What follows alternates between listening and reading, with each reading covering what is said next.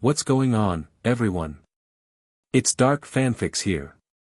We've got something amazing for you today. What if Daphne Greengrass saved Harry from the Dursleys at age 7 and her family adopted him as heir? Real quick, if you haven't subscribed yet, what are you waiting for? Join thousands of story lovers and hit that subscribe button. Alright, story time. Chapter 1, The Unexpected Heir. The moment Daphne Greengrass stepped onto the bustling streets of Muggle London, she knew something was wrong. Not with the city itself, though the noise and chaos of automobiles, the strange clothing, and the complete absence of magic certainly felt alien to a 7-year-old witch raised in the secluded countryside of magical Britain. No, the wrongness came from elsewhere, a tugging sensation behind her navel that felt almost like a port key, but gentler, more insistent. "Keep up, Daphne," her mother called, one hand firmly clasping little Astoria's fingers while the other held a sleek leather handbag that contained far more than any Muggle would believe possible. Lady Isabella Greengrass moved with practiced ease among the non-magical folk, her tailored navy dress neither too wizardly nor too modern. She'd always had a talent for blending in. "Something feels strange, Mother," Daphne said, quickening her steps on the crowded sidewalk. Her ice-blue eyes scanned the street, searching for the source of her discomfort. Isabella's expression softened as she looked down at her elder daughter. "The Muggle world often feels that way to young witches, dear. Their energy is different." "No," Daphne insisted, unconsciously touching the silver pendant at her throat, a family heirloom that had, unbeknownst to her, been enchanted with minor protective spells. "It's like someone's calling for help." Lord Cyrus Greengrass, who had been walking slightly ahead to clear a path through the crowd, turned back with a raised eyebrow. Unlike his wife, he hadn't quite mastered Muggle attire, his charcoal suit was impeccable but somewhat outdated, and he carried himself with the unmistakable bearing of aristocracy. "Calling for help," he echoed, his deep voice carrying an edge of concern. The Greengrass family hadn't survived centuries of magical political intrigue by ignoring intuition. "What sort of calling, daughter?" Daphne frowned, her small features scrunching in concentration. At 7, she was already showing signs of both her mother's beauty and her father's analytical mind. "Magic," she finally said. "Scared magic." Lord Greengrass exchanged a significant look with his wife. Accidental magic from a distressed magical child could be dangerous, both to the child and to the statute of secrecy. Even on this rare family excursion into Muggle London, a necessary trip to maintain certain financial investments that crossed between the worlds, the family patriarch wouldn't ignore a potential magical incident. "We'll follow your sense, but carefully," he decided, his hand slipping into his jacket where his wand remained concealed. "Isabella, perhaps you should take Astoria to that bookshop we passed." 5-year-old Astoria immediately protested. "I want to go with Daph." Her lower lip thrust out in a practiced pout that usually melted her father's resolve. "Not this time, little flower," Isabella said firmly. "Daphne and your father may need to help someone. We'll find you a lovely Muggle picture book instead." As her mother led a reluctantly compliant Astoria away, Daphne felt the pulling sensation grow stronger. "This way," she said, tugging at her father's sleeve and pointing toward a nondescript shopping center. They moved through the crowds, Cyrus keeping a watchful eye for anything unusual while Daphne followed her inexplicable intuition. The sensation led them to a department store, where holiday decorations glittered despite it being only November. Inside, the air smelled of perfume and polish and the peculiar electricity that powered Muggle lights. "There," Daphne whispered, pointing toward the children's clothing section. A thin boy with messy black hair was being dragged by the arm, his oversized clothes hanging from his small frame like sails on a windless day. The large, mustached man pulling him was purple-faced with anger, while a horse-faced woman hissed something to a pudgy blonde boy who appeared to be whining. "Absolute rubbish, boy. Things don't just float off shelves." The large man's voice carried despite his attempt to keep it down. "When we get home, but Uncle Vernon, I didn't do anything." The small black-haired boy protested, his voice filled with a fear Daphne recognized instinctively. It was the fear of punishment for accidental magic, something every magical child experienced, but not with such terror. Cyrus stiffened beside her. Accidental magic, he murmured, confirming Daphne's suspicion. And those muggles. His expression darkened as the large man gave the boy a shake that made his glasses nearly fall off. He's hurting him, Daphne said, anger rising in her chest. Without thinking, she stepped forward. Daphne, wait, her father cautioned, but she was already moving. No clear plan in mind, Daphne did what any indignant 7-year-old might do, she marched directly up to the group and planted herself squarely before the large man.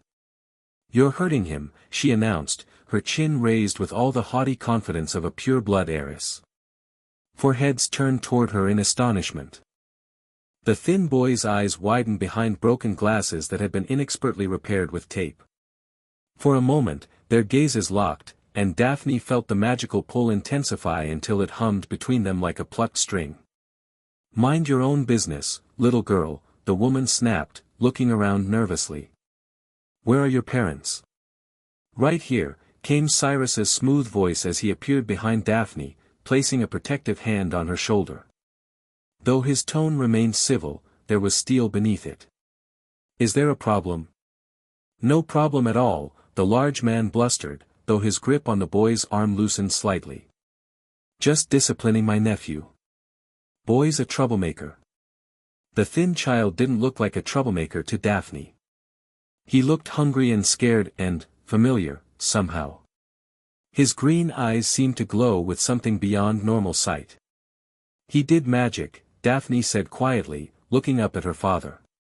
He can't help it. The effect of her words was immediate and dramatic. The large man's face drained of color, then flushed an even deeper purple. The woman gasped audibly, clutching the blond boy to her side. And the thin child, his eyes grew impossibly wider, a desperate hope flickering in them. You're one of them, the woman hissed, backing away as though Cyrus and Daphne carried some contagious disease. Cyrus's expression remained impassive, but Daphne felt his fingers tighten on her shoulder. I believe we should discuss this matter privately, he suggested, his eyes flicking meaningfully to the curious Muggle shoppers beginning to take notice of the confrontation. There's nothing to discuss, the large man growled. The boy's our responsibility, more's the pity, and we'll handle him as we see fit. Something in the man's dismissive tone made Daphne's magic surge. Later, she wouldn't be able to explain exactly what happened, only that her indignation reached a breaking point. One moment the large man was sneering down at them, and the next, every item of clothing on the nearby racks leapt into the air and began swirling in a miniature cyclone around the group. Shoppers screamed. The horse-faced woman shrieked. The pudgy boy burst into tears. And amid the chaos, the thin boy stared at Daphne with a mixture of terror and wonder.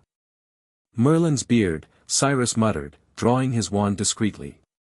With practiced efficiency, he cast a notice-me-not charm around their group, then froze the clothing in mid-air with a subtle flick. Another whispered spell sent the garments floating gently back to their places. Magical reversal squad will be here any minute, he said tensely. We need to, but his words cut off as the thin boy finally broke free from his uncle's slackened grip and stumbled forward, staring up at Cyrus's wand with naked longing. You're wizards, he breathed. Like my parents were. Time seemed to stop. Daphne watched her father's expression transform from concern to shocked as he looked, really looked, at the boy's face, at the lightning-shaped scar partially hidden beneath his fringe. Sweet Circe, Cyrus whispered. You're Harry Potter.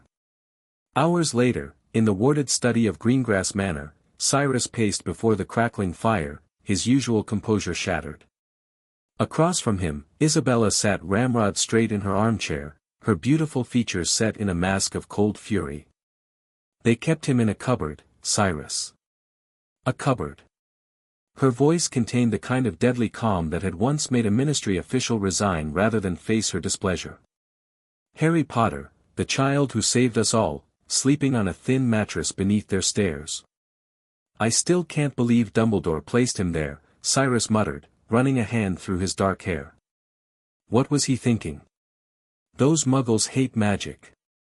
They've been actively punishing the boy for accidental magic. It's worse than that. Isabella's fingers tightened around the delicate teacup she held. He didn't even know he was a wizard. Didn't know about his parents, about you-know-who, about any of it. They told him his parents died in a car crash. She nearly spat the last words. Outside the study door, pressed against the ornate wood, Daphne listened intently. She hadn't meant to eavesdrop, but after being hurried home and told to look after both Astoria and their unexpected guest, curiosity had gotten the better of her. Harry Potter, the boy who lived, was currently upstairs in one of their guest bedrooms, having been examined by the family healer, fed a proper meal, and given dreamless sleep potion. Daphne had watched in fascination as he'd stared around the manor with undisguised wonder, flinching at sudden movements and apologizing constantly. The Wisengamot seals on his parents' wills, Cyrus was saying now, his voice tight with controlled anger. I can't believe I never questioned it. James and Lily Potter's wishes completely disregarded. The question is what we do now, Isabella replied. Dumbledore will undoubtedly try to send him back once the ministry alerts him.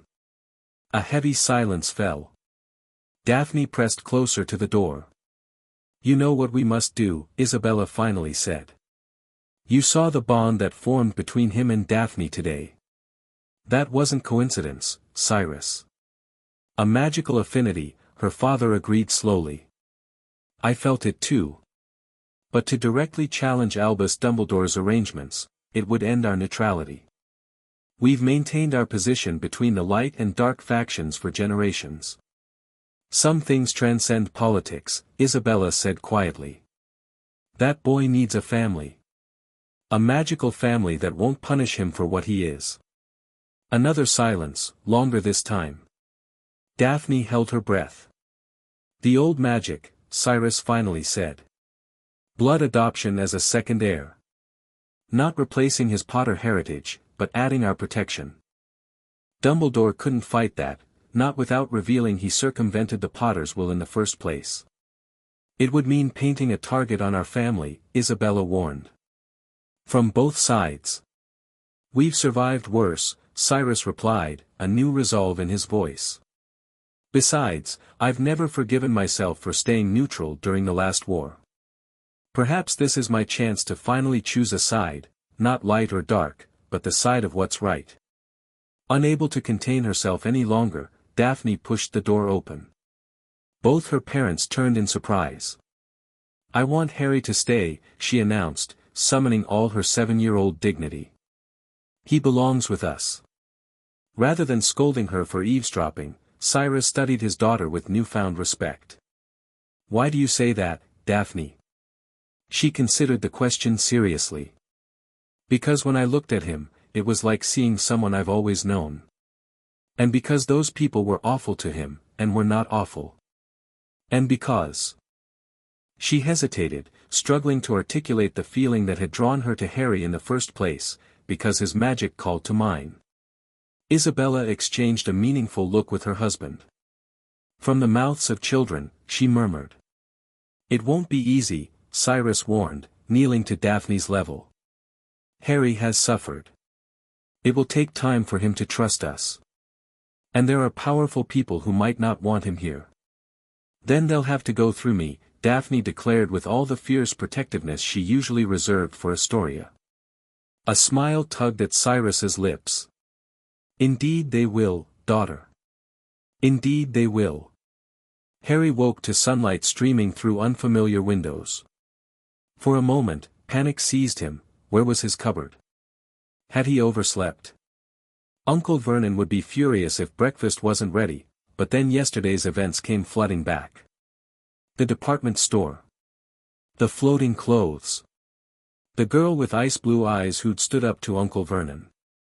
The tall man with the wand who'd called him by name, his real name. Harry Potter. And then the blur of what followed, being whisked away to a police station that turned out not to be a real police station at all, but some kind of wizard place where people in robes asked questions and looked horrified and kept staring at his forehead. The Dursleys had been there too, signing papers with quills, actual feather quills, and looking like they'd swallowed something sour. Then the manor, this amazing house with moving portraits and floating candles and staircases that shifted. The kind lady who'd given him proper clothes and the old man in healer's robes who'd waved a wand over him, tutaying sadly. Food, so much delicious food, and finally, a potion that had sent him into the deepest, most restful sleep of his life. Now, in the clear light of morning, Harry wondered if he'd dreamed it all. But the soft four-poster bed beneath him and the elegant room around him were decidedly not his cupboard under the stairs. A soft pop made him jump. A strange creature with bat-like ears and huge eyes appeared beside his bed, wearing what looked like a pristine pillowcase emblazoned with a coat of arms. "Young master is awake," the creature squeaked. "Mipsy is to tell the family and bring breakfast." Before Harry could respond, the creature, Mipsy, disappeared with another pop. Seconds later, there was a knock at the door, and the girl from yesterday entered, carrying a tray that seemed too heavy for her small frame. "You're awake," she said, sounding pleased. "I'm Daphne. Daphne Greengrass. We met yesterday, but you might not remember. You were very tired." "I remember," Harry said quickly, sitting up in bed. "You made the clothes fly." A light blush colored her cheeks.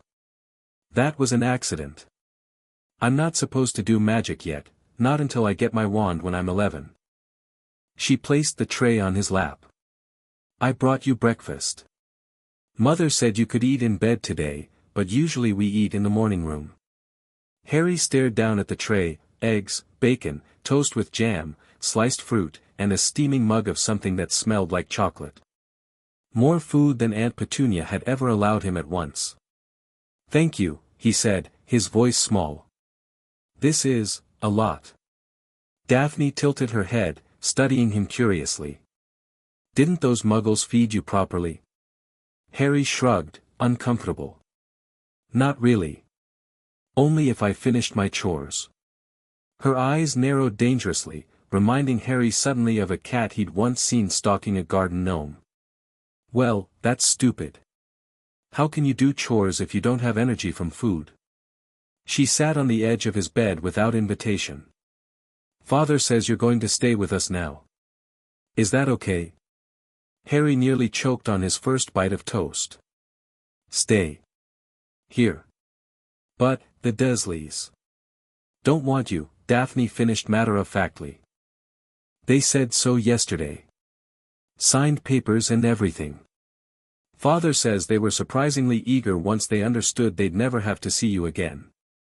A strange mixture of emotions swirled through Harry: relief, abandonment, hope, fear. "But, why would your family want me?" Daphne considered this, swinging her feet. "Well, I found you, so that makes you my responsibility. Like a stray Kneazle, Father says, though Mother told him that was a terrible comparison." She grinned suddenly.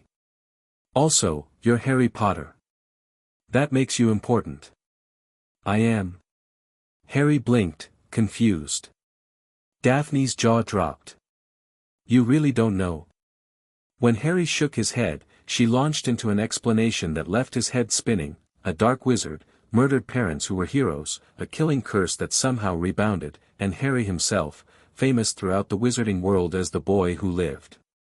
"But that can't be right," Harry protested. "I'm just Harry. Just a normal boy." "You're a wizard, Harry," came a deeper voice from the doorway. Lord Greengrass stood there, watching them with an unreadable expression. "And quite an extraordinary one, from what the world believes."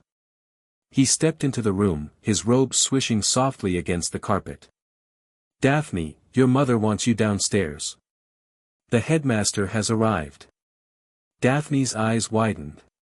"Dumbledore? Already?" She shot Harry a reassuring look. "Don't worry. We won't let him take you back." With that cryptic statement, she slid off the bed and hurried out. Lord Greengrass took the chair beside Harry's bed. "How are you feeling this morning?" "Fine, sir," Harry answered automatically, the response ingrained after years with the Dursleys. Then, gathering his courage, "Sir. Is it true what Daphne said? About my parents? About me?" Something like compassion crossed the man's aristocratic features. "Yes, Harry, it's true. Your parents were James and Lily Potter, two of the finest magical people I ever knew. They did not die in a car crash, they were murdered protecting you from a dark wizard so terrible most still fear to speak his name. And somehow, you survived a curse that no one has ever survived before." Harry stared down at his hands, trying to process this information. But why didn't anyone tell me? Why was I left with the Dursleys? Cyrus's expression hardened slightly. "That is precisely what I intend to ask Albus Dumbledore, the man who placed you there. He is currently in my study, insisting you must return to your relatives for your own protection." Terror gripped Harry. Return to the Dursleys? After tasting freedom, after learning the truth? "Please," he whispered, hating how his voice shook. "Please don't send me back." Lord Greengrass leaned forward, his grey eyes intense. "Harry, I give you my word as head of House Greengrass, you will never return to those people. But I must ask you a very important question, and I need your honest answer." Harry nodded, clutching the bedsheets. "The Greengrass family would like to offer you a home, permanently. Not just as a guest, but as family. Through an ancient magical ritual, we could adopt you as a second heir to our house, alongside Daphne. You would retain your Potter heritage and name, but gain our protection and connection as well." His voice softened slightly. "It would mean becoming brother to Daphne and Astoria, and son to Lady Greengrass and myself. It would mean having a family, a real magical family." Harry's throat constricted painfully. A family. The word echoed in his mind, filling empty spaces he hadn't known existed. "Why?" he managed to ask.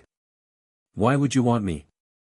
"Many reasons," Cyrus answered honestly. "Some practical, you're an important child in our world, Harry, and our family could help guide you through that.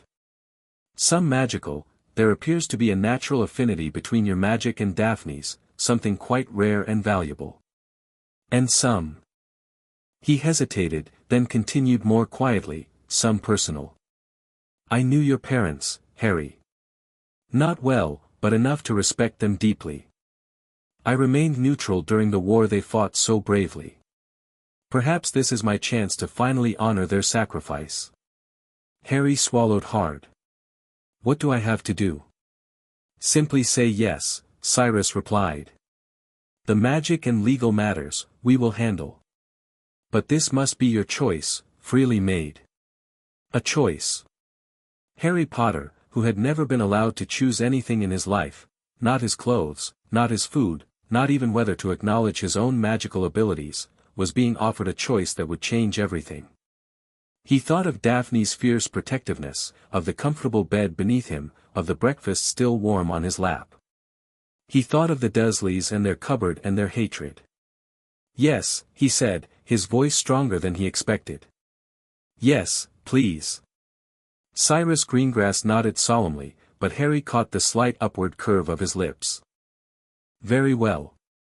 Finish your breakfast, Harry. Then we'll face Dumbledore together."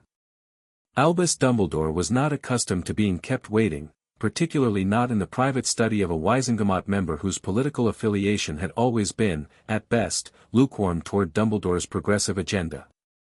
Yet here he sat, fingers steepled beneath his long white beard, as the clock on Cyrus Greengrass's mantel ticked away another minute. When the door finally opened, Dumbledore rose smoothly, his purple robe shimmering in the firelight. "Lord Greengrass," he greeted cordially. "I believe we have a serious matter to discuss." "Indeed we do, Chief Warlock," Cyrus replied, his tone respectful but cool. "Please, remain seated." Dumbledore's eyes twinkled, though the light didn't reach their depths. "I must confess to some concern. The Ministry informs me that Harry Potter was removed from his relatives' care yesterday following an incident of accidental magic. I understand your family was involved."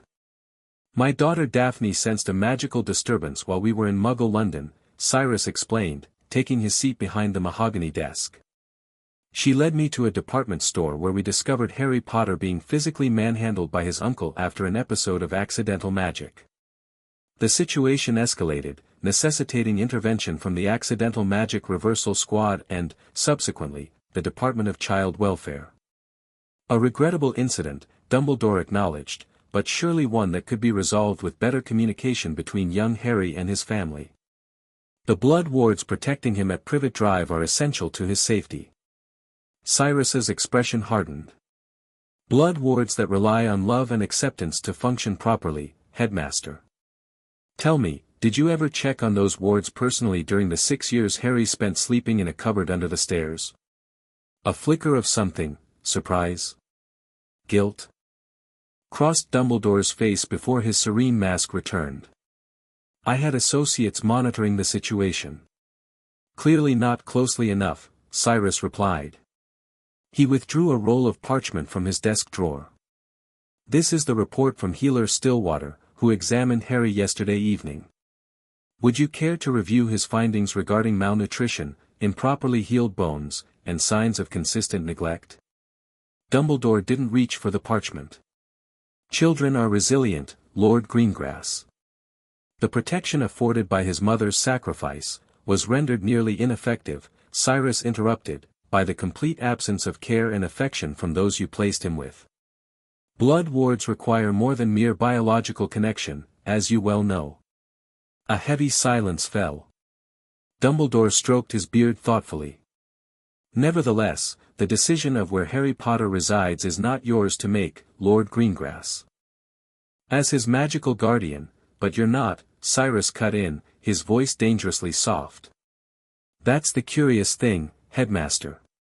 When the Department of Child Welfare reviewed the case yesterday, they discovered no formal record of magical guardianship ever being established for Harry Potter. The ministry assumed you had authority based on your statements after that night, but legally. He let the implication hang in the air. Dumbledore's eyes narrowed slightly, their twinkle extinguished.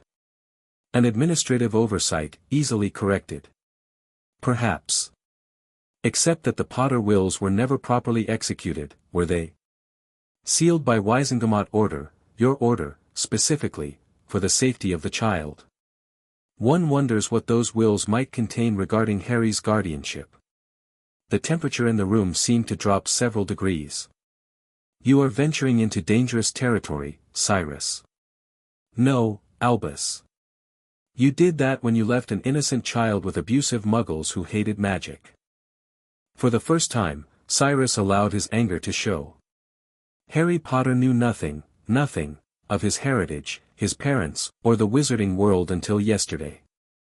The boy who lived, savior of magical Britain, believed his parents died in a car crash and that he was a worthless freak who deserved punishment for his abnormality. Dumbledore sighed heavily, suddenly looking every one of his many years. I had my reasons, Cyrus. Reasons that extend beyond immediate comforts to the greater good. I'm not interested in your greater good, Cyrus cut him off. Only in what's right for a 7-year-old boy who has suffered enough. He drew another document from his desk. This was filed with the ministry at dawn today. The Dursley family has willingly relinquished all claim to Harry Potter, magical and muggle.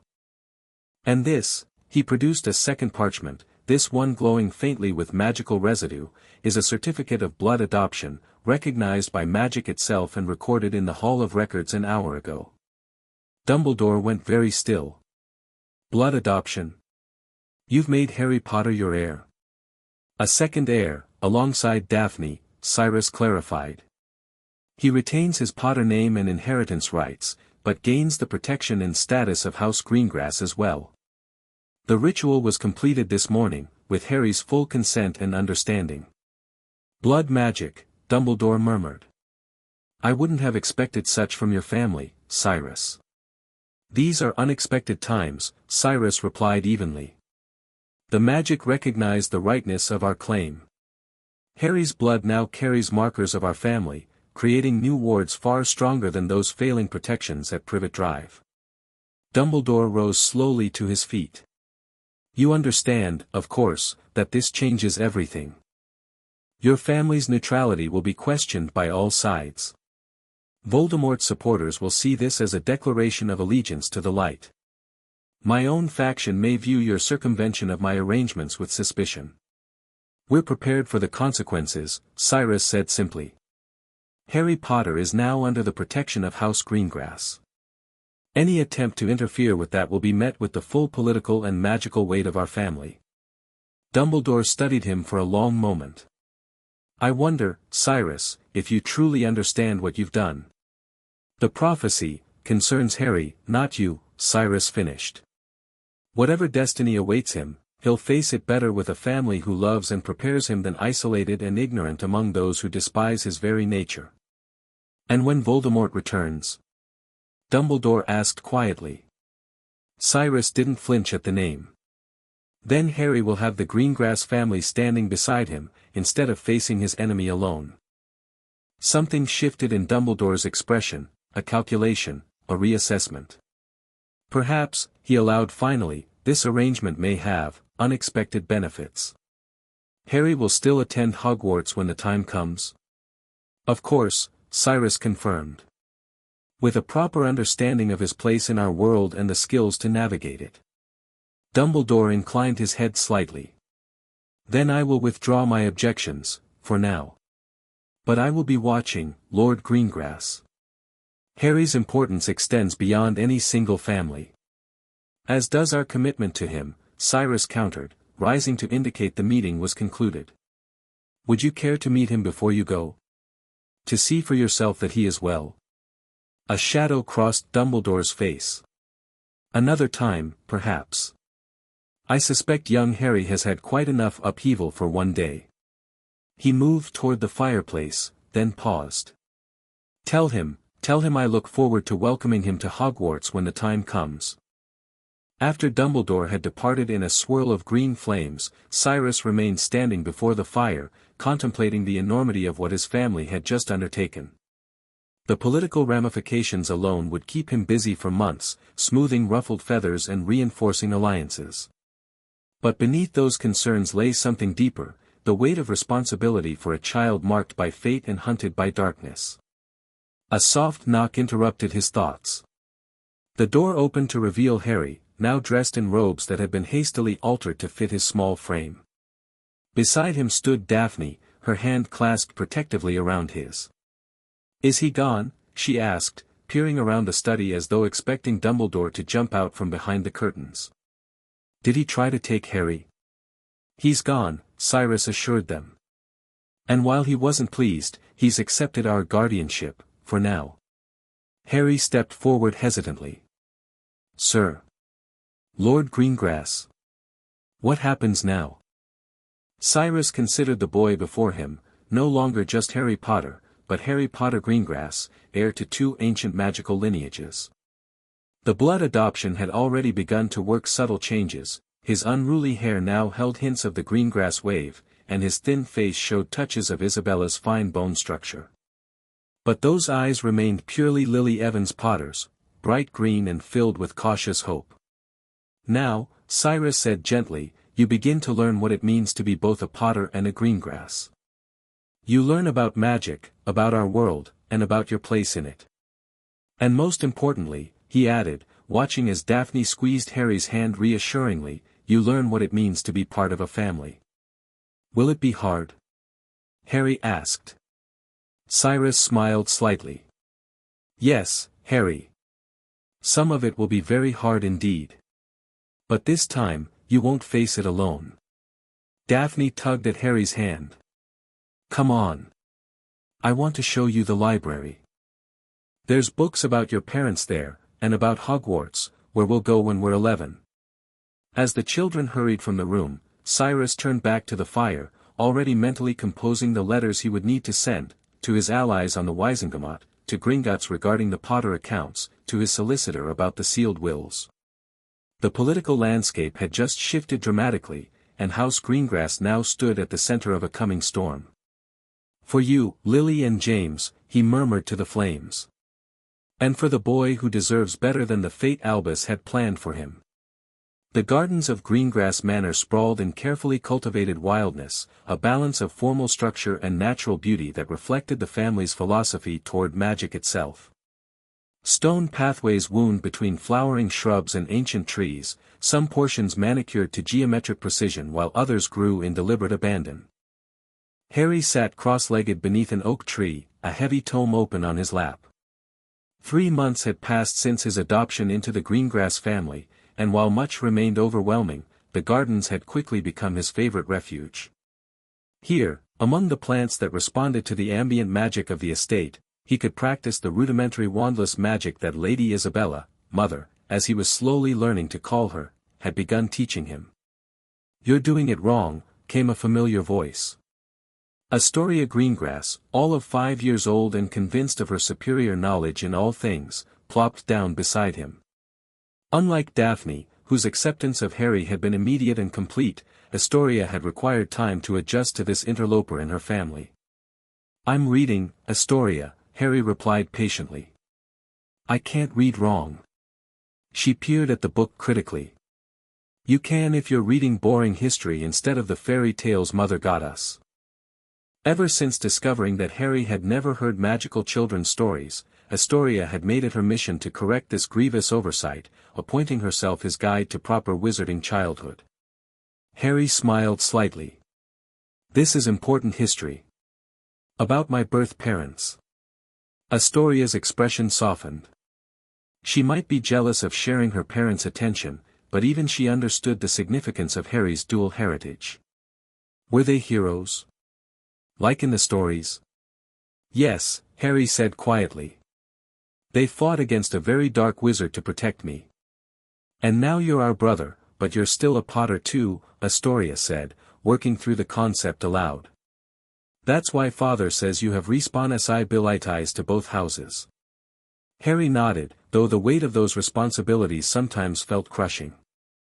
Lord Greengrass, Father, had begun instructing him in the history, alliances, and obligations of both the Potter and Greengrass lineages. There was so much to learn, so many expectations to fulfill. "Harry." "Astoria." Daphne's voice carried across the garden as she ran toward them, her black hair streaming behind her. Unlike her sister's chestnut locks, Daphne's matched Harry's own, now slightly tamed by Greengrass genes, creating an appearance of biological siblinghood that pleased them both. "Mother says you're both late for etiquette lessons." Astoria groaned dramatically. "I hate etiquette. Why do I need to know which fork to use when I could just charm all the food to fly into my mouth?" "Because," Daphne explained with the superiority of her 7 years, "proper witches and wizards don't rely on magic for everything. That's what Father says makes us different from dark families like the Malfoys."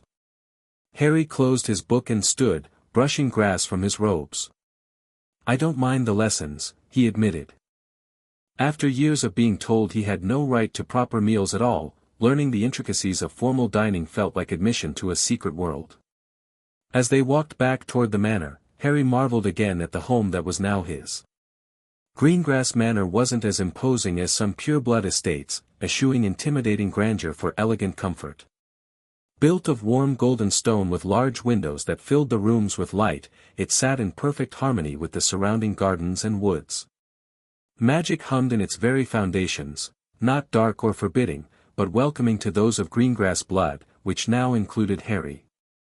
In the conservatory, Lady Isabella awaited them, surrounded by a formal tea service. Unlike the harsh beauty of Narcissa Malfoy or the comfortable plumpness of Molly Weasley, both of whom Harry had seen in wizarding photographs, Isabella Greengrass possessed a kind of quiet grace that commanded respect without demanding it. "There you are," she said, her tone mildly reproving but warm. "Harry, I believe you've been hiding in the garden again." "Not hiding," he corrected quickly, still wary of giving offense. "Just thinking." Her expression softened. "Thinking is valuable, especially for one with your unique position. But social skills are equally important for both Potter and Greengrass heirs." Harry nodded, taking his seat at the table with careful attention to posture.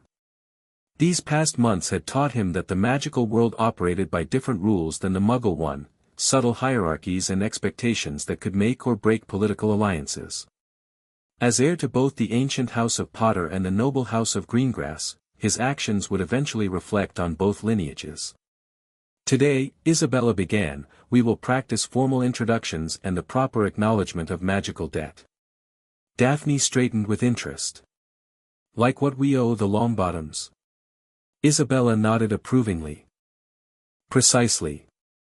House Longbottom and House Potter maintained a reciprocal life debt for 3 generations, beginning when Harfang Longbottom saved your grandfather Fleamont's life during a potions experiment, and balanced when your father James rescued Frank Longbottom during a Death Eater attack. Harry absorbed this new information eagerly. Each day brought new revelations about his birth family's history and connections. Does that mean I have a special relationship with the Longbottoms now? Indeed, Isabella confirmed. Young Neville Longbottom will be in your year at Hogwarts. The son of Frank and Alice, who were, she paused, something sorrowful crossing her features. Who were tortured into insanity shortly after your parents' deaths. Harry's heart sank. Another orphan, in a way. So our families are connected by both friendship and debt.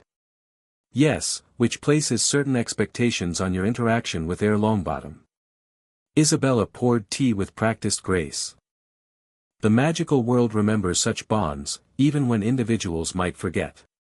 As the lesson continued, covering the proper forms of address for various magical families based on rank, alliance, and historical relationship, Harry felt the now familiar mixture of fascination and anxiety. So many invisible threads connected the magical families of Britain, threads that could strengthen or strangle depending on how they were handled. You're doing very well, Isabella told him quietly as Daphne demonstrated the proper curtsy to her reluctant sister. I know it's overwhelming. I just don't want to embarrass you, Harry admitted. Or dishonor my birth parents. Isabella reached across the table to cover his hand with hers, a gesture that still startled him with its casual affection. Harry, listen to me. James and Lily Potter would be proud of you no matter what. And as for us, you could never embarrass us simply by making honest mistakes. Learning is a process, not an achievement. Something tight in Harry's chest loosened slightly. Even when I called Lord not Sir instead of your lordship at the ministry gathering. A smile tugged at Isabella's lips. Especially then. Theodore Nott Sr. is a pompous man who places far too much importance on his title and far too little on his honor. That you instinctively sense this speaks well of your judgment. This was another aspect of his new life that continually surprised Harry, the Greengrass's willingness to speak candidly about other magical families behind closed doors, while maintaining perfect political neutrality in public. Lord Cyrus called it pragmatic integrity, explaining that neutrality didn't mean absence of opinion, merely careful expression of it. Now, Isabella continued, shall we practice introduction to ancient and most noble houses? I believe Lord Black's heir presumptive would be your, let me think, second cousin once removed, though the relationship is complicated by your blood adoption. Harry's head spun with genealogical connections, but he nodded determinedly. Each lesson brought him closer to understanding the world his birth parents had inhabited and the one the Greengrasses were preparing him to navigate. Later that evening, after dinner in the family dining room, the formal hall being reserved for special occasions, Harry found himself summoned to Lord Greengrass's study. These private conversations had become a weekly occurrence, opportunities for Cyrus to gauge Harry's progress and address any concerns too personal for family discussion. Come in, Harry, Cyrus called in response to his knock. Unlike Dumbledore's cluttered workspace at Hogwarts, which Harry had seen in a pensive memory, Cyrus's study reflected the man himself, organized, elegant, with nothing out of place but nothing unnecessarily austere. You wanted to see me, sir? Harry asked, still occasionally slipping into formality despite Cyrus's repeated assurance that father was appropriate within family walls. Yes, Harry. Please, sit. Cyrus gestured to the chair across from his desk. I've received some interesting correspondence today that concerns you. Harry perched on the edge of the seat, trying not to fidget. From Gringotts? The goblins had been conducting an audit of the Potter account since his adoption, a process complicated by years of neglect. No, though their report is expected next week. Cyrus leaned back, studying Harry with thoughtful eyes. This letter comes from Augusta Longbottom, requesting a formal meeting between you and her grandson, Neville. It seems word of your adoption has finally reached her circle. Is that good? Harry asked cautiously. Cyrus steepled his fingers. Potentially very good. The Longbottoms have traditionally aligned with Dumbledore's faction, but Augusta has maintained a certain independence since her son's incapacitation. A renewed connection between you and Neville could strengthen our position with light-aligned families without surrendering your autonomy to Dumbledore's influence. Politics again. Harry was learning that everything in the wizarding world, every friendship, every introduction, every casual tea, carried political implications. I'd like to meet Neville, he said honestly. He sounds like someone who might understand what it's like. Something softened in Cyrus's expression. For all his political calculation, he never discounted Harry's emotional needs. I believe he might. The boy has been raised by his grandmother, by all accounts a formidable witch but perhaps not the most nurturing guardian. Having lost his parents to the war, as you did, could indeed create common ground. When will I meet him? I've suggested next weekend, here at the manor, Cyrus replied. A small garden luncheon with both families. Neutral territory, in a sense, though on our ground. Harry nodded, understanding the subtle power dynamics at play. Should I prepare anything specific? Just be yourself, Harry, Cyrus said, a rare smile warming his features. The political advantages will follow naturally from authentic connection. That's something Lucius Malfoy has never understood. True alliances cannot be forced or manufactured. At the mention of Malfoy, Harry stiffened slightly. The Malfoy family had made several overtures since news of his adoption had spread, each politely but firmly rebuffed by Lord Greengrass. Lessons in recent wizarding history had taught Harry why Lucius Malfoy had claimed Imperius after Voldemort's fall, a claim the Greengrasses privately considered convenient at best, deliberately false at worst. I have something else to discuss, Cyrus continued, his tone shifting to something more serious. Dumbledore has been making inquiries about your scar. Unconsciously, Harry's hand rose to his forehead, where the lightning bolt stood out against his skin. My scar? Why? He hasn't said explicitly, but his questions suggest concern about its magical nature. Cyrus frowned slightly. I've arranged for a cursebreaker from Gringotts to examine it next month, discreetly, of course. The goblins can be trusted to maintain confidentiality, especially where Potter gold is concerned. A chill ran down Harry's spine. Do you think there's something wrong with it? I don't know, Cyrus admitted. But I've learned to take Dumbledore's concerns seriously, even when I disagree with his methods. The scar is unique, the only known mark left by the killing curse.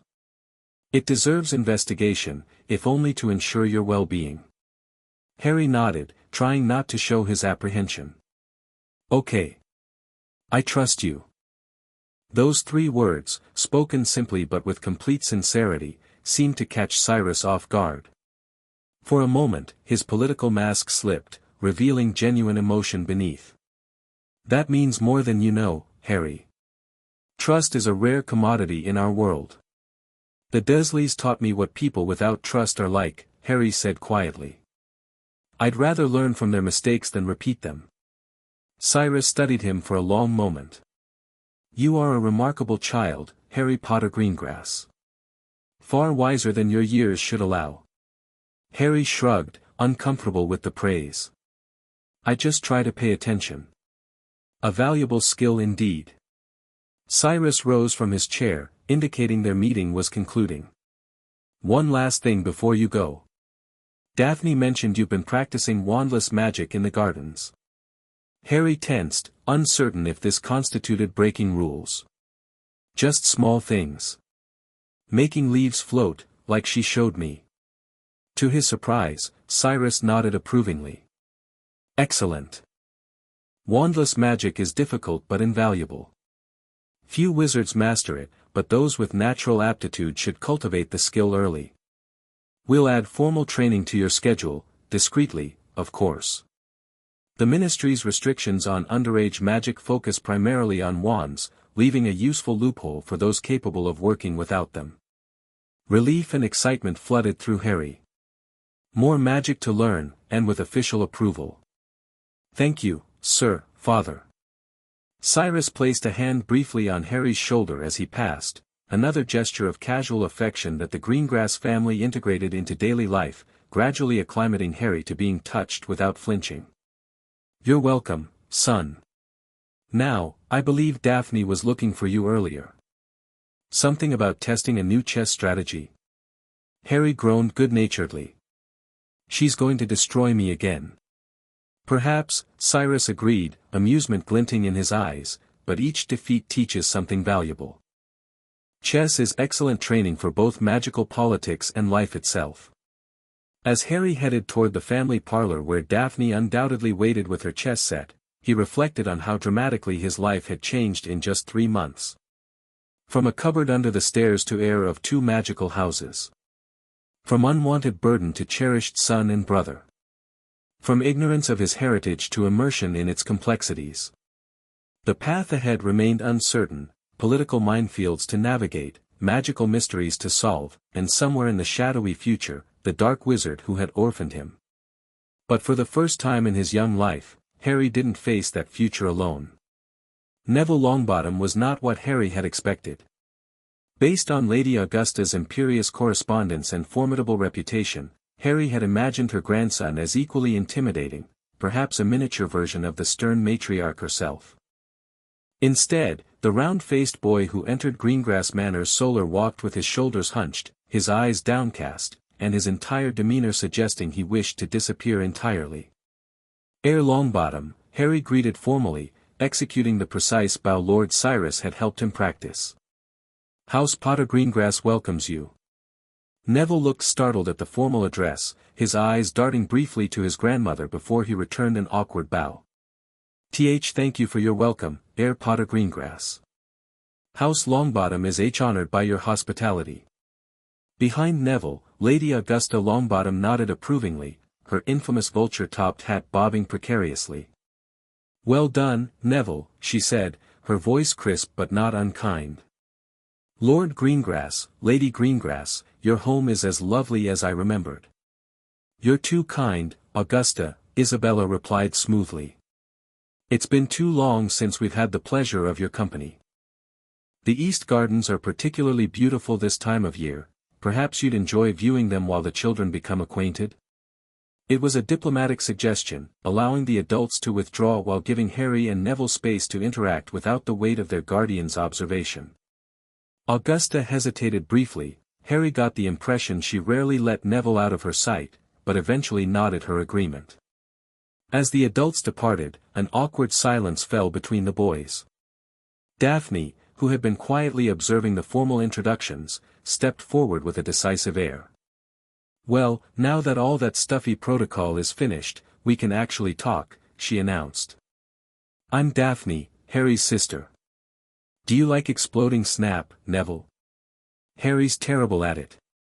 I am not. Harry protested automatically, grateful for Daphne's intervention.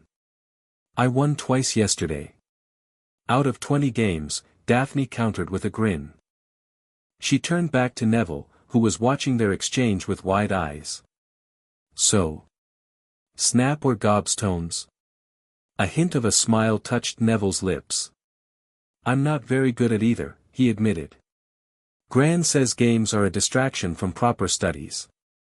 Daphne rolled her eyes expressively. Adults always say that. Then father spends hours playing chess with Harry and calls it strategic training. Come on, we can go to the garden room. Astoria's there with her governess, but she won't bother us too much. As they made their way through the manor, Harry studied Neville surreptitiously. There was something both familiar and foreign about the boy, the same sense of loss and expectation that Harry carried, but manifesting in completely different ways. Where Harry had learned to make himself invisible at the Dursleys through quick compliance and silence, Neville seemed to withdraw into himself, as though expecting criticism from all directions. "Your grandmother seems impressive," Harry offered as they entered the bright, airy garden room where magical plants grew in decorative arrangements. Neville glanced at him, surprise evident in his round face. "She is. Everyone says so. Do you live with just her, or?" Harry let the question trail off delicately. "Just Gran," Neville confirmed quietly. "And the house elves? Our estate is quite large, but it's mostly just us." He hesitated, then added in a rush, "I heard you lived with Muggles before. Is that true?" Harry nodded, settling onto one of the comfortable window seats that overlooked the grounds. "My mother's sister and her husband. They weren't kind to magic." "That must have been awful," Neville said with unexpected empathy. "It was," Harry acknowledged simply. "But now I'm here."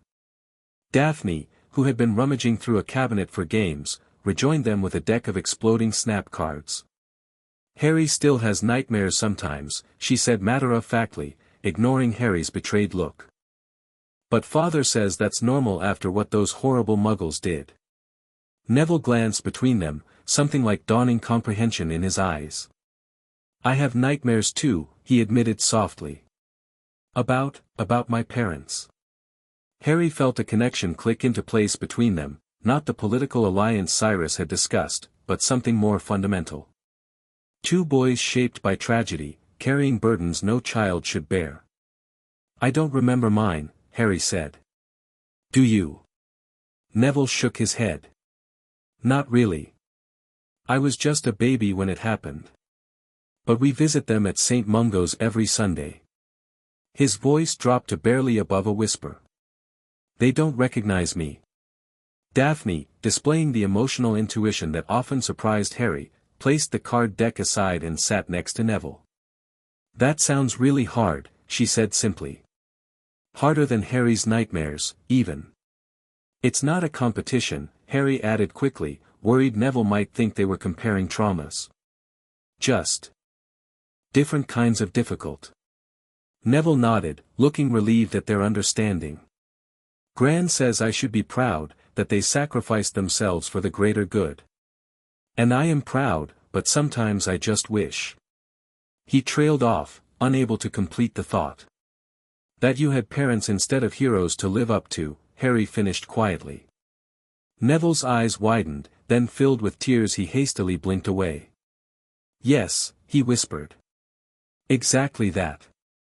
A moment of profound connection passed between them, a shared understanding that transcended the formal alliances and political considerations that had brought them together.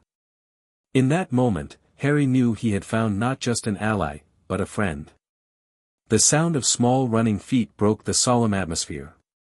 Astoria burst into the room, her governess following at a more sedate pace, apologies already forming on her lips. "Harry. Daphne. Is this the Longbottom boy?" Astoria demanded without preamble. "Does he know about plants? Gran said his family has the best greenhouses in Britain after the Sprouts." Neville's transformation was immediate and astonishing. His shoulders straightened, his eyes lit up, and his voice steadied completely. "You like plants?" he asked Astoria eagerly. "I'm learning herbology," Astoria declared importantly. "Miss Winter says I have a natural talent." "Do you really have a venomous tentacula? What's it like? Does it try to bite you all the time?" For the next hour, as they moved from the garden room to the actual gardens, Harry watched in fascination as Neville blossomed under Astoria's enthusiastic questioning about plants. Here was a completely different boy, confident, articulate, even authoritative as he explained the properties of various magical flora and exchanged growing tips with Astoria's governess, who had apparently trained under Professor Sprout herself. "He's like two different people," Harry murmured to Daphne as they trailed behind the others through the herb garden. Daphne nodded thoughtfully. "Everyone has a place where they feel confident. You have defense training with Father, I have potions with Mother. For Neville, it's plants. But his grandmother doesn't seem to value that, Harry observed, remembering Augusta's dismissive tone when Neville had mentioned his herbology projects. She kept talking about how he needs to live up to his father's legacy, in charms and transfiguration. Adults can be strange about what they think is important, Daphne replied with the worldly wisdom of a 7-year-old. Remember how worried you were that father would be disappointed you're better at defense than politics? Harry smiled slightly. It had taken 3 months and numerous reassurances before he believed Lord Cyrus genuinely valued his natural aptitude for defensive magic, rather than considering it a shortcoming that he didn't immediately grasp the nuances of Wisengamot procedure. Do you think we can help him? Harry asked, watching as Neville knelt to show Astoria the proper way to prune a magical herb whose name Harry couldn't recall. Daphne considered this seriously. Maybe. But not by trying to change him, by helping his grandmother see who he actually is. She tilted her head thoughtfully. Father says the best political alliances come from recognizing others' true strengths, not forcing them to be what you want. Once again, Harry marveled at how his adopted sister could seamlessly blend childish simplicity with political insight. So we show Lady Augusta what makes Neville special, not try to make him into what she expects. Exactly, Daphne confirmed. And in the meantime, we can be his friends. He doesn't have many, I think. Harry nodded, a plan already forming. Let's invite him to visit again. Maybe we could help him with the subjects his grandmother values, and he could teach us about the plants he loves. By the time luncheon was served in the garden pavilion, a tentative friendship had formed between the 3 children, for, counting Astoria's proprietary interest in Neville's botanical knowledge. Even Lady Augusta seemed surprised by her grandson's animated participation in the conversation, especially when Lord Cyrus skillfully steered topics toward herbology and its applications in defensive wardcraft. Your grandson has impressive knowledge of magical plants, Augusta, Cyrus observed as the meal concluded. Particularly for his age. Have you considered nurturing that talent? Potion ingredients of the quality he describes commanding premium prices. Augusta's expression registered surprise, then calculation. Neville has always tinkered in the greenhouses, she acknowledged. I hadn't considered it a serious pursuit. The Longbottom estates are renowned for their botanical diversity, Isabella added smoothly. Such a foundation could be built upon. Our own potions laboratory would certainly value a reliable source of premium ingredients. Harry watched this adult conversation with newfound understanding. Lord and Lady Greengrass were doing exactly what he and Daphne had discussed, helping Augusta recognize Neville's true strengths by framing them in terms she valued, tradition, economics, and family legacy. Perhaps, Augusta allowed, glancing at her grandson with slightly more consideration. Neville's father showed little interest in herbology, but his mother was quite skilled with plants before. She trailed off, pain flashing briefly across her stern features. Mother was good with plants? Neville asked, his voice small but eager. Augusta seemed to consider whether to shut down this line of inquiry, then relented. Yes. Alice maintained experimental plots for St. Mungo's research department. Some of her cultivars are still used in healing potions today. The look of wonder and pride that illuminated Neville's face made Harry's heart ache. Here was a connection to his mother that apparently had never been shared with him, a way to honor her legacy through his own natural talents. Perhaps young Neville would enjoy joining us again next weekend, Cyrus suggested. Harry has been struggling with the proper care of his magical bonsai. A more experienced hand would be welcome. The invitation was transparently strategic, a reason for the families to maintain contact, for the children to develop their friendship, and for Neville to showcase his abilities in an environment that valued them. But underlying the political calculation, Harry recognized genuine warmth in his adoptive father's offer. I suppose that could be arranged, Augusta said after a moment's consideration. Neville has been somewhat isolated at the estate. Interaction with children his age might be beneficial before Hogwarts. As the adults continued their negotiations, Neville caught Harry's eye across the table and mouthed a silent, "Thank you." Harry nodded, understanding flowing between them without words. Later, as the Longbottoms prepared to depart, Neville approached Harry with a small package wrapped in brown paper. "For you," he said shyly. "Gran doesn't know I brought it. It's a cutting from a protective plant my mother developed. If you plant it by your window, it keeps bad dreams away." Harry accepted the gift, touched beyond words. "Thank you, Neville. I'll take good care of it." "That's what friends do, right?" Neville asked, uncertainty creeping into his voice. "Help each other with the hard things." "Yes," Harry agreed firmly. "That's exactly what friends do." As he watched the Longbottoms disappear into the Floo, Harry clutched the package containing Neville's gift. His circle was expanding, from the Dursleys' unwanted burden to the Greengrass' son, and now to friend and ally to the Longbottom heir. Each new connection anchored him more firmly in this magical world, building a foundation of relationships that felt increasingly like home. "Well handled, Harry," Cyrus commented, appearing beside him as the green flames faded. "You've made a valuable ally today." "I made a friend," Harry corrected gently. "The alliance will follow naturally, like you said." Cyrus smiled, resting a hand briefly on Harry's shoulder. "Indeed. A lesson many adults would do well to learn." The Cursebreaker arrived at Greengrass Manor on a misty morning in late February. Broderick Hartwell was not what Harry had expected. Instead of the swashbuckling adventurer described in Curses and Countermeasures, Modern Magical Security, he was a middle-aged man with salt and pepper hair, wire-rimmed spectacles, and the methodical demeanor of a master craftsman. "This examination requires privacy and concentration," he explained to the assembled Greengrass family in Lord Cyrus's study. "I must ask that only the young gentleman and his guardians remain." Daphne looked ready to protest, but a stern glance from her mother silenced her. "We'll be right outside if you need us, Harry," she said, squeezing his hand before departing with Astoria.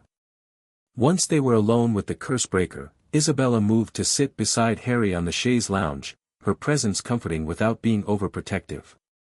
Cyrus remained standing, his posture suggesting casual attention while his eyes betrayed deeper concern. "Now then," Hartwell said, opening a dragonhide case to reveal a collection of silver instruments Harry didn't recognize.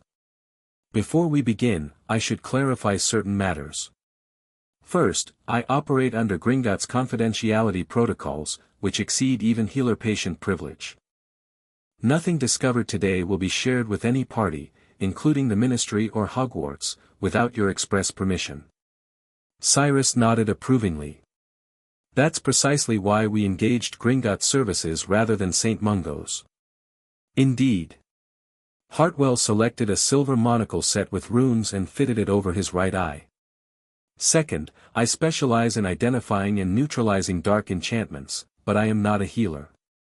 Should we discover anything requiring medical attention, I will recommend appropriate specialists, still under confidentiality, of course." Harry swallowed nervously. "Do you think there's something dark about my scar?" Hartwell regarded him thoughtfully. "I make no assumptions before examination, Mr. Potter Greengrass. Curse scars come in many varieties, from simple magical residue to more complex enchantments. The unique circumstances of your injury warrant investigation, nothing more." With methodical precision, Hartwell began his examination, using various instruments to measure magical emanations from Harry's scar. Some looked like modified versions of tools Harry had seen in Lord Greengrass's study, while others appeared distinctly goblin in origin, with sharp angles and inscriptions in no language Harry recognized. "Fascinating," Hartwell murmured occasionally, making notes on a piece of parchment with a self-inking quill. "Most unusual resonance pattern." After nearly an hour of tests, during which Harry sat with increasing apprehension, Hartwell finally set aside his instruments and removed the runic monocle. His expression had grown grave. "I have completed my preliminary assessment," he announced, addressing Lord and Lady Greengrass rather than Harry directly. "The scar is indeed more than simple curse residue." Isabella's hand found Harry's, squeezing gently. "Please explain what you found, Mr. Hartwell." The Cursebreaker hesitated, his eyes flicking to Harry. Perhaps the young gentleman might prefer to wait outside for this discussion. No, Harry said firmly, surprising himself with his resolve. It's my scar. I want to hear everything. Hartwell studied him for a moment, then nodded. Very well. To put it simply, the scar contains foreign magical energy that does not belong to Mr. Potter Greengrass. This energy bears the magical signature consistent with what we know of the Dark Lord's magical profile. A heavy silence fell over the room. Cyrus was the first to break it. Are you suggesting that Voldemort's magic somehow embedded itself in Harry's scar?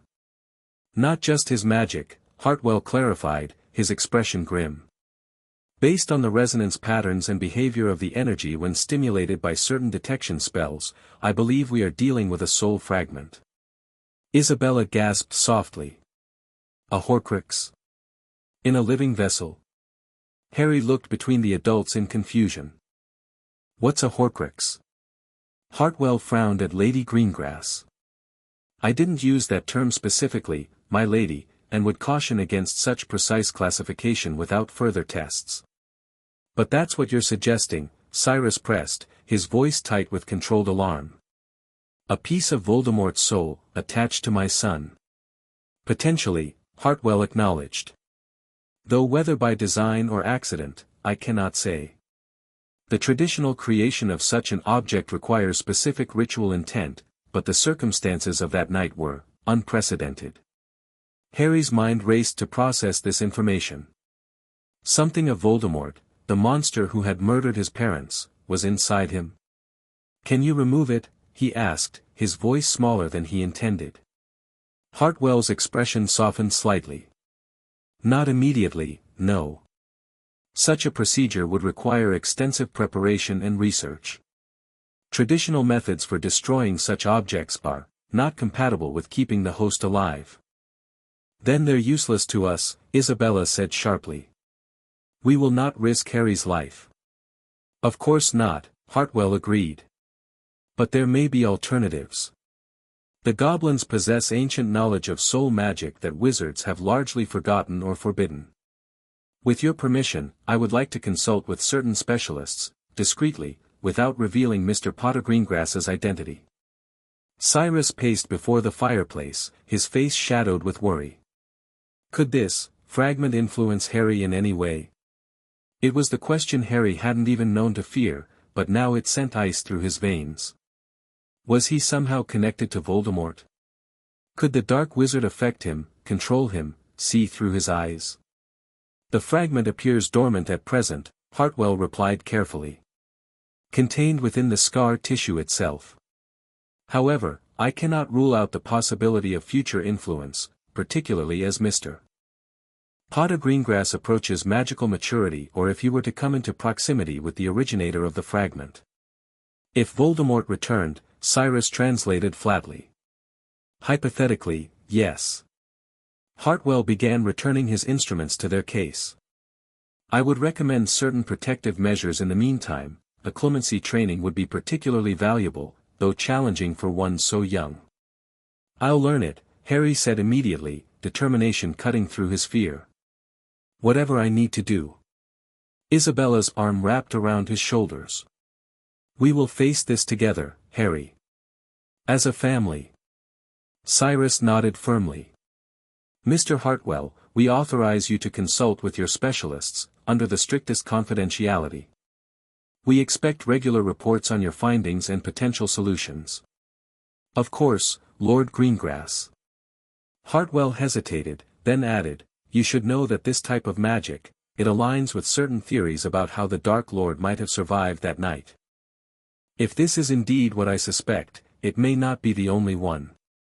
The implications hung heavily in the air. Harry struggled to comprehend all the layers of this revelation, but one thing was clear, the story of Voldemort's defeat was far from complete. How long have you suspected this, Cyrus? Isabella asked after Hartwell had departed with promises to begin research immediately. Lord Greengrass sank into his chair, suddenly looking exhausted. I didn't know specifics, but Dumbledore's interest in Harry's scar seemed excessive.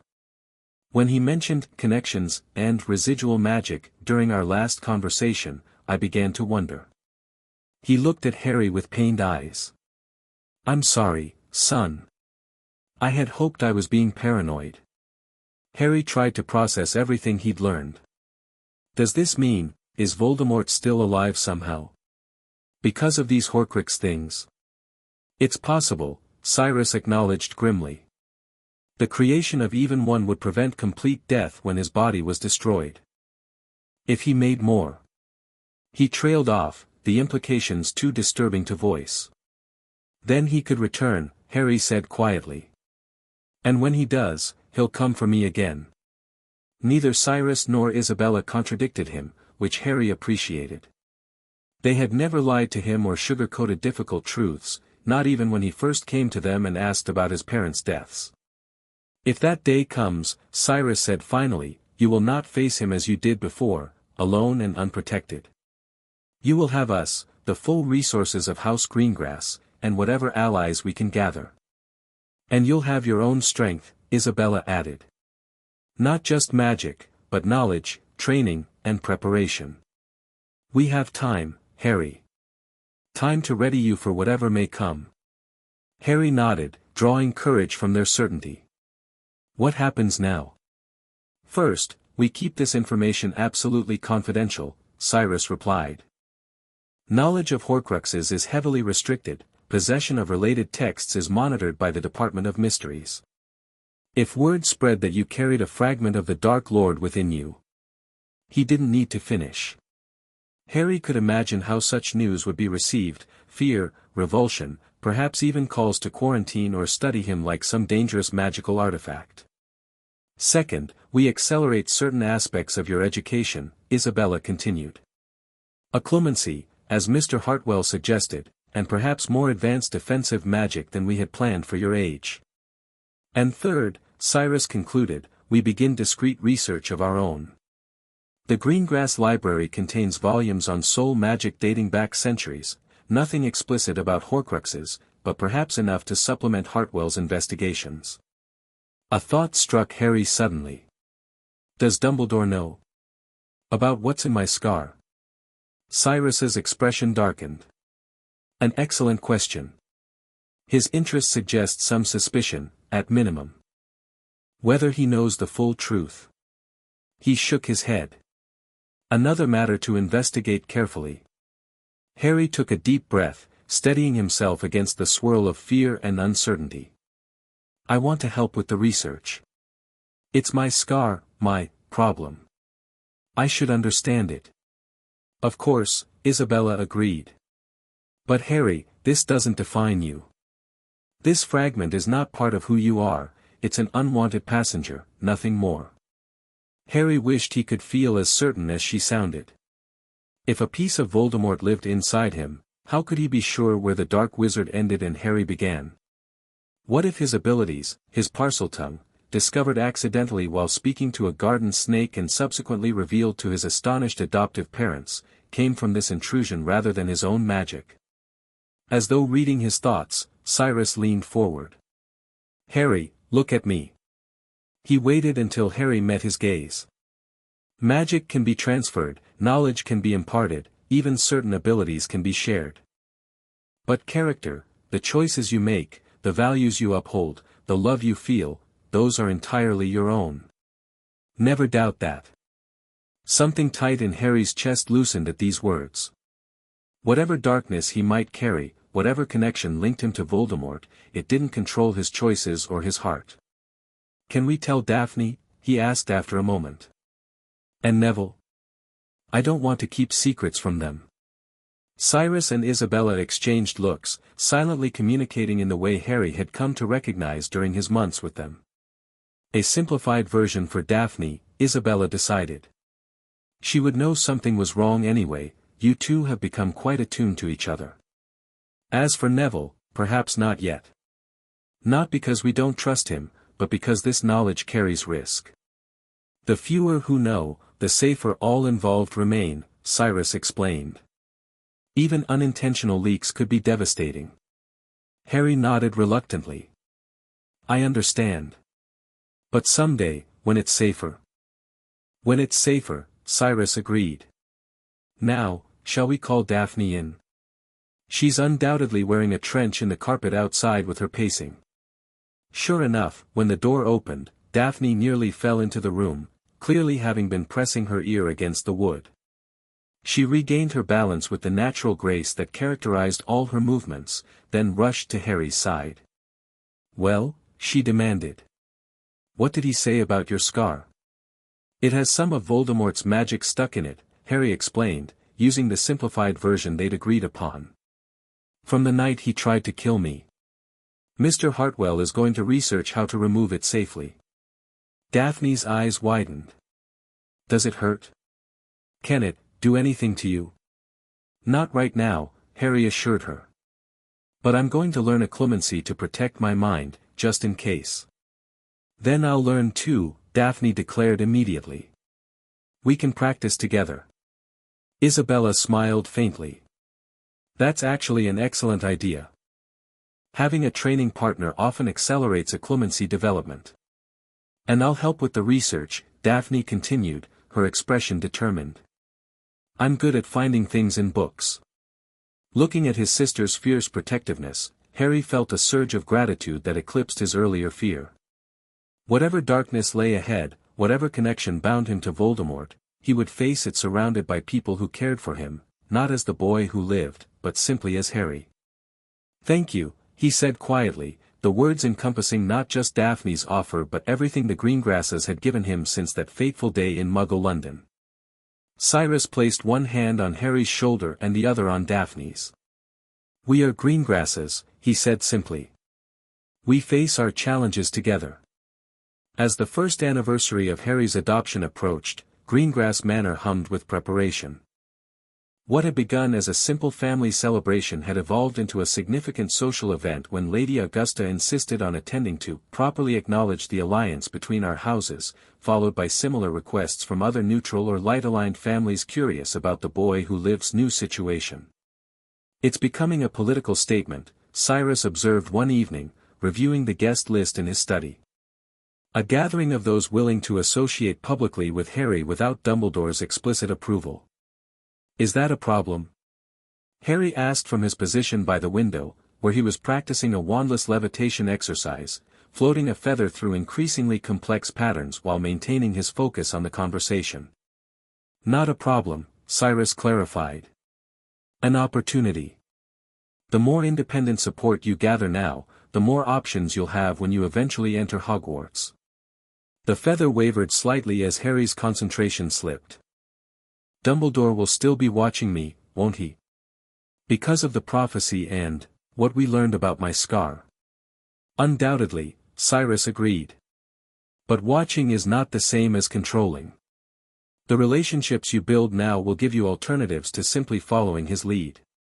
This had become a recurring theme in Harry's political education, the importance of maintaining independence from both the light faction led by Dumbledore and the dark faction still loyal to Voldemort's ideals.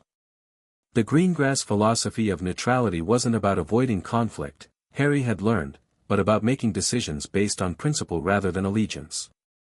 "The Bones family confirmed this morning," Cyrus continued, making a notation on his list. "Amelia will attend with her niece Susan." A significant gesture, given her position as head of magical law enforcement. Harry guided the feather into a spiral pattern, maintaining the wandless magic with increasing ease. After months of practice, these exercises no longer required his full concentration. "Is she aligned with Dumbledore?" Professionally cordial but independently minded, Cyrus replied with approval. "Her department has remained relatively free from both Dumbledore's influence and the corruption that plagued other ministry divisions during the war." The door opened, admitting Daphne with a stack of parchment in her arms. "Mother sent me with the final menu for your approval," she announced. "And I have some ideas about seating arrangements." At 8 years old, Daphne had enthusiastically embraced her role in planning the celebration, seeing it as both practical hostess training and a chance to showcase her growing understanding of political nuance. "Let's hear these ideas," Cyrus invited, gesturing for her to join them. Daphne placed her parchments on the desk with a flourish. We should seat Neville between Harry and me, with Astoria across from him next to Susan Bones. That way Neville has friendly faces to help him if he gets nervous, and Astoria can make friends with Susan without monopolizing the conversation. Cyrus reviewed her diagram with raised eyebrows. And Lady Augusta beside Lady Marchbanks? That's an interesting choice. They're both formidable older witches who value tradition and proper education, Daphne explained. And putting them near the abbots creates a connection between the more traditional light families and the progressives without making either uncomfortable. Harry watched this exchange with mingled amazement and amusement. While he had focused his studies on magical theory, defense, and the Potter legacy, Daphne had absorbed social politics like a sponge, developing an intuitive grasp of interpersonal dynamics that sometimes surprised even her parents. Your sister may have missed her calling as a diplomatic envoy, Cyrus commented to Harry with subtle pride. These arrangements are quite insightful, Daphne. She beamed at the praise. I've been studying the family alliances in the Chronicles. The Greengrass gatherings during the Grindelwald conflict had similar challenges, bringing together those with shared values but different approaches. Harry finally succeeded in guiding the feather through a perfect figure-eight pattern and let it float gently to the floor. Will the Weasleys be coming? He asked, trying to sound casual. The large red-headed family had intrigued him since he'd spotted them in Diagon Alley during a chaperone visit several months ago. Cyrus hesitated. We extended an invitation, but Arthur and Molly declined, politely, but firmly. Their ties to Dumbledore run deep. The twins looked fun, Harry said, trying to hide his disappointment. From what he'd observed at a distance, the Weasley family embodied a kind of boisterous warmth that appealed to him, despite their apparently unquestioning loyalty to Dumbledore. There will be other children besides us and Neville, Daphne consoled him. The Bones girl, Hannah Abbott, the Davis family confirmed yesterday, and even the Patil twins, though they won't arrive until later because of some family obligation. Harry nodded, focusing on the positive. Meeting potential Hogwarts classmates in the friendly environment of Greengrass Manor would be valuable preparation for his eventual arrival at the school, where his dual identity as Harry Potter and Greengrass heir would undoubtedly attract attention.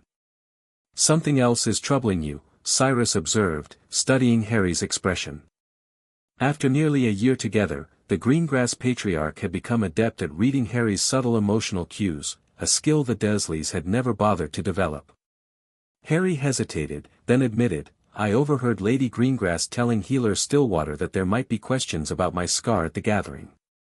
People will stare, won't they? Like they did in Diagon Alley. Cyrus leaned back in his chair, regarding Harry thoughtfully. Some may, yes. Your scar is famous, Harry, as is your story. But this gathering also gives you an opportunity to present yourself as more than the boy who lived, to be seen as Harry Potter Greengrass, a young wizard with his own personality and connections. Just be yourself, Daphne added pragmatically. Like you were with Neville. The people worth knowing will see past the scar. And the others? Harry asked. The others, Cyrus said with a slight smile, will underestimate you. In politics, being underestimated can be a powerful advantage. This perspective helped settle Harry's nerves as the day of the gathering approached.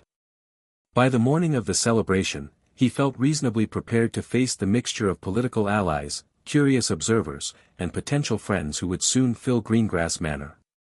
The first to arrive, predictably, was the Longbottom family. Neville had become a regular visitor over the past months, gaining confidence with each stay as his friendship with Harry deepened and his expertise in magical botany earned genuine respect from the Greengrasses. Happy Adoption Day, Harry, Neville greeted, presenting him with a carefully wrapped package. It's a Mimbulus Mimbletonia seedling, really rare. Gran helped me import it from Assyria. The fact that Augusta Longbottom had assisted with such a gift spoke volumes about how her perspective on her grandson's botanical interests had evolved since their first meeting. She still carried herself with rigid formality, but her expression when Neville spoke about plants had softened from resignation to subtle pride. Thank you, Neville, Harry said warmly, accepting the package with proper ceremony. You'll have to show me how to care for it. As other guests began arriving, Harry found himself the center of more attention than he'd experienced since the early days after his adoption. Formal introductions blended together, the stern-faced but fair-minded Amelia Bones and her quiet niece Susan, the friendly Abbotts with their daughter Hannah, the elegant Patil family with twin daughters whose synchronized movements fascinated Harry, the Davis family, whose daughter Tracy immediately gravitated toward Daphne with the air of renewing an old acquaintance. Throughout it all, Harry maintained the poised demeanor Lord and Lady Greengrass had helped him cultivate, formal without being stiff, friendly without being overly familiar, attentive to the subtle cues that indicated a guest's political leanings and personal interests. "You're handling this beautifully," Isabella murmured during a brief quiet moment. Cyrus was right to suggest this gathering. "The impressions you're making today will serve you well in the years to come." Harry nodded, grateful for her encouragement. "Some of them keep looking at my scar, though." "Let them look," Isabella replied, adjusting his collar with a mother's automatic gesture. "What matters is what they see beyond it, a young wizard of substance and character, not merely a symbol." The luncheon proceeded with the elegant efficiency characteristic of Greengrass events. Daphne's seating arrangements proved inspired, generating lively conversation across various political divides while ensuring the children weren't isolated from the adults. Harry found himself engaging with Susan Bones about her aunt's work at the ministry, discovering a shared interest in magical law that surprised him. "Auntie says laws protect everyone, not just the powerful," Susan explained earnestly. "That's why she works so hard to apply them fairly." "Lord Greengrass says something similar about Wisengamot votes," Harry replied. "That they should be based on what's right, not just what benefits our family." Across the table, Amelia Bones raised an eyebrow, clearly overhearing this exchange. "A refreshing philosophy in these times, Lord Greengrass," she commented. "One might almost call it radical." "I prefer to think of it as traditional in the truest sense," Cyrus replied smoothly. "The oldest magical governing bodies made decisions for the common good, not factional advantage." "An idealistic view," Augusta Longbottom interjected, "though one I find myself increasingly sympathetic to, watching the ministry's current operation." From there, the conversation shifted to recent Wisengamot legislation, a discussion Harry followed with genuine interest, having spent many evenings reviewing voting records and alliance patterns with Lord Greengrass as part of his political education. As the formal luncheon transitioned to a more relaxed gathering in the manor's east gardens, Harry found an opportunity to circulate among the younger guests. The Patil twins, Padma and Parvati, proved to be studies in complementary contrasts, one thoughtful and analytical, the other expressive and intuitive. "Will you attend Hogwarts, Harry?" Padma asked as they examined a magical fountain whose water changed color with the wind direction. "Yes, when we turn 11, Harry confirmed. "Daphne and I will go together. Our parents considered bows batons," Parvati confided. "They thought it might offer a broader international perspective. But tradition won out in the end. Plus, we'd have to learn French," Padma added practically. "Do you have a preference for which house you'll be sorted into?" This was a question Harry had contemplated extensively. His birth parents had both been Gryffindors, while the Greengrass family had a long tradition of Slytherin and occasional Ravenclaw placements. "I'm keeping an open mind," he answered diplomatically. "Each house has its strengths."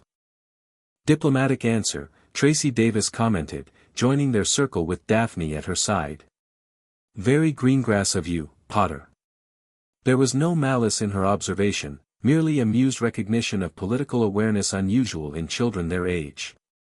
Harry had learned that the Davis family, like the Greengrasses, maintained careful neutrality during the war, though with closer ties to traditionally Slytherin families. "Harry sees the value in all perspectives," Daphne said, a touch defensively. "Father says that's what made the Potter family successful alliance builders during the formation of the Wisengamot."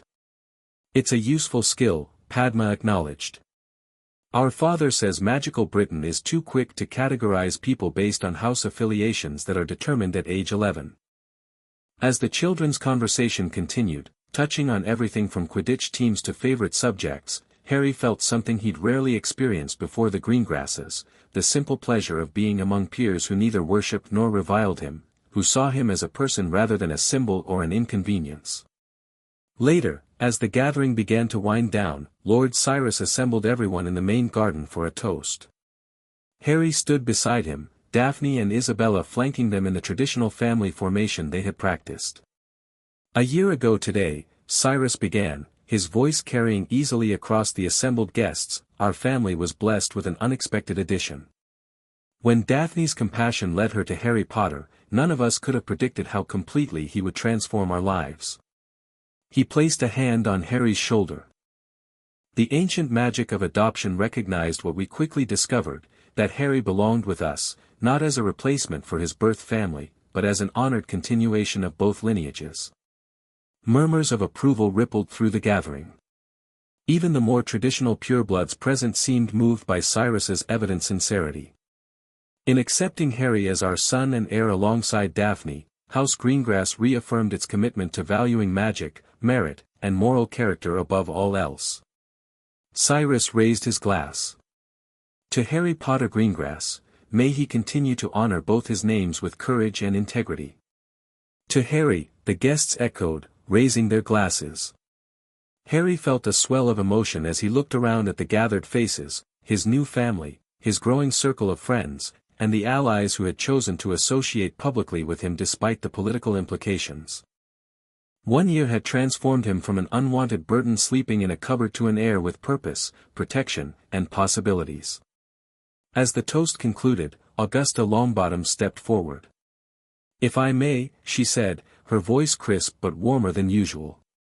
"House Longbottom would like to formally acknowledge the renewal of our ancient alliance with both House Potter and House Greengrass." She nodded to Neville, who presented a small wooden box to Harry with only slightly trembling hands. "This belonged to my father," Neville explained quietly. "Gran thought you should have it, as a symbol of the connection between our families." Harry opened the box to reveal a wristwatch of distinctive design, not ostentatiously valuable, but clearly magical and meaningful. "This is, thank you, Lady Augusta," Neville. "I'll treasure it." Augusta's stern features softened marginally. Frank and James Potter wore matching watches as partners during Auror training. "They were gifts from your grandfather Fleamont, who created the enchantments himself. It seemed fitting that their sons should maintain the tradition." The significance of this gesture wasn't lost on anyone present. Augusta Longbottom, known for her rigid adherence to tradition and historical allegiance to Dumbledore's faction, was publicly aligning with Harry's new position independent of the headmaster's influence. As the guests began departing, offering final congratulations and carefully worded invitations for future interaction, Harry found himself standing with the Greengrasses in the entrance hall, accepting formal farewells. The familiar ritual of magical hospitality, thanking each guest individually, acknowledging specific contributions to the gathering's success, grounded him in his new identity more firmly than any legal document could have. When the last visitor had departed, Harry let out a breath he hadn't realized he was holding. "That went well, didn't it?" "Exceedingly well," Cyrus confirmed, pride evident in his voice. "You navigated complex social dynamics with natural grace, Harry." Several guests commented on it specifically. "I was nervous," Harry admitted. "Especially with so many people looking at my scar." "Yet you never let that discomfort show," Isabella noted approvingly. "The mark of true social skill isn't the absence of anxiety, but the ability to function effectively despite it." Daphne collapsed dramatically onto a nearby bench.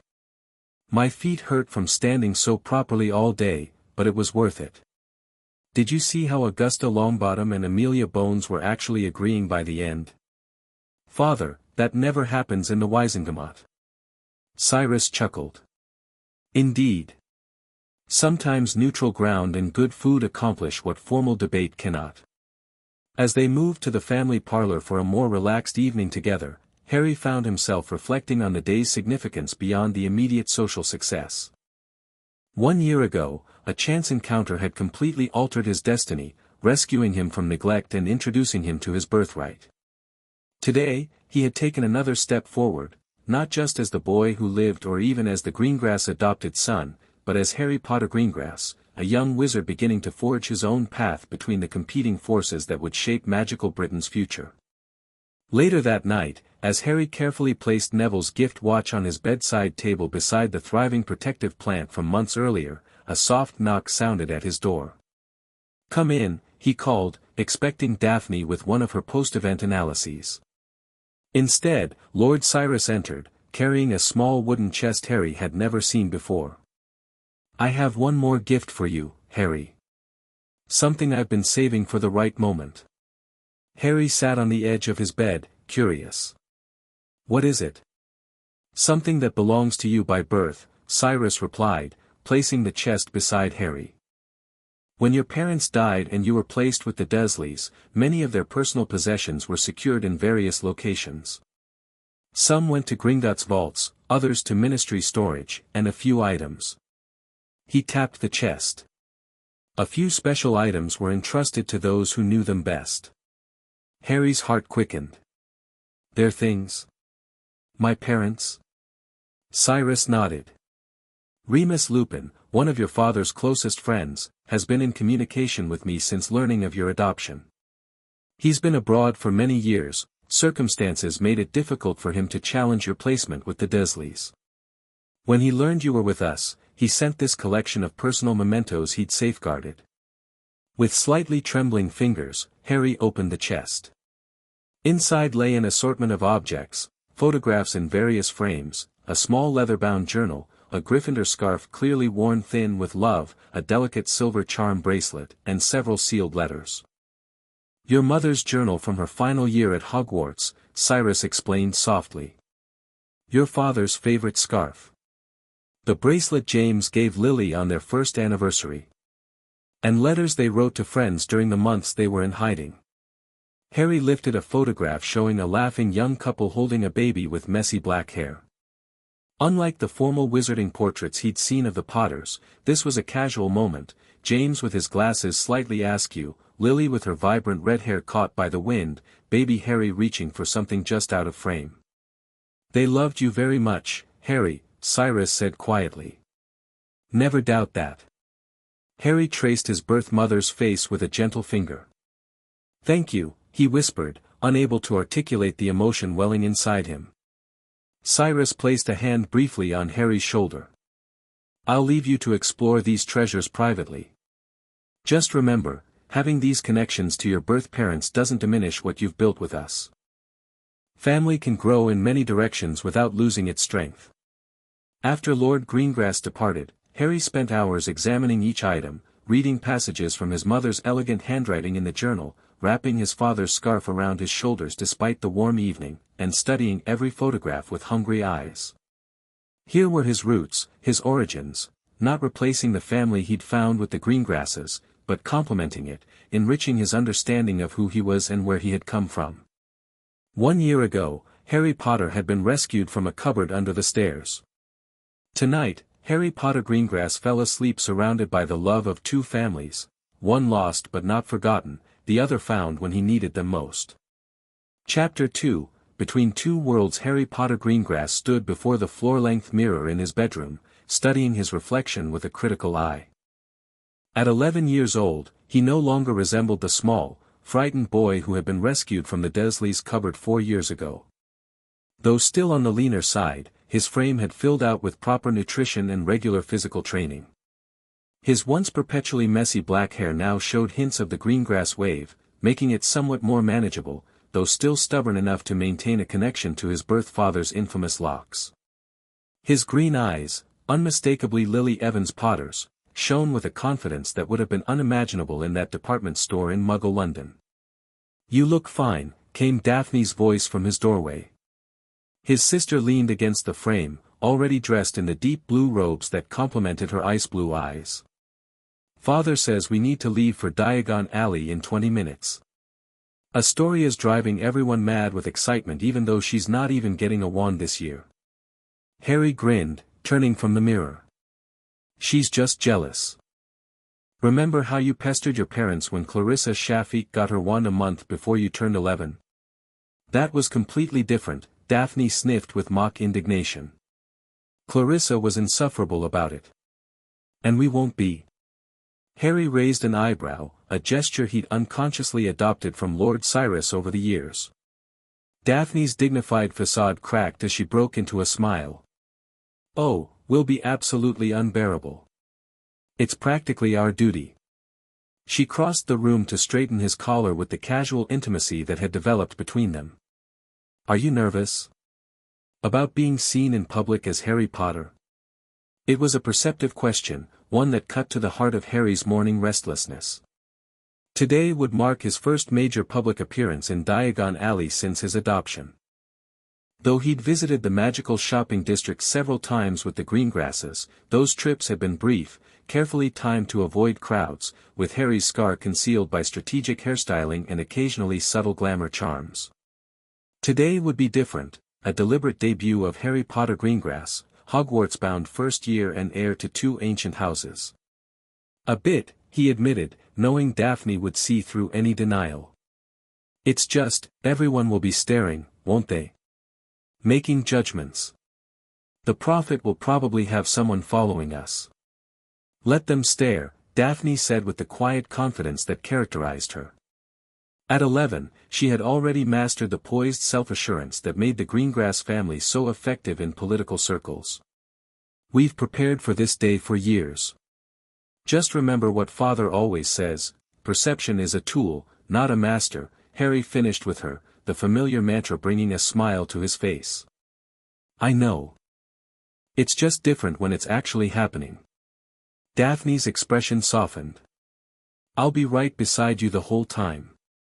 So will Father and Mother. And if anyone gets too intrusive," she mimed a subtle wand movement that they both knew represented one of the mild but effective repelling charms Lady Isabella had taught them for managing unwanted attention. A knock at the open door interrupted them. Lord Cyrus stood there, dressed in formal robes of charcoal grey with the subtle Greengrass crest embroidered in silver thread over his heart. Despite the passage of years, he remained the same commanding presence, his dark hair now threaded with distinguished silver at the temples, his grey eyes sharp and observant. "Ready for the day, Harry?" he asked, his voice carrying the warmth it had developed over their years together. Harry straightened his posture automatically. "Yes, Father." The word no longer felt strange on his tongue, though he still occasionally slipped into "sir" when particularly nervous. "Good." Cyrus crossed the room to place both hands on Harry's shoulders, studying him with evident pride. "Today is significant, not just for the acquisition of school supplies. It marks your formal reintroduction to wizarding society as both Potter and Greengrass. There will be attention, questions, perhaps even challenges. Remember your training. Present yourself with dignity but approachability," Harry recited. "Acknowledge your dual heritage without apology. Remain politically neutral in public statements. And—" Cyrus prompted. "Trust my instincts," Harry added. "They've been honed by both my birth parents' legacy and your guidance." Cyrus nodded approvingly. "Excellent. Now, there's someone waiting downstairs who's quite eager to see you before we depart." Harry and Daphne exchanged curious glances before following Lord Greengrass down the sweeping staircase to the manor's entrance hall. Standing beside Lady Isabella, looking somewhat travel-worn but smiling broadly, was a tall man with light brown hair streaked with premature grey and a scarred face that nevertheless conveyed warmth and gentleness. "Remus!" Harry exclaimed, his formal demeanor dissolving instantly as he rushed forward to embrace the man who had become a treasured connection to his birth parents over the past 3 years. Remus Lupin returned the hug with evident emotion. "Look at you," he said, stepping back to survey Harry. "Every time I see you, you've grown another inch." James would be strutting around like a peacock, and Lily would be telling him not to encourage your ego. The casual mention of his birth parents brought the usual bittersweet pang, but one tempered by years of healing and the stories Remus had shared during his visits. Since re-entering Harry's life shortly after his adoption, Lupin had become a welcome presence, never staying long due to what Harry eventually learned was his lycanthropy, but maintaining regular correspondence and visiting several times a year. "I didn't think you'd be back from Eastern Europe until next month," Harry said. And miss your first proper trip to Diagon Alley for Hogwarts supplies? Remus smiled. Not a chance. Besides, I brought something. He reached into his worn traveling cloak and withdrew a small package wrapped in simple brown paper. Your father would want you to have this today. Harry accepted the package curiously, unwrapping it to reveal a small golden snitch, its wings fluttering feebly against his palm. James's first snitch catch as Gryffindor Seeker, Remus explained. He kept it as a lucky charm throughout school. Carried it everywhere, much to your mother's annoyance. His amber eyes twinkled with remembered mischief. She once hexed it to fly away every time he tried to show off with it. Took him 3 days to catch it again. Harry laughed, carefully placing the snitch in his pocket. Thank you. Will you be coming to Diagon Alley with us? A shadow crossed Remus's face. Not today, cub. My condition makes public appearances complicated. And this is your moment with your adoptive family. I wouldn't want to complicate the political optics. Lady Isabella, who had been watching this exchange with a warm smile, stepped forward. We've invited Remus to stay for dinner this evening, however. Perhaps you can share the day's adventures then. Harry nodded, understanding the complexities involved. The wizarding world's prejudice against werewolves was something he'd learned about in his magical society lessons, along with other inequities that the Greengrass family privately considered short-sighted. Lord Cyrus had explained that while they personally rejected such prejudices, they carefully chose when and how to challenge them publicly, focusing their political capital on battles they could win. I'll tell you everything tonight, Harry promised. Especially if Ollivander says anything interesting about my wand. I've no doubt he will, Remus replied with a knowing smile.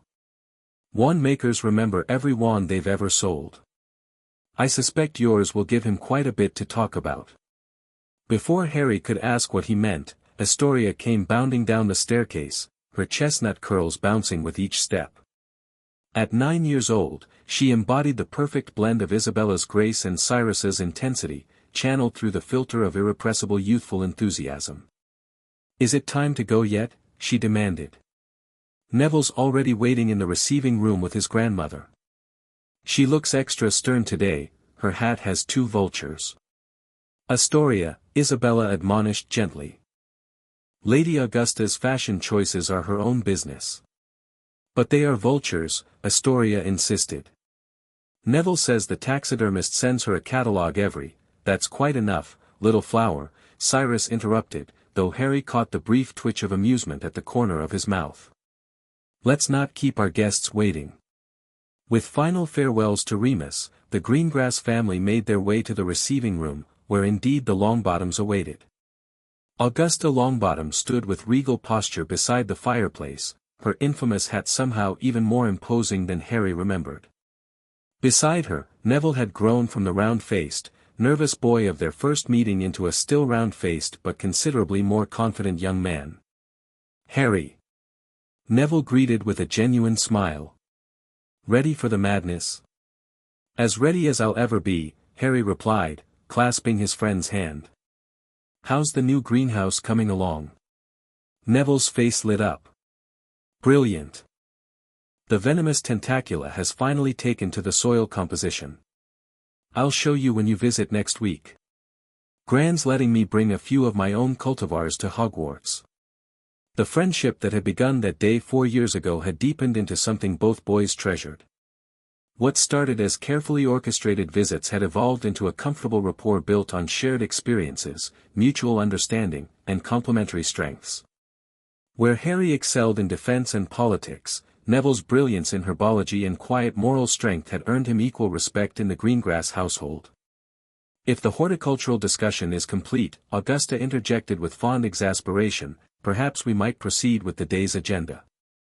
Diagon Alley will only grow more crowded as we delay. Of course, Lady Augusta, Cyrus agreed smoothly. We appreciate you joining us today. Your presence lends valuable support to Harry's first public appearance. The political significance wasn't lost on anyone in the room. The Longbottom's public alliance with the Greengrass family had been carefully cultivated over the years, creating a bridge between traditional light families and the neutral faction that strengthened Harry's position independent of Dumbledore's influence. "The boy who lived deserves proper wizarding guidance," Augusta stated firmly. "Something he has clearly found with your family, Lord Greengrass. The Longbottom name stands with him." Harry met Neville's eyes, exchanging a silent look of amusement at the formal pronouncements of their guardians. For all the political maneuvering that surrounded them, their friendship remained refreshingly genuine. As they prepared to depart via Floo, Isabella drew Harry aside for a final adjustment to his robes. "Remember," she said quietly, "you belong in both worlds, Harry. Potter and Greengrass. Never let anyone convince you that you must choose between them." With these words resonating in his mind, Harry stepped into the green flames, clearly enunciating, "Diagon Alley." The leaky cauldron fell into an astonished silence as Harry emerged from the fireplace, followed moments later by Daphne. He brushed soot from his robes with practiced movements, fighting the instinct to duck his head or hide his scar. Instead, he stood straight, his posture reflecting years of Greengrass training. "Merlin's beard," someone whispered, audible in the hushed pub. "It's Harry Potter." "Potter Greengrass now," corrected another voice. "Been living with them for years, hasn't he?" Before the murmuring could gather momentum, Lord and Lady Greengrass stepped through the Floo with perfect timing, followed by Astoria, then the Longbottoms. Their coordinated arrival created a protective formation around Harry that was both familial and strategic. "Good morning, Tom," Cyrus greeted the bartender with casual authority. "We'll be passing through to the alley." Tom nodded respectfully, though his eyes kept darting to Harry with undisguised curiosity. "Of course, Lord Greengrass. Would your party care for refreshments before, perhaps on our return?" Isabella interjected smoothly. "We have quite a full agenda today." As the group moved toward the back entrance, Harry maintained the relaxed but dignified demeanor he'd practiced, acknowledging the stares with slight nods but not encouraging conversation. Beside him, Daphne matched his pace perfectly, her presence a silent support. "You're doing wonderfully," she murmured as they reached the brick wall. "Father looks pleased." Indeed, as Cyrus tapped the pattern to open the entrance to Diagon Alley, Harry caught the subtle nod of approval directed his way. Taking a deep breath, he prepared himself for the much larger audience that awaited beyond the magical barrier. Diagon Alley bustled with pre-Hogwarts activity, families escorting excited first-years, older students reuniting after summer holidays, shopkeepers displaying their finest wares. As the wall reconfigured itself into an archway, every head seemed to turn simultaneously toward their group. The reaction rippled through the crowd like a wave, whispers, pointing, people nudging their companions. Harry heard fragments of conversation as they moved forward. "Potter boy, with the Greengrasses, adopted him after those muggles, Scar, do you see it? Wonder what house he'll be in now." Augusta Longbottom stepped forward, her imposing presence creating a natural path through the gathering onlookers. "Come along, children," she said briskly. "Gringotts first, I believe." The mention of their destination reminded Harry of another dimension to today's visit. Beyond the acquisition of school supplies, this marked his first official transaction as heir to the Potter vaults. The goblins had been managing both his Potter inheritance and his Greengrass trust for years, but now he would access his school vault personally for the first time. As they progressed down the cobblestone street, Harry noticed a flash of a camera from the direction of Flourish and Blots. "Prophet photographer at 2 o'clock, he muttered to Daphne, using their private shorthand. "Ignore him," she advised. "Mother will handle it if he gets too close." Sure enough, when the photographer made a move to approach them directly, Lady Isabella fixed him with such a coolly forbidding stare that he actually backed up several steps, nearly colliding with a display of cauldrons. The white marble facade of Gringotts loomed ahead, its burnished bronze doors gleaming in the summer sunlight. The goblin guards straightened noticeably as their group approached, a subtle sign of the respect the Greengrass family had cultivated with the banking clan through generations of fair dealings. Inside, the vast marble hall fell into a different kind of hush, the muted recognition of significant clients rather than celebrity-fueled curiosity. A senior goblin detached himself from the counter and approached them directly. Lord Greengrass, Lady Greengrass, he greeted with a formal bow that was respectful without being subservient. And Heir Potter Greengrass. Gringotts welcomes you. Greetings, Master Nagnok, Cyrus replied with equal formality. We've come to access both the Greengrass family vault and Heir Potter's school trust. Of course. The goblin's shrewd eyes assessed Harry. We have been expecting this visit. If you will follow me, we have prepared a private consultation room. This was a departure from the typical Gringotts experience, where even wealthy clients generally conducted their business at the counters before being escorted to their vaults. Harry exchanged a questioning glance with Lord Greengrass, who gave a subtle nod indicating this had been arranged in advance. They were led through an ornate side door into a chamber paneled in dark wood with silver inlay. A large table dominated the center, upon which rested several stacks of parchment and a mysterious cloth-covered object. Please be seated, Nagnok invited. Lady Longbottom, young Mr. Longbottom, would you prefer to wait in our client reception area? That won't be necessary, Augusta replied firmly. House Longbottom stands with House Potter Greengrass in all matters. The goblin nodded, accepting this declaration without comment. Very well. We have 3 matters to address today. First, access to the school trust vault established by James and Lily Potter for educational expenses. Second, a preliminary overview of the Potter family holdings, which Heir Potter Greengrass will assume partial control of upon his 13th birthday, with full control at 17. And third. He gestured to the cloth-covered object. The matter of certain Potter family heirlooms that have been held in trust. Harry leaned forward, intrigued by this last item. Though he had received some personal effects of his parents through Remus, the formal Potter heirlooms had remained in Gringotts' keeping, awaiting his first official visit. Nagnok removed the cloth to reveal a wooden box carved with the Potter family crest, a shield featuring 3 potions vessels and a flowering vine. This box contains the heir rings of House Potter. Traditionally presented when a Potter heir begins formal magical education. With reverent hands, the goblin opened the box to reveal 2 rings nestled in velvet. One was clearly masculine in design, a band of warm gold set with a deep red stone that seemed to glow from within. The other was more delicate, silver with an emerald that matched Harry's eyes almost exactly. Your father's heir ring, Nagnok explained, indicating the gold band. And your mother's consort ring, which she received upon their marriage. As the last Potter, both now come to you. Harry stared at these tangible connections to his birth parents, emotion swelling in his throat. He had his father's first snitch in his pocket and now these rings, objects that had actually adorned their hands, that they had worn daily. May I? He asked, his voice slightly hoarse. They are yours by right of blood, Nagnok confirmed. The Potter heir ring is typically worn on the right hand. Your Greengrass heir ring, he nodded toward the silver band with sapphire stone that Harry had received on his 10th birthday, remains on the left, signifying your dual inheritance. As Harry reached for his father's ring, he felt a supportive hand on his shoulder, Lady Isabella's. The gesture acknowledged both the emotional significance of the moment and her understanding that this connection to his birth family didn't diminish his place among the Greengrasses. The ring felt warm to the touch, almost alive. As he slipped it onto his right ring finger, a brief golden glow surrounded his hand, and the band resized itself perfectly. The ring has accepted you, Nagnok stated with satisfaction. As we expected. The blood adoption ritual performed by the Greengrass family complemented rather than replaced your Potter heritage, creating a magical harmony rather than conflict. Harry touched his mother's ring but did not put it on.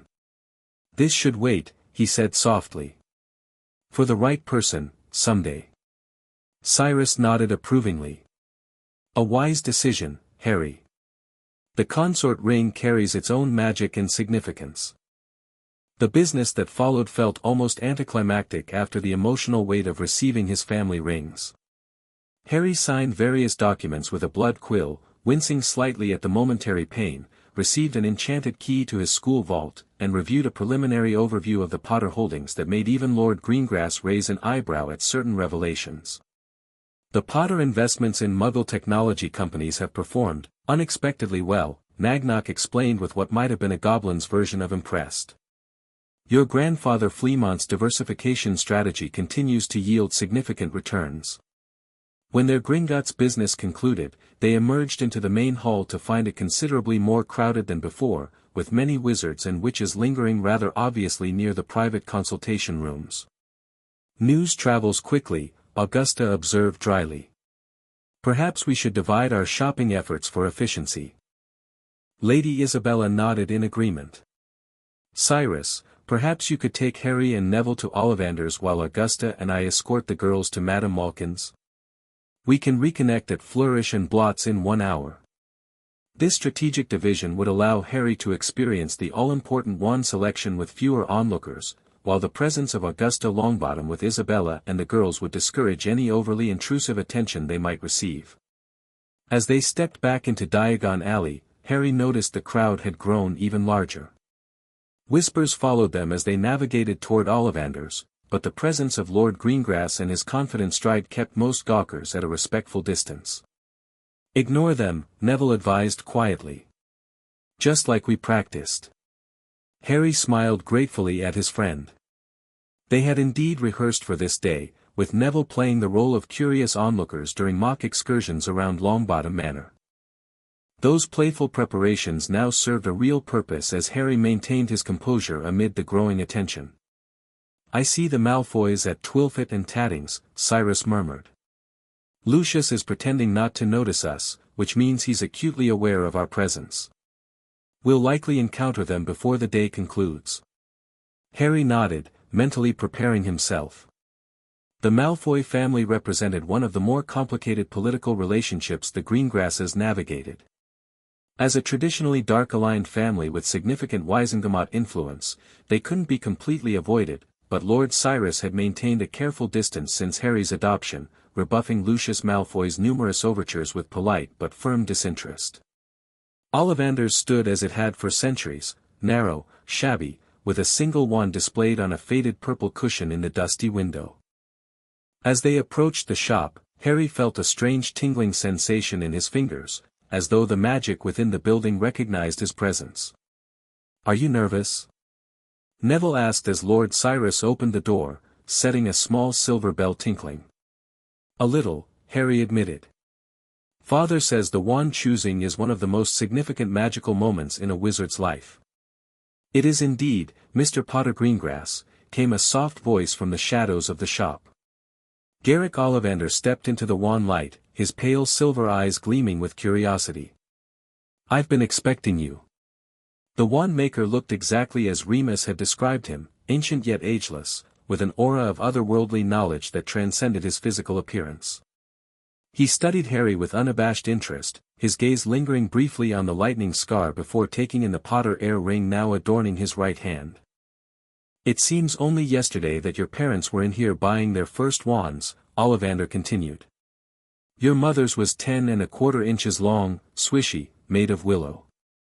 Excellent for charm work. Your father, on the other hand, favored a mahogany wand. 11 inches. Pliable. A little more power and excellent for transfiguration. Harry nodded, already familiar with these details from Remus's stories but appreciating the wandmaker's personal connection to his parents. And now you come before me, Ollivander mused, bearing the blood of both Potter and Greengrass. Most unusual. Most interesting. His silvery gaze shifted to Neville. And young Mr. Longbottom as well. Another fascinating magical legacy. We're here for their first wands, Cyrus stated, gently redirecting the wandmaker's ethereal attention. Of course, Ollivander agreed. Who shall be first? Neville, Harry said immediately, wanting his friend to have his moment without Harry's fame overshadowing it. As Ollivander began presenting wands for Neville to try, Harry watched with genuine interest. The process took longer than expected, with Neville growing increasingly nervous as wand after wand failed to respond to him. Perhaps. Neville began hesitantly, perhaps I could just use my father's wand. Gran has it, Anne, absolutely not, Ollivander interrupted with surprising firmness. The wand chooses the wizard, Mr. Longbottom. Your father's wand chose him, not you. Using another's wand, even a parent's, will always limit your magical potential. Lord Cyrus placed a supportive hand on Neville's shoulder. Trust the process, Neville. Your own wand will recognize your unique magical signature. After several more attempts, Ollivander presented a wand of cherry wood with unicorn hair core. The moment Neville grasped it, his entire demeanor transformed, back straightening, eyes widening as golden sparks shot from the tip. Excellent! Ollivander exclaimed. Cherry and unicorn hair, 13 inches, pleasantly springy. A wand of great loyalty and consistency, Mr. Longbottom. It will serve you well in the growth of living things. Neville beamed, looking down at his wand with newfound confidence. It feels right, he said simply. As it should, Ollivander agreed before turning his unnerving silver gaze upon Harry. Now then, Mr. Potter Greengrass. Your turn. What followed was even more protracted than Neville's wand matching. Harry tried wand after wand, some reacting with destructive force, shattering a vase, setting Ollivander's counter on fire, others remaining completely inert in his hand. With each failure, the wand maker grew not discouraged but increasingly excited. A tricky customer, he declared with evident delight. How wonderful! The more difficult the match, the more powerful the connection when we find it. After what felt like dozens of attempts, Ollivander paused, a strange expression crossing his ancient features. I wonder. He murmured, disappearing into the depths of his shop. He returned carrying a dusty box with reverent care. Try this one, Mr. Potter Greengrass. Holly and phoenix feather, 11 inches, nice and supple. The moment Harry's fingers closed around the wand, he knew. Warmth spread through his hand, up his arm, resonating with his very core. He raised the wand and brought it swishing down, producing a stream of red and gold sparks that danced like fireworks in the dim shop. Neville applauded, and Lord Cyrus nodded approvingly. Curious, Ollivander breathed, watching Harry with a penetrating stare. Very curious indeed. What's curious, sir? Harry asked, though something in the wandmaker's tone made him suspect he might not want to hear the answer. I remember every wand I've ever sold, Mr. Potter Greengrass. Every single wand. And it so happens that the phoenix whose tail feather resides in your wand gave another feather, just one other. It is curious that you should be destined for this wand when its brother, why, its brother gave you that scar. A heavy silence fell over the shop. Harry felt a chill run through him despite the summer heat. Yes, Ollivander continued softly. 13.5 inches. You. A powerful wand, very powerful, and in the wrong hands. Well, if I had known what that wand was going out into the world to do. Lord Cyrus cleared his throat. Is there any significance to this connection beyond historical curiosity, Mr. Ollivander? The wand maker seemed to collect himself. Brother wands typically refuse to work properly against each other, Lord Greengrass. Beyond that. He shrugged elegantly. Magic, particularly wand magic, often works in mysterious ways. But I think we can expect great things from Mr. Potter Greengrass. After all, he who must not be named did great things, terrible, yes, but great. As they paid for the wands, Cyrus insisting on covering both as a gift to Neville, Harry contemplated this unexpected connection to Voldemort. Another link beyond the scar and its hidden fragment. Another reminder that his destiny remained entangled with the dark wizard who had orphaned him. Don't dwell on it overmuch, Cyrus advised as they exited the shop. A wand is a tool, nothing more. Its character comes from the wizard who wields it. But if my wand is connected to his, Harry began. Then perhaps it gives you an advantage he won't expect, Cyrus suggested. Knowledge is power, Harry. We now possess information he likely does not. This perspective helped settle Harry's unease as they continued their shopping. At Flourish and Blotts, they reconnected with the others, who had already collected most of the required textbooks plus several supplementary volumes Lady Isabella deemed essential. Hogwarts' curriculum has gaps in certain areas, she explained, adding a comprehensive magical theory text to their growing pile. Particularly regarding magical traditions and the theoretical underpinnings of spellwork. The bookshop had grown even more crowded since their arrival, with many patrons clearly lingering in hopes of glimpsing the famous boy who lived. Harry noticed a flash of red hair among the shelves, a family of redheads that could only be the Weasleys. "Do you want to introduce yourself?" Daphne asked, following his gaze. "Father says Arthur Weasley is fair-minded, even if his wife is firmly in Dumbledore's camp." Before Harry could decide, the choice was made for him when the youngest red-headed boy rounded a bookshelf and nearly collided with Neville. "Sorry," the boy exclaimed, steadying himself. Then his eyes widened as he took in their group, gaze fixing unmistakably on Harry's scar. "Blimey! You're Harry Potter."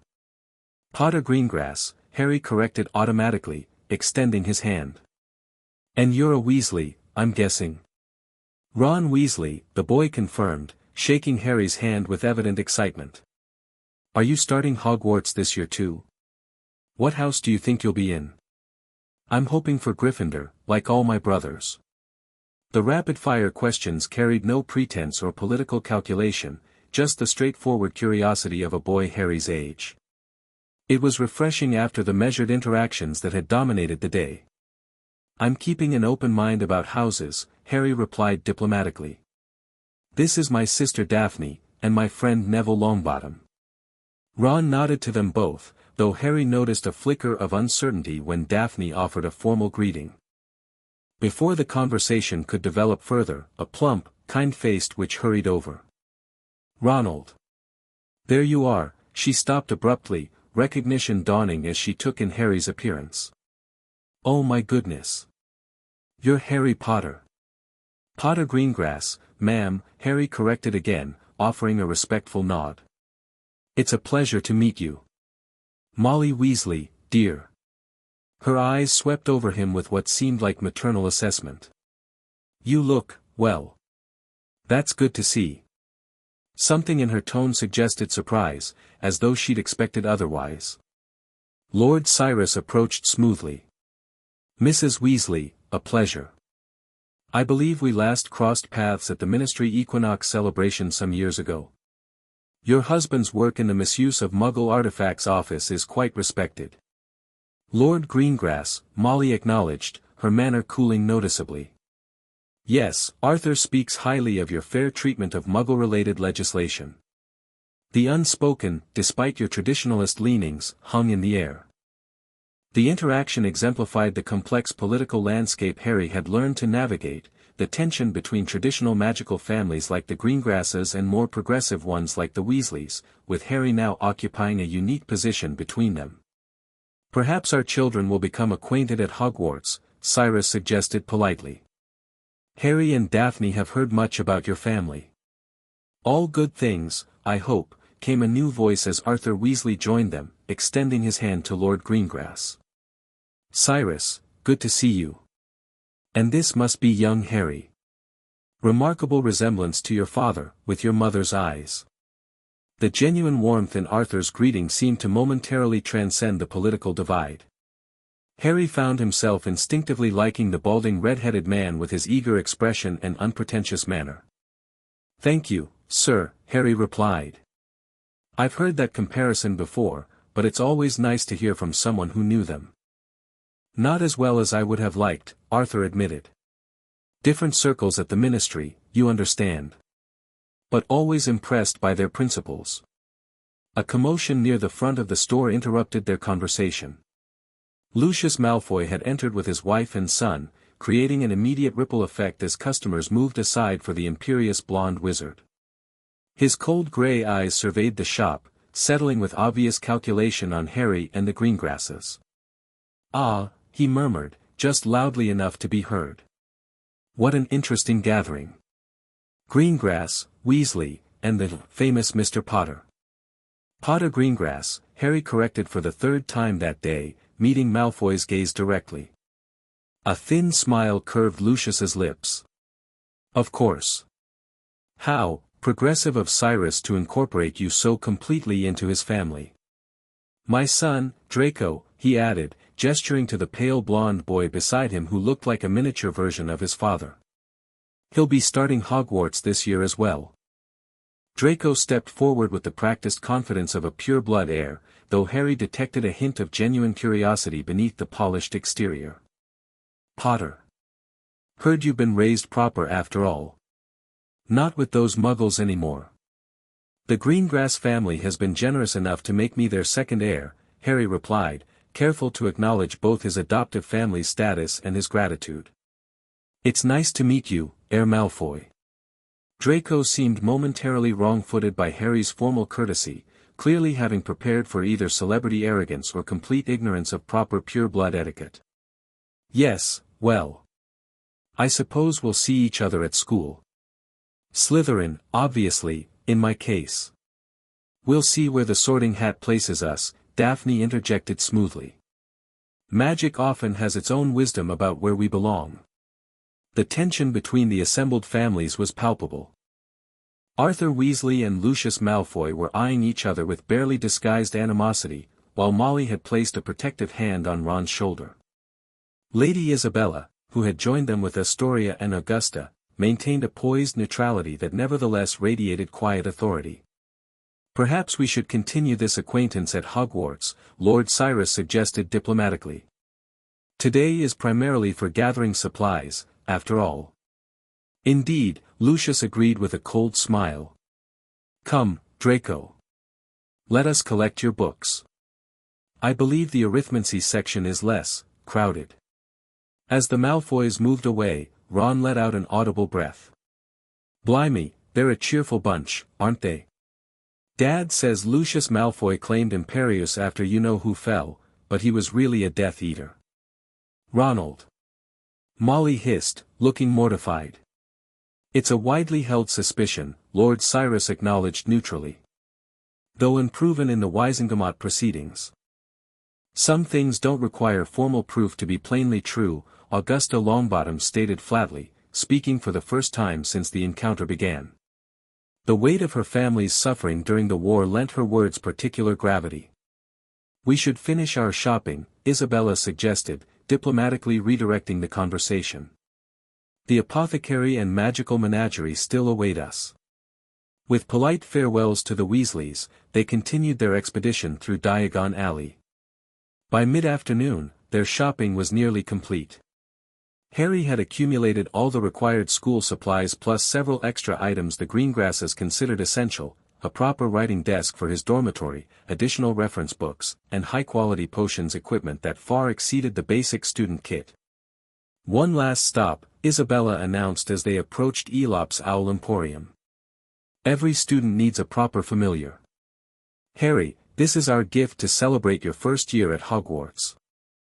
Inside the dim, rustling shop, Harry wandered among cages containing owls of every description, tawny, screech, barn, brown, and snowy. One in particular caught his eye, a beautiful snowy owl who regarded him with intelligent amber eyes.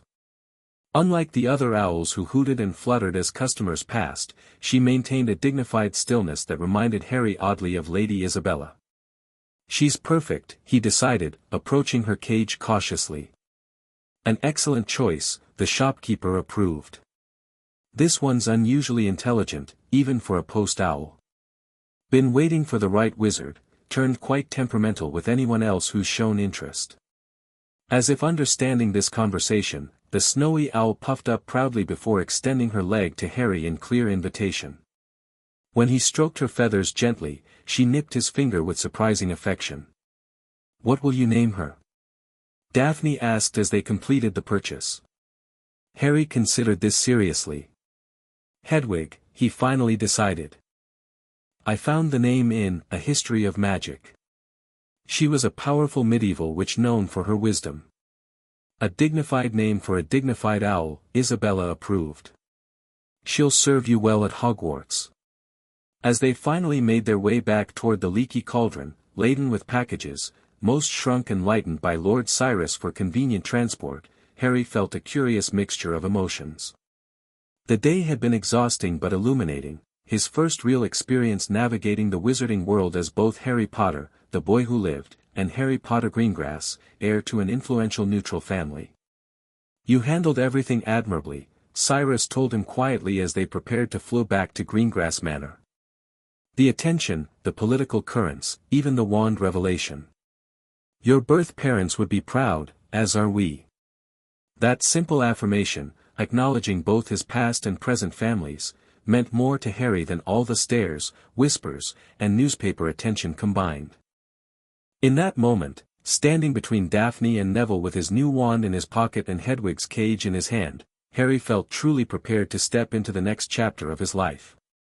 "But what if I'm sorted into Gryffindor and you're in Slytherin?" Harry asked, pacing the length of Daphne's bedroom. With just 1 week remaining before they departed for Hogwarts, the question of house placement had begun to weigh more heavily on his mind. Daphne looked up from the trunk she was methodically packing. "Then we'll be in different houses," she replied practically. "It doesn't change the fact that we're family."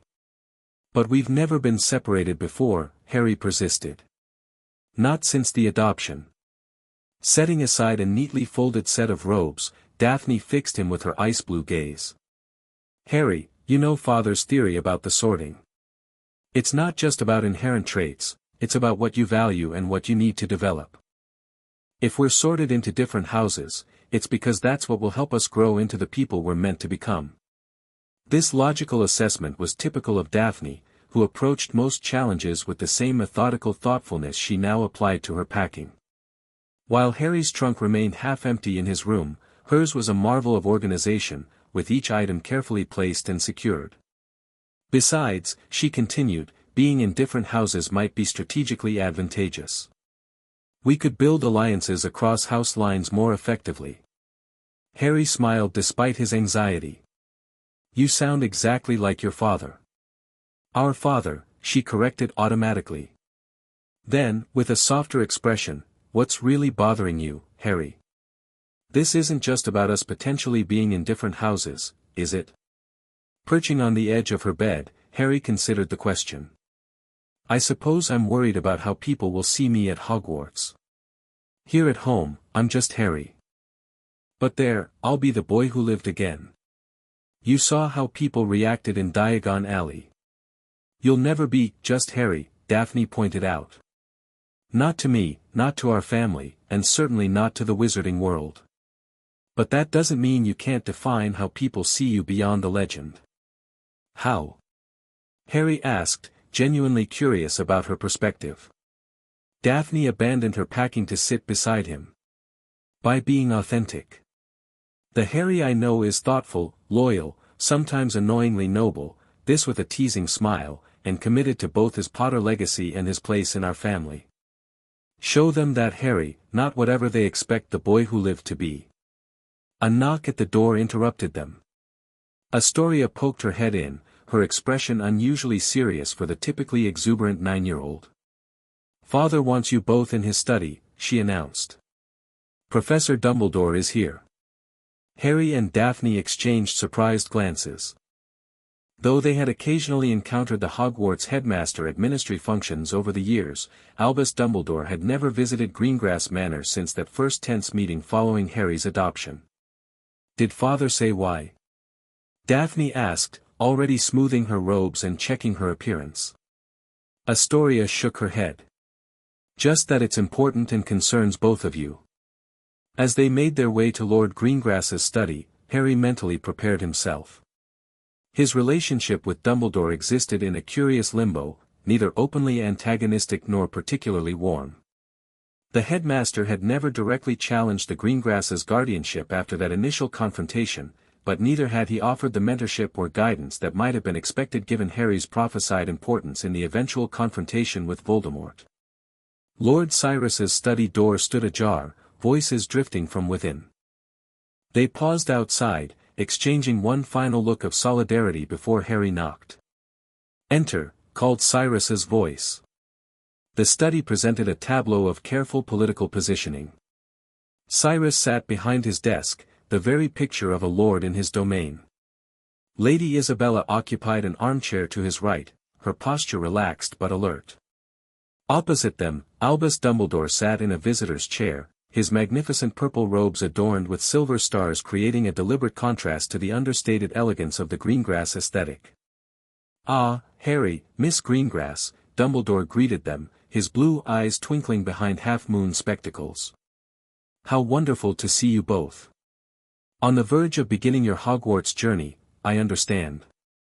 "Headmaster," Harry acknowledged with a respectful nod. "This is an unexpected visit." "Indeed it is," Dumbledore agreed amiably.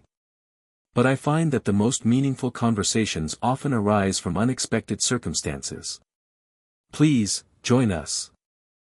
Harry took the seat beside Lady Isabella, while Daphne positioned herself slightly behind him, a subtle formation they had practiced for formal meetings, presenting a unified family front while maintaining clear status hierarchy.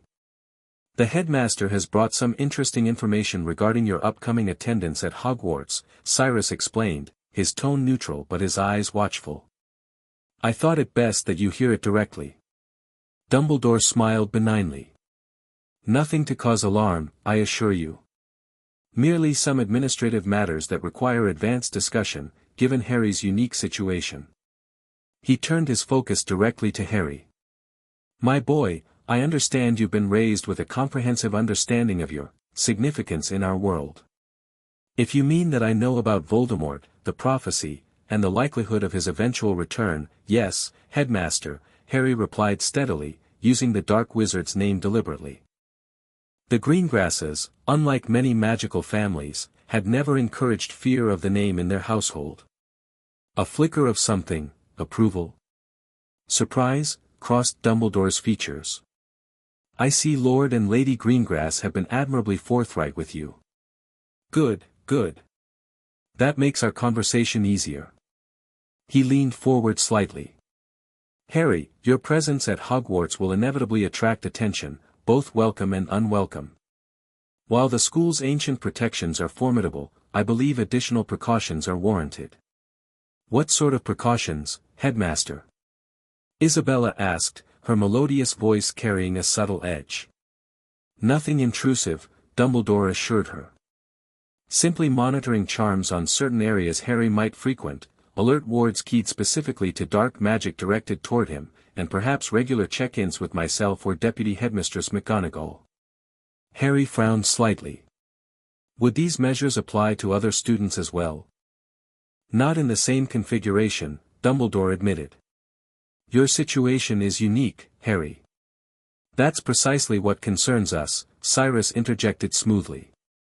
"While we appreciate your attention to Harry's safety, Headmaster, we are wary of any measures that would isolate him from the normal Hogwarts experience or create the impression of favoritism." Dumbledore stroked his long beard thoughtfully. "A reasonable concern. Perhaps we might compromise. The monitoring charms would be passive, merely alerting staff to potential threats rather than tracking Harry's movements. As for the check-ins, they could be presented as routine mentorship that various professors offer to students who might benefit from additional guidance." Harry considered this, recalling Lord Cyrus's frequent advice about political negotiations: identify your non-negotiable points and be flexible on the rest. "I'd be comfortable with alert wards against dark magic," he offered carefully. "And I would welcome mentorship from professors based on academic interests rather than my history. But I wouldn't want monitoring charms that single me out from my classmates." Dumbledore's eyes twinkled more pronouncedly. "Diplomatically stated, Harry. You've clearly absorbed Lord Greengrass's negotiating style." "Harry has his own style," Isabella corrected gently but firmly. "Influenced by both his birth parents' values and our guidance." Sensing the conversation's subtle shift toward more delicate territory, Harry decided to address directly what he suspected was the headmaster's true purpose in visiting. "Sir, I hope you know that while I'm proud to be a Greengrass, I haven't forgotten my Potter heritage. My parents died protecting me from Voldemort. If he returns, I understand I'll have a role to play in opposing him." "A remarkably mature perspective," Dumbledore acknowledged. Though I would hope any confrontation lies far in your future, after years of proper education and preparation. That's precisely what we've been ensuring for the past 4 years, Cyrus stated. Harry has received comprehensive training in defensive magic, political awareness, and magical theory, balanced, of course, with normal childhood experiences and family bonds. Yes, I've heard reports of his progress, Dumbledore mused. Most impressive. Though I wonder. He fixed Harry with a penetrating gaze. Have there been any developments regarding your scar, my boy? Any unusual sensations or dreams? The question confirmed what the Greengrasses had long suspected. Dumbledore knew or at least strongly suspected the true nature of Harry's scar. Since the Cursebreaker's examination 4 years ago, they had pursued discreet research into safely removing the soul fragment, though progress remained frustratingly slow. Nothing significant, Headmaster, Harry answered truthfully. His occlumency training, begun shortly after Hartwell's revelation and continued diligently since, had helped contain any potential influence from the fragment. Though I understand your interest in it. Merely concerned for your well-being, Dumbledore replied lightly, though his eyes had lost some of their twinkle. Well then, shall we consider our safety measures agreed upon? Alert wards against dark magic, but no monitoring charms, and mentorship based on academic interest rather than special status. That seems reasonable, Cyrus conceded. With the understanding that any additional measures would be discussed with us as Harry's legal guardians before implementation. Of course, Dumbledore agreed, rising from his chair. I look forward to welcoming you both to Hogwarts next week. The sorting ceremony is always such a fascinating glimpse into a young person's character. As the adults exchanged formal pleasantries, Harry caught Daphne's eye. A silent question passed between them. What was Dumbledore's real purpose in coming personally rather than sending an owl? The answer came as they were escorting the headmaster to the Floo. One small matter I nearly forgot, Dumbledore said, pausing before the ornate fireplace. Harry, I've taken the liberty of arranging for your father's old invisibility cloak to be returned to you. It was in my possession for safekeeping after their deaths. You'll find it among your things when you arrive at Hogwarts. My father's cloak. Harry repeated, genuinely surprised. Though Remus had mentioned James Potter's invisibility cloak in his stories, he believed it lost during the attack on Godric's Hollow. A remarkable magical artifact, Dumbledore confirmed. James entrusted it to me shortly before that tragic night. I believe he would want you to have it now, as you begin your own Hogwarts journey. With that parting gift, or calculated gesture, depending on one's interpretation, Dumbledore departed in a swirl of green flames, leaving the Greengrass family to digest the implications of his visit. Well, Cyrus said finally, that was illuminating. He's evaluating how much influence you have over Harry, Isabella observed, her political acumen razor-sharp as always. Testing whether Harry maintains independent thinking or simply parrots our positions. And offering my father's cloak as what? A reminder of my Potter heritage? Harry wondered. That, Cyrus agreed, and potentially a tool that serves his purposes as well as yours. An invisibility cloak offers remarkable freedom to explore Hogwarts unsupervised, freedom he might expect you to use in ways that advance his own agenda regarding Voldemort's eventual return. Daphne, who had remained thoughtfully silent during much of the exchange, finally spoke. He seemed pleased with Harry's answers. That suggests Harry found the right balance between acknowledging Greengrass' influence while maintaining his connection to his birth parents and their sacrifice. A perceptive observation, Cyrus approved. This interaction likely represents the approach Dumbledore will take throughout your Hogwarts years, not direct opposition to our guardianship, but subtle efforts to ensure Harry develops according to his own vision for the boy who lived. Harry contemplated this as they moved to the family parlor for tea. After 4 years with the Greengrasses, he had developed his own understanding of Dumbledore, a brilliant but manipulative leader who genuinely believed in the greater good but often sacrificed individual autonomy in its pursuit. The headmaster had placed Harry with the Dursleys for reasons that may have seemed sound from a strategic perspective but had proven devastating on a personal level. "I'm not angry at him," Harry said finally, accepting the cup Isabella passed him. "Not anymore. But I don't entirely trust him either." "A healthy perspective," Cyrus approved. "Dumbledore is neither villain nor saint, merely a powerful wizard with his own vision for the wizarding world's future. One that may align with our interests regarding Voldemort, but potentially diverge in other areas. The important thing," Isabella added, "is that you enter Hogwarts with open eyes. Learn from Dumbledore what he has to teach, his magical knowledge and experience are unparalleled.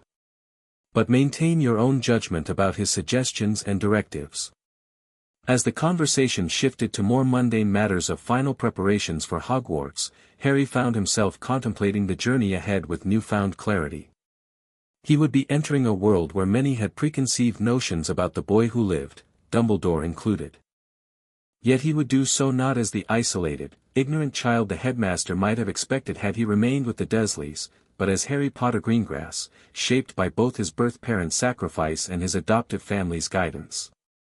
The platform was exactly as Remus had described it, crowded with families, filled with the mingled sounds of excited children, worried parents, and the occasional hoot or meow of magical familiars.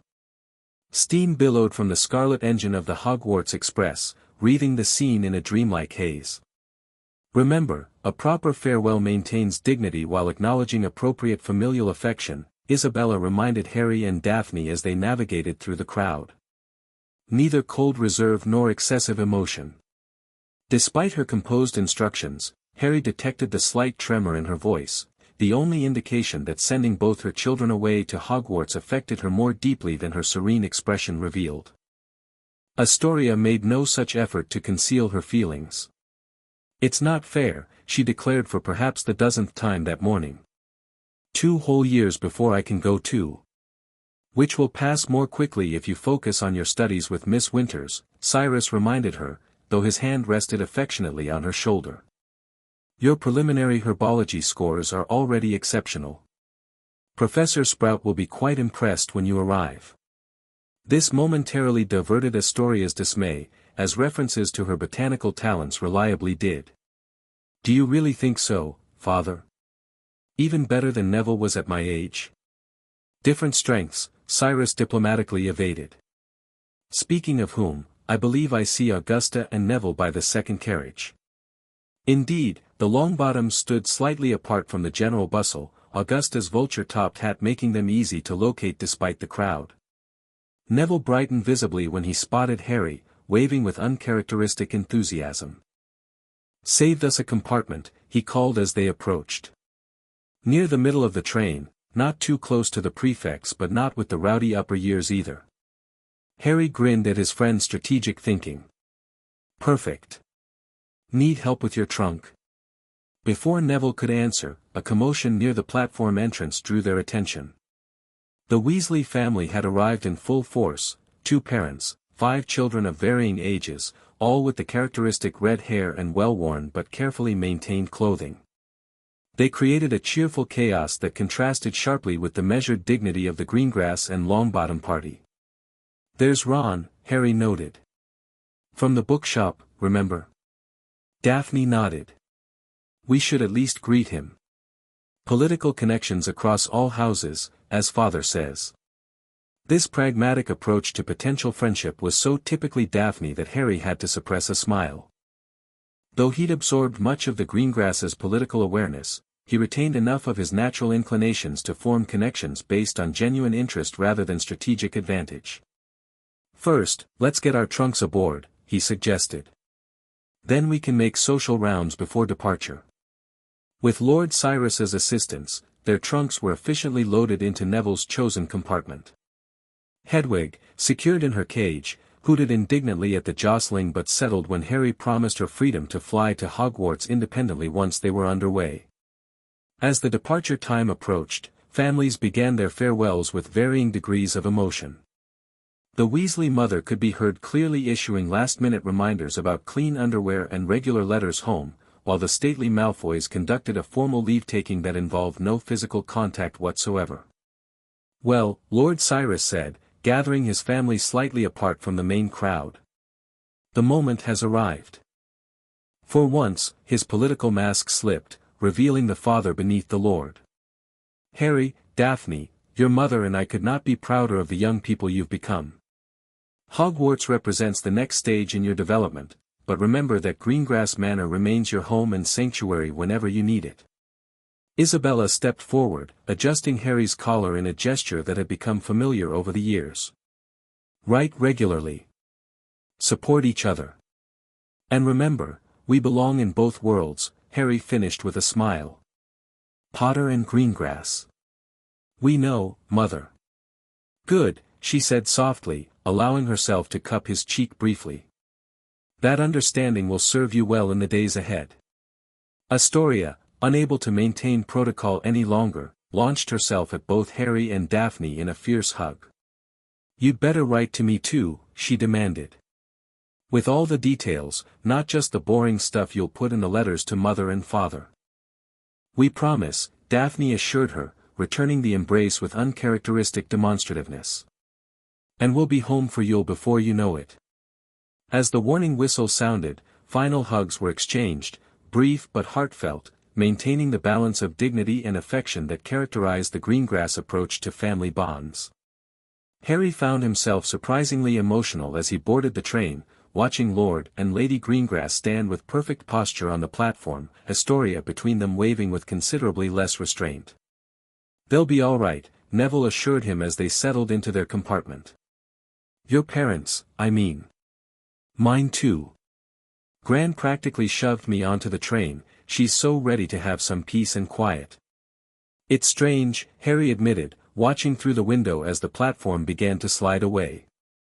I spent years before the adoption dreaming about escaping the Dursleys, having adventures.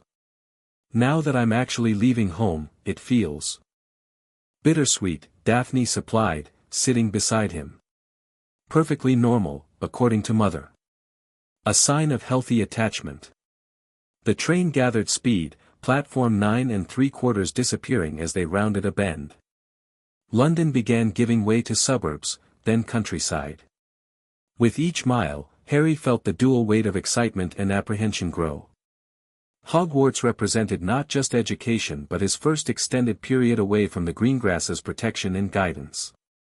A soft knock interrupted his thoughts. The compartment door slid open to reveal Ron Weasley, looking slightly uncertain. Hello again, he greeted. Mind if I join you? Everywhere else is full. Harry glanced at Daphne, who gave a slight nod. Not at all, he said, gesturing to the empty seat opposite. You remember my sister Daphne and Neville Longbottom? Right, from the bookshop, Ron confirmed, dragging his battered trunk inside with some effort. Thanks. My brothers are all sitting with their friends, and I didn't fancy a compartment with strangers. Technically, we're strangers too, Daphne pointed out, though her tone held curiosity rather than rejection. We only met briefly at Flourish and Blots. Ron shrugged. Yeah, but Harry's, well, everyone knows Harry Potter, don't they? And you seemed all right, not stuck up like some of the other fancy families.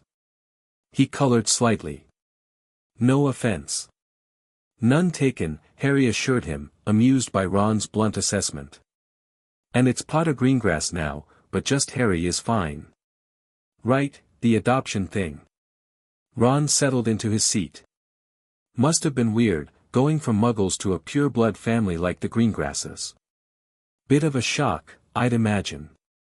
A positive shock, Harry replied, carefully navigating the conversation. The Greengrasses have been wonderful. They've taught me everything about the wizarding world I should have known growing up. And the Dursleys? Ron asked. Were they really awful? My dad says Muggles get nervous around magic, but they were your family, weren't they?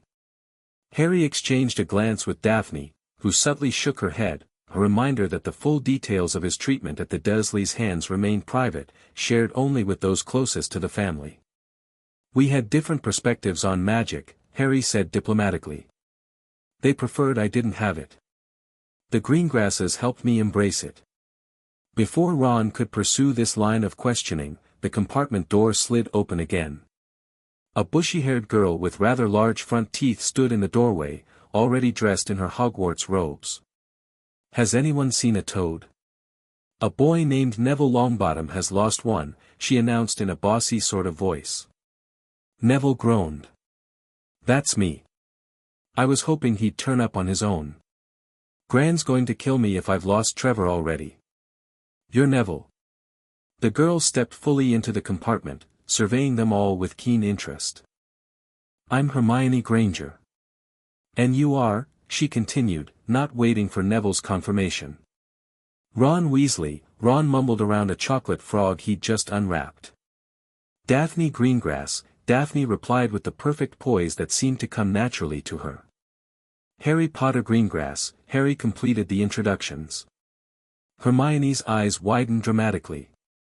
Are you really? I know all about you, of course. You're in Modern Magical History, The Rise and Fall of the Dark Arts, and Great Wizarding Events of the 20th Century. Most of which contain significant factual errors, Daphne noted with a slight frown. Particularly regarding the events of that night. Really? Hermione looked both surprised and intrigued. Like what? Like claiming I lived with loving Muggle relatives until Hogwarts, Harry said dryly. Or that I displayed extraordinary magical talent from infancy. Hermione's expression shifted from excitement to thoughtfulness. I suppose historical accounts can be unreliable when they're written without primary sources. Are you saying the books are wrong about you defeating you-know-who as well? I'm saying I was 15 months old and have no personal memory of it, Harry clarified. Whatever happened that night involved my mother's sacrifice and magic we still don't fully understand. This measured, mature response seemed to impress Hermione. That's very reasonable, actually. I hadn't considered how odd it would be to read about yourself in history books. She hesitated, then asked, would you mind if I join you? I've been helping look for the toad, but I don't really know anyone yet. The question caught Harry by surprise. Hermione Granger, with her bossy tone and evident academic inclinations, wasn't the sort of person he'd expected to seek their company. But something about her, perhaps the underlying nervousness beneath her confident exterior, struck a chord. Not at all, he said, making room on the seat beside him. Maybe we can all help look for Trevor in a bit. I know a minor summoning charm that might work if he's not too far away. You already know spells? Hermione asked, her voice a mixture of admiration and competitive interest as she sat down. I've tried a few simple ones myself, and they've all worked for me. Nobody in my family's magic at all, so it was ever such a surprise when I got my letter. You're Muggle-born, then? Daphne asked, her tone neutral but interested. Hermione nodded, a slight defensiveness entering her posture. Yes. Is that a problem? Not at all, Daphne assured her smoothly. Just means you'll have a different perspective on magical education than those of us raised in wizarding homes. That diversity of viewpoint can be valuable. The diplomatic response seemed to relax Hermione slightly. I've been trying to learn everything I can about the wizarding world before arriving. It's all so fascinating, though some of the customs seem rather archaic. Some are, Harry agreed. Others have magical foundations that aren't immediately obvious. The Greengrasses taught me to evaluate traditions based on their purpose and effectiveness, not just their age. That's a surprisingly progressive viewpoint for a traditional family, Hermione observed. From what I've read, most old wizarding families are quite conservative. We prefer to think of ourselves as pragmatic rather than ideological, Daphne explained, echoing her father's frequent description of their political stance. Magic evolves, as does society. The question is how to integrate new ideas while preserving valuable magical knowledge. Ron, who had been following this exchange with increasing bewilderment, finally interjected. Blimey, do you two always talk like you're giving a speech to the Wisengamot? Harry laughed, the tension breaking. Sorry, Ron. For years of political training with Lord Greengrass tends to affect one's conversational style. I'm working on it. No, it's... Hermione hesitated. It's actually refreshing to have a substantive conversation. I was worried everyone would just want to talk about Quidditch or gossip. Oh, we can talk about Quidditch too, Harry assured her with a grin. I'm rather fond of it, actually. Play Seeker when we have enough people for informal matches. This sparked a spirited debate about Quidditch teams, with Ron passionately defending the Chudley Cannons despite their abysmal record, Daphne making a case for the more strategic play style of the Holyhead Harpies, and Neville admitting he preferred watching to playing. Hermione listened with evident bemusement, occasionally interjecting questions about rules that revealed her limited exposure to the wizarding sport. As the countryside flew past and the conversation flowed from Quidditch to houses to what classes might be like, Harry found himself relaxing. These natural interactions with peers, some from wizarding backgrounds like Ron and Neville, others new to magic like Hermione, represented exactly the kind of balanced experience he'd hoped for at Hogwarts. The compartment door slid open once more, this time revealing Draco Malfoy flanked by two large, dull-looking boys. "They're saying all down the train that Harry Potter's in this compartment," he announced, his eyes scanning the occupants and settling on Harry. "So it's true." "Potter Greengrass," Harry corrected automatically, standing to greet the newcomers with proper pure-blood etiquette. "Hello again, Heir Malfoy." Draco seemed pleased by this formal acknowledgement, though his expression soured as he noted the compartment's other occupants. "You'll soon find that some wizarding families are better than others, Potter Greengrass. You don't want to go making friends with the wrong sort. I can help you there." He extended his hand with the confidence of someone unaccustomed to rejection. Harry regarded it thoughtfully, aware of the political implications of this moment. Lord Cyrus had extensively briefed him on the Malfoy family, their wealth and influence, their dark alignment during the war, and Lucius's subsequent political rehabilitation. "I appreciate the offer of friendship, Heir Malfoy," Harry said carefully, accepting the handshake but keeping it brief. "Though I prefer to judge people individually rather than by family reputation. The Greengrasses have taught me to value character and compatibility above political considerations in personal relationships." Draco's pale face flushed slightly at what could be interpreted as either a diplomatic evasion or a subtle rebuke. His eyes flicked to Daphne, who maintained her characteristic poised neutrality, then to Ron, whose ears had turned noticeably red. "You're a Weasley, aren't you?" Draco said, his tone making the name sound like an insult. "Red hair, hand-me-down robes, and more children than your parents can afford. My father told me all about your family." Ron stood abruptly, fists clenched. "At least my father didn't have to lie about being imperious to stay out of Azkaban, Malfoy." The atmosphere in the compartment turned instantly frigid. Harry stepped slightly between them, maintaining his diplomatic stance. "Perhaps this isn't the best time for family histories," he suggested. "We're all heading to Hogwarts as classmates, regardless of our backgrounds." "Some backgrounds matter more than others," Draco insisted, though he seemed unwilling to directly challenge Harry. "You'll learn that soon enough, even with the Greengrass's influence." His gaze shifted to Hermione. "And who are you?" "Hermione Granger," she replied with dignity. "Granger?" Draco's brow furrowed. "Not a wizarding name I recognize." "I'm Muggle-born," Hermione stated, lifting her chin slightly. Draco's expression twisted into a sneer. "I see. Well, that explains the company you're keeping, Potter Greengrass. A blood traitor, a near squib, and a mud. I wouldn't finish that word if I were you, Malfoy," Harry interrupted, his tone suddenly hard. The diplomatic facade dropped, revealing a flash of the power that those close to him had occasionally glimpsed during his defensive magic training. "Insulting my companions isn't the way to secure my friendship." The compartment seemed to grow smaller as the tension mounted. Even Draco's hulking companions shifted uncomfortably, sensing the shift in atmosphere. For a moment, Draco looked as though he might escalate the confrontation, but self-preservation apparently won out. "Just offering some friendly advice," he said, forcing his features into a mask of indifference. "Come on, Crabbe, Goyle. We've better places to be." As they departed, Ron let out a low whistle. That was brilliant, Harry. The look on his ferrety face when you shut him down. What was he about to call me? Hermione asked, her expression confused but concerned.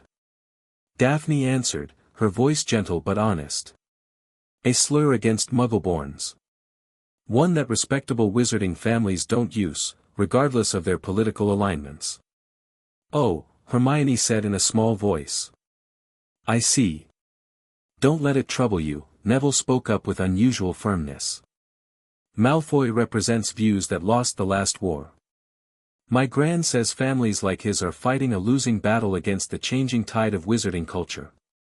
Harry settled back into his seat, contemplating the interaction.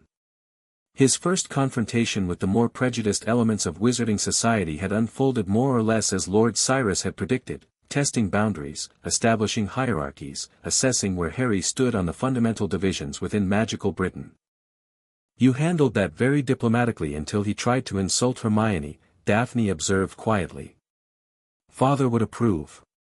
Diplomacy has its limits, Harry replied. Some lines shouldn't be crossed.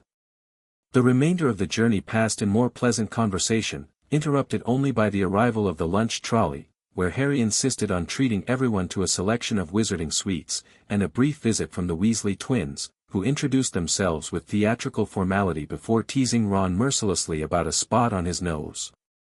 As the daylight began to fade and the announcement came to change into their robes, Harry felt a growing anticipation. They were drawing closer to Hogwarts, to the next chapter in a journey that had begun 4 years ago in a Muggle department store with a young witch brave enough to challenge injustice. Nervous? Daphne asked as they gathered their belongings, preparing for arrival. A little, Harry admitted. But not about the magic or the classes. The sorting, she guessed accurately. Harry nodded. I know we agreed that different houses wouldn't change anything between us. But still.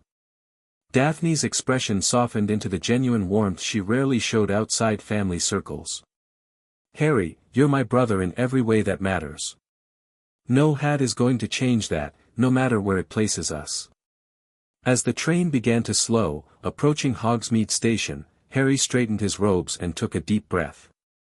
Whatever came next, whichever house he entered, whatever challenges awaited, he faced it not as the neglected boy from the cupboard under the stairs, nor simply as the boy who lived, but as Harry Potter Greengrass, heir to 2 proud traditions, member of a loving family, and architect of his own destiny. The Great Hall of Hogwarts surpassed even the descriptions Remus had shared during his visits to Greengrass Manor. Thousands of candles floated in midair, illuminating 4 long tables where older students watched the procession of first years with expressions ranging from amusement to boredom to nostalgic sympathy. The ceiling, enchanted to reflect the night sky outside, sparkled with stars above the hall's golden glow. At the front of the hall, the staff table hosted an array of professors, some familiar to Harry from photographs or political functions, others complete strangers. Albus Dumbledore occupied the central golden chair, his silver beard and half-moon spectacles instantly recognizable. His blue eyes twinkled as they swept over the new students, pausing momentarily when they reached Harry. When I call your name, you will put on the hat and sit on the stool to be sorted, Professor McGonagall announced, unrolling a long scroll of parchment. The stern deputy headmistress had greeted them at the entrance, her no-nonsense demeanor leaving a strong impression on the nervous first years. Abbott, Hannah. A pink-faced girl with blonde pigtails stumbled out of line, put on the hat, which fell right down over her eyes, and sat down. A moment's pause, Hufflepuff, shouted the hat. The table on the right cheered and clapped as Hannah went to sit down with the Hufflepuffs. Harry spotted the ghost of the fat friar waving merrily at her. Bones, Susan. Hufflepuff, shouted the hat again, and Susan scurried off to sit next to Hannah. Harry watched with growing tension as the sorting continued. Boot, Terry, became a Ravenclaw, as did Brocklehurst, Mandy. Brown, Lavender, became the first new Gryffindor, and the table on the far left exploded with cheers. Harry could see Ron's twin brothers catcalling. Bulstrode, Millicent, then became a Slytherin. The table second from the left applauded politely, their restraint a marked contrast to the Gryffindor's exuberance. As Finch Fletchley, Justin, was called, Daphne caught Harry's eye from where she stood a few places ahead of him in the alphabetical line. Her expression conveyed calm support, though Harry knew her well enough to detect the underlying nervousness she concealed from everyone else. Finnegan, Seamus, spent almost a full minute under the hat before it declared him a Gryffindor. Then it was Hermione's turn. She almost ran to the stool and jammed the hat eagerly on her head. "Gryffindor," shouted the hat. Ron groaned beside Harry, having expressed his hope during the train ride that the bossy know-it-all would end up in a different house. Goldstein, Anthony, joined Ravenclaw, followed by Goyle, Gregory, to Slytherin. Then, Greengrass, Daphne. A hush fell over the hall as Daphne walked forward with perfect composure, her movements graceful and assured despite the pressure of the moment. Harry knew that many were watching her not just as a Greengrass heir but as the adopted sister of Harry Potter, a connection that had featured in numerous Prophet articles since their Diagon Alley appearance. Daphne sat primly on the stool, allowing Professor McGonagall to place the hat on her head. Unlike with many students, it didn't fall over her eyes but perched neatly on her black hair. Several seconds passed, fewer than some sortings but longer than others. Finally, the hat's brim opened wide, Slytherin. The green and silver table applauded as Daphne removed the hat, her expression revealing nothing of her thoughts. As she passed Harry on her way to the Slytherin table, she gave him the briefest of nods, a private reassurance that everything was proceeding as expected. The Greengrass family had a long tradition of Slytherin placements, though not exclusively so. More names were called. Longbottom, Neville, became a Gryffindor after a surprisingly long deliberation that left him looking both shocked and delighted. Malfoy, Draco, was instantly sorted into Slytherin without the hat barely touching his head. Moon. Not. Parkinson, then the Patil twins, separated into Ravenclaw and Gryffindor. Perks, Sally Ann, and then, Potter Greengrass, Harry. As Harry stepped forward, whispers suddenly broke out like little hissing fires all over the hall. Potter Greengrass, did she say? The Harry Potter? Why is he using the Greengrass name too? Look at his scar. The last thing Harry saw before the hat dropped over his eyes was the hall full of people craning to get a good look at him. Next second he was looking at the black inside of the hat. He waited. Said a small voice in his ear. Difficult. Very difficult. Plenty of courage, I see. Not a bad mind either. There's talent, oh my goodness, yes, and a nice thirst to prove yourself, now that's interesting. So where shall I put you? Harry gripped the edges of the stool, thinking, not Slytherin if it means betraying my Potter heritage, not Gryffindor if it means rejecting my Greengrass family. Ah, said the small voice. Loyalty to both lineages, I see. Admirable, though it complicates matters. You could be great in Slytherin, with that blend of ambition and cunning the Greengrasses have nurtured. Yet there's a boldness in you that Godric would have admired, a willingness to stand against the darkness when others falter. Ravenclaw would value your quick mind, while Hufflepuff would recognize the depth of your loyalty. I just want to be where I can honor both my families and become my own person, Harry thought. Your own person, the voice mused. Not defined solely by either Potter or Greengrass legacy, that tips the scales, I think. Better be, Ravenclaw. Harry heard the hat shout the last word to the whole hall.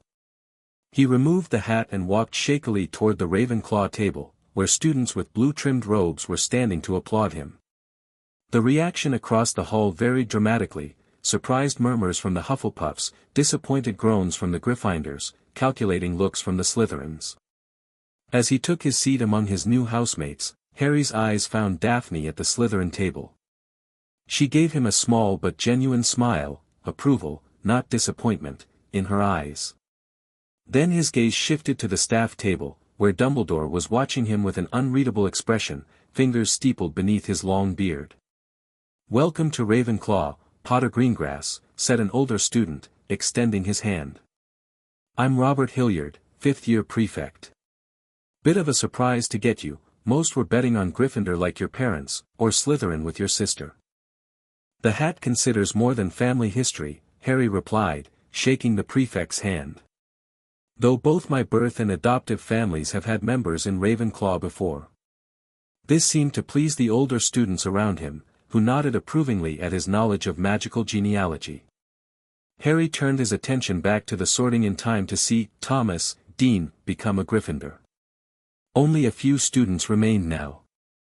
Turpin, Lisa, joined the Ravenclaw table, giving Harry a shy smile as she sat nearby. Then it was Ron's turn. The gangly redhead looked distinctly green as he approached the stool. Harry crossed his fingers under the table, not sure whether he was hoping for Ravenclaw to have a friendly face from the train, or Gryffindor to support Neville. The hat had barely touched Ron's head when it screamed, Gryffindor. Harry clapped along with the others as Ron collapsed into a chair next to Neville at the Gryffindor table. Zabini, Blaze, became the final Slytherin, and Professor McGonagall rolled up her scroll and took the sorting hat away.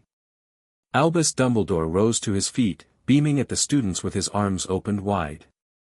Welcome, he called. Welcome to a new year at Hogwarts. Before we begin our banquet, I would like to say a few words, nitwit. Blubber. Oddment. Tweak. Thank you. He sat back down to scattered applause. Harry raised an eyebrow, wondering if this apparently random outburst was genuine eccentricity or a calculated performance designed to make others underestimate the powerful wizard. Is he, a bit mad? Asked the Indian girl sitting across from Harry, Padma Patil, he recalled from the sorting. Brilliant minds often appear eccentric to others, replied an older student with a shiny prefect badge. Dumbledore is unquestionably a genius, though his methods can be unorthodox.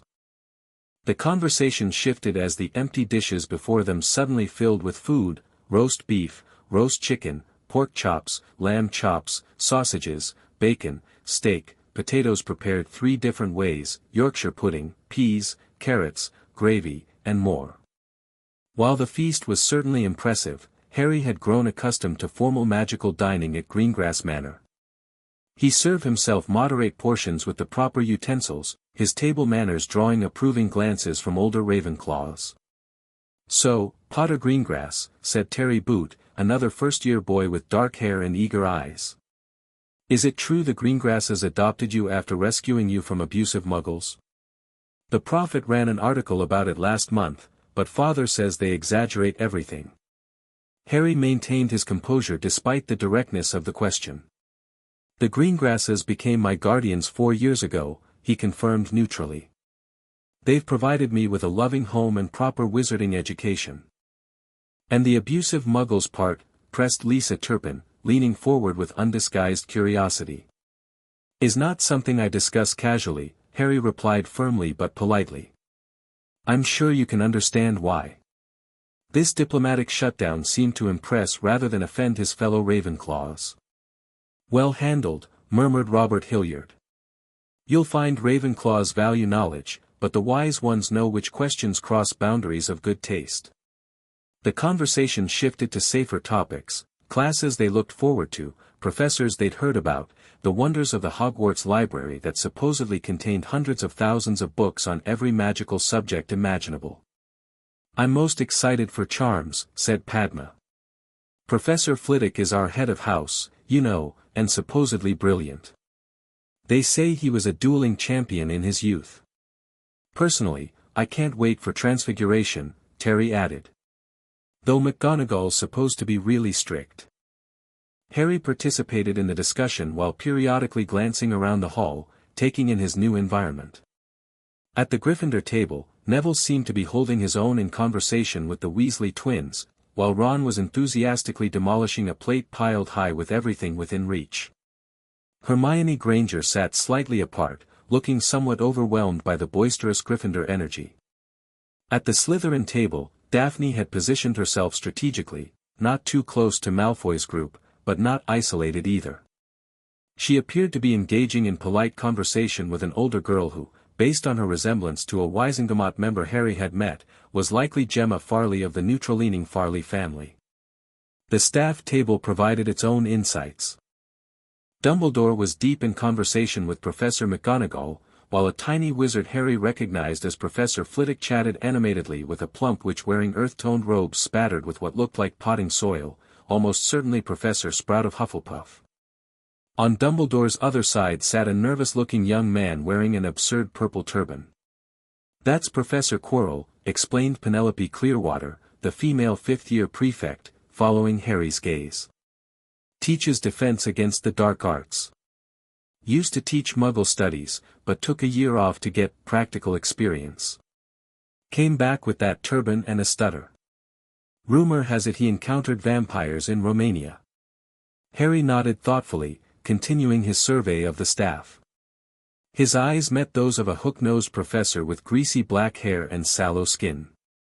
The man's gaze was intense, his expression inscrutable as he studied Harry with what seemed like a complex mixture of emotions. "Who's the professor with black hair?" Harry asked quietly. "Professor Snape," Robert supplied. "Potions master and head of Slytherin house. Brilliant but demanding.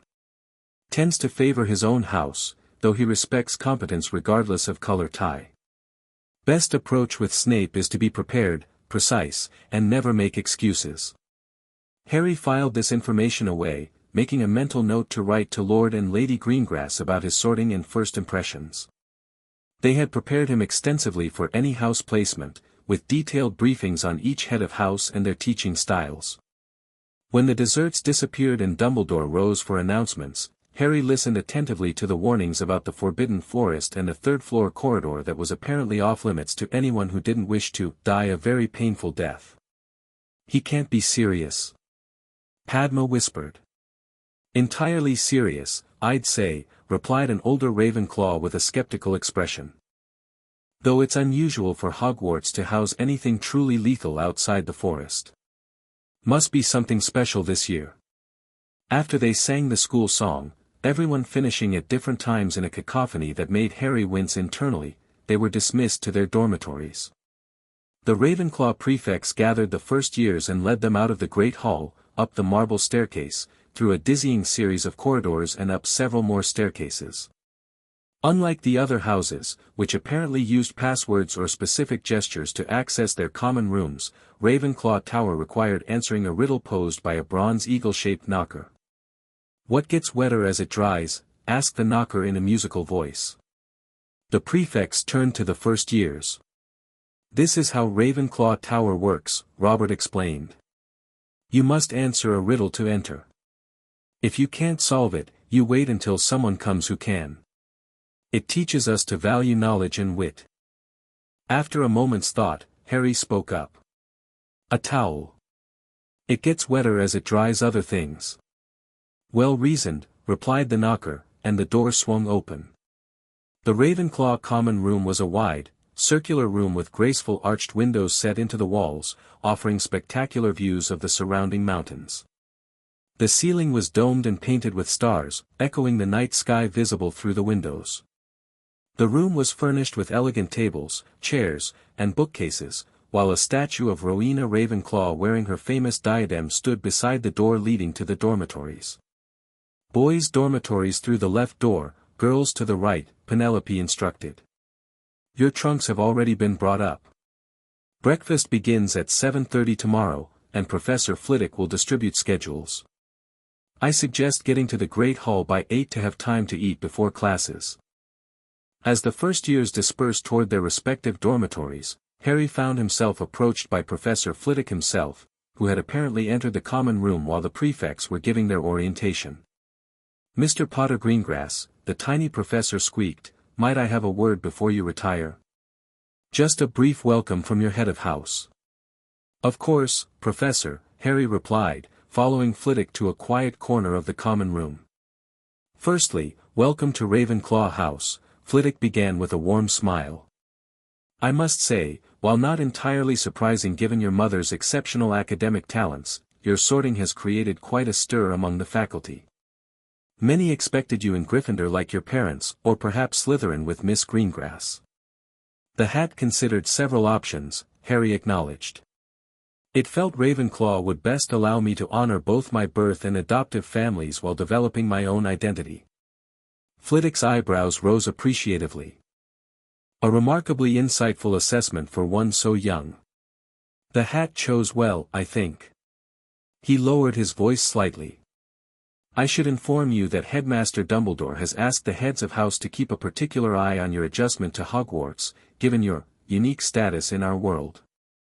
However, I want to assure you that in Ravenclaw, you will be treated as any other student with the same expectations and opportunities. I appreciate that, Professor, Harry said sincerely. That's exactly what I want. Excellent. Flitwick clapped his tiny hands together. Just one more thing, if you ever feel overwhelmed by attention or have concerns about your safety, my office door is always open. As a former dueling champion, I take the security of my eagles very seriously. Harry thanked the professor and headed toward the boys' dormitory, finding his four-poster bed with blue hangings nestled between those of Terry Boot and Anthony Goldstein. His trunk sat at the foot of the bed, and Hedwig's empty cage perched on the windowsill. She had opted to fly directly to Hogwarts rather than take the train. As his dorm mates settled in, chatting excitedly about the day's events, Harry sat on his bed and reflected on the significance of his sorting. Ravenclaw represented a middle path, neither the Gryffindor house of his birth parents nor the Slytherin tradition of the Greengrasses, but a place where knowledge, wisdom, and individual achievement were valued above all. It felt right, this balance between his dual heritage. A house where he could develop his own identity while honoring both the families that had shaped him. From his trunk, Harry withdrew a small communication mirror, a gift from Lord Cyrus to both him and Daphne, enchanted to allow private conversations across house lines. Daphne Greengrass, he spoke softly into the reflective surface. After a moment, his sister's face appeared, her features illuminated by what appeared to be green-tinged light from the Slytherin dormitories. Ravenclaw, she said without preamble, a smile tugging at her lips. Mother will be pleased. She always said you had Ravenclaw tendencies. Are you disappointed we're not in the same house? Harry asked. Daphne shook her head. Not really. We both knew it was a possibility. Besides, this gives us strategic coverage across two houses. You can cultivate relationships with the academically minded, while I navigate the political landscape of Slytherin. Harry laughed softly. Only you would immediately see the tactical advantages of our separation. Father's daughter, she replied with a shrug. But seriously, Harry, I think Ravenclaw suits you. You've always loved learning for its own sake, not just for practical application.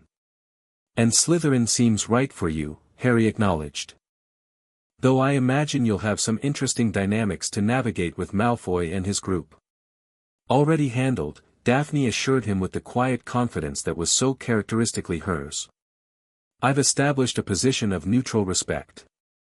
Neither allied with nor opposed to any faction until I've assessed the landscape more thoroughly. They talked for a few more minutes, sharing observations about their respective common rooms and housemates before agreeing to meet at breakfast to compare schedules. Good night, brother, Daphne said finally. Sleep well. Good night, sister, Harry replied. Dream of knowledge beyond measure. As he tucked the mirror away and prepared for bed, Harry felt a deep sense of rightness settle over him. 4 years ago, Daphne Greengrass had found him in a Muggle department store, setting in motion a chain of events that had completely transformed his life. Now they began a new chapter of that journey, in separate houses but still fundamentally connected, each developing their own strengths while maintaining the bond that had brought them together. Outside the tower windows, the stars glittered over Hogwarts Castle. Harry Potter Greengrass, heir to 2 proud traditions and now a Ravenclaw first year, closed his eyes and dreamed of all that awaited him in this magical world where he had finally found his place. Chapter 3, Shifting Allegiances. Harry woke before dawn on his first morning at Hogwarts.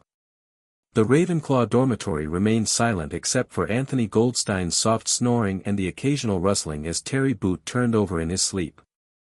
Outside the arched windows, stars still glimmered against the dark sky, though a faint blue glow on the eastern horizon hinted at approaching daybreak. Rather than trying to return to sleep, Harry slipped quietly from his bed and padded to the window. Hogwarts grounds stretched below him, the lake reflecting the fading stars, the forbidden forest a dark mass against the distant mountains, Hagrid's small hut with smoke already curling from its chimney. The view from Ravenclaw Tower offered a perspective he suspected few other students appreciated at this hour. Retrieving parchment and a self-inking quill from his trunk, Harry settled at the small desk beside his bed and began composing a letter to Lord and Lady Greengrass. Dear Father and Mother, I've arrived safely at Hogwarts and been sorted into Ravenclaw House.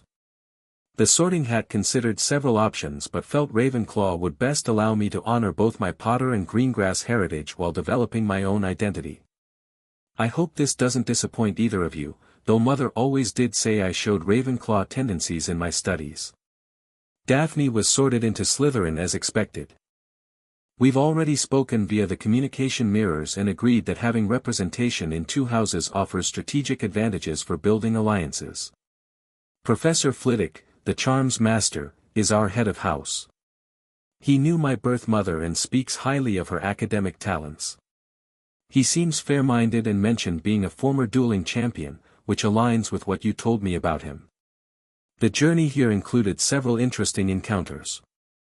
I met the youngest Weasley's son, Ronald, who seemed straightforward if somewhat tactless. Also notable was Hermione Granger, a Muggle-born witch with exceptional intelligence who was sorted into Gryffindor. Draco Malfoy made an overture of friendship but soured it with derogatory remarks about others. I maintained diplomatic courtesy while making it clear I form my own judgments about people. The headmaster watches me with particular interest but has made no direct approach beyond what Professor Flitwick described as asking the heads of houses to keep an eye on my adjustment. I've noticed Professor Snape studying me as well, though his expression is difficult to interpret. Classes begin today. I'm particularly looking forward to charms and defense against the dark arts, though the current Dada professor, Quirrell, seems nervous and wears an unusual turban that several older students find suspicious. Please give my love to Astoria and tell her I'll write to her separately with more details about the castle that she'll find interesting for when it's her turn to attend. I miss you all but am excited for this new chapter. With respect and affection, Harry. As he finished the letter, the first rays of sunlight crested the mountains, bathing the grounds in golden light. Harry dressed carefully in his new Ravenclaw robes, taking a moment to admire the blue and bronze that now identified his house allegiance. The colors complemented both the Potter heir ring on his right hand and the Greengrass heir ring on his left, visual reminders of his dual heritage. By the time his dorm mates began stirring, Harry had organized his books and materials for the day, reviewed his class schedule one final time, and fed a piece of bacon he'd saved from last night's feast to Hedwig, who had appeared at the window sometime during his morning preparations. Merlin's beard, are you always up this early? Groaned Terry Boot, peering blearily at Harry from beneath rumpled covers. Force of habit, Harry replied with a smile. Lord Greengrass believes the early morning hours are valuable for reflection and preparation. Well, Lord Greengrass isn't an 11-year-old boy who needs his sleep, mumbled Michael Corner from the bed furthest from the window. Nevertheless, the other boys began reluctantly rising and preparing for their first day of classes.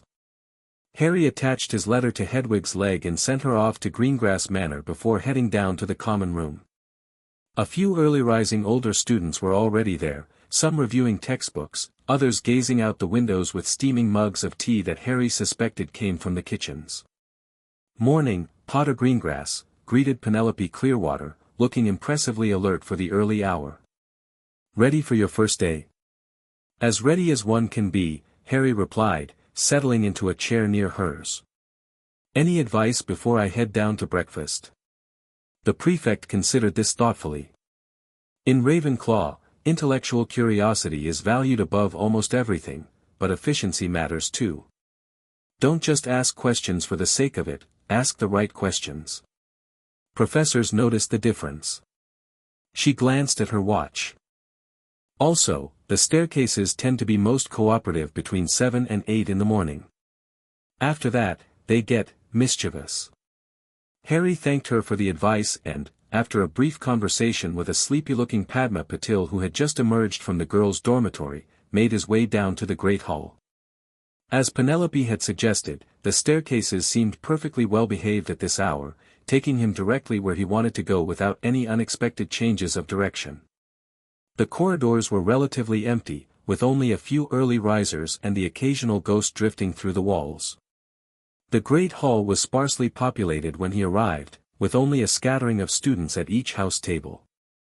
Harry noticed Hermione Granger already at Gryffindor, her nose buried in a textbook while she absently ate a piece of toast. At the Slytherin table, Daphne sat with perfect posture, calmly spreading marmalade on her scone while an older student, the same girl Harry had noticed last night, spoke to her in low tones. After a moment's consideration, Harry approached the Slytherin table rather than his own. This simple act, a Ravenclaw sitting at Slytherin, immediately drew attention from the few students and staff present. "Good morning, Daphne," he greeted, standing opposite his sister. "I hope you slept well." Daphne looked up with a small smile that conveyed both welcome and understanding of what he was doing. "Good morning, Harry. Yes, the Slytherin dormitories are quite comfortable, if a bit damp from being under the lake. This is Gemma Farley, 5th-year prefect. Gemma, my brother, Harry Potter Greengrass." "Heir Potter Greengrass," Gemma acknowledged with a respectful nod. "Bold of you to approach the Slytherin table so directly." "Family transcends house divisions," Harry replied simply, though he remained standing rather than sitting. "I wanted to coordinate with Daphne about when we might compare class schedules." "A practical consideration," Gemma approved. "You'll find that while house loyalty is valued at Hogwarts, many of us maintain connections across house lines, particularly in the upper years when class schedules become more specialized." This was precisely the opening Harry had hoped for, an acknowledgement from a Slytherin prefect that inter-house associations were acceptable. By establishing this precedent on the very first day, he hoped to avoid any later complications about his continued close relationship with Daphne. "Professor Snape will be distributing our schedules shortly," Daphne informed him. "Perhaps we could meet in the entrance hall after breakfast to compare." Harry agreed and, with polite farewells, made his way to the Ravenclaw table just as Professor Flitwick appeared with a stack of parchments. "Good morning, Mr. Potter Greengrass," the tiny professor squeaked cheerfully. "Early riser, I see, excellent habit for academic success. Here's your schedule. First-year Ravenclaws begin with double charms this morning, with my Slytherins, in fact." Harry accepted his schedule with thanks, noting with pleasure that he would indeed share several classes with Daphne throughout the week. Charms with Slytherin, Herbology with Hufflepuff, History of Magic with Slytherin again, and Defense against the Dark Arts with Gryffindor. Only Transfiguration and Potions would be without her, the former with Hufflepuff and the latter, interestingly, with Gryffindor rather than the traditional Slytherin-Gryffindor pairing. By the time most students began arriving for breakfast, Harry had finished eating and was reviewing his charms textbook, having already noted several questions to ask during their first lesson.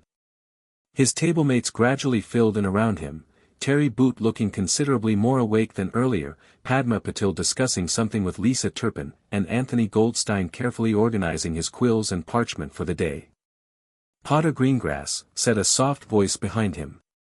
Harry turned to find Luna Lovegood standing there, her long blonde hair slightly disheveled and her wide silvery eyes focused on a point just above his left ear. "I saw you at the Slytherin table. It's good to make friends with the serpents early, they're terribly misunderstood creatures." "I'm sure they are," Harry replied, smiling at the slightly eccentric girl he'd been introduced to the night before.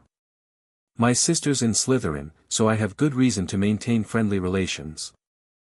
"Family bonds are powerful magic," Luna agreed serenely. "Almost as powerful as the Raxpert repelling charm I'm wearing." She indicated a necklace of what appeared to be butterbeer corks.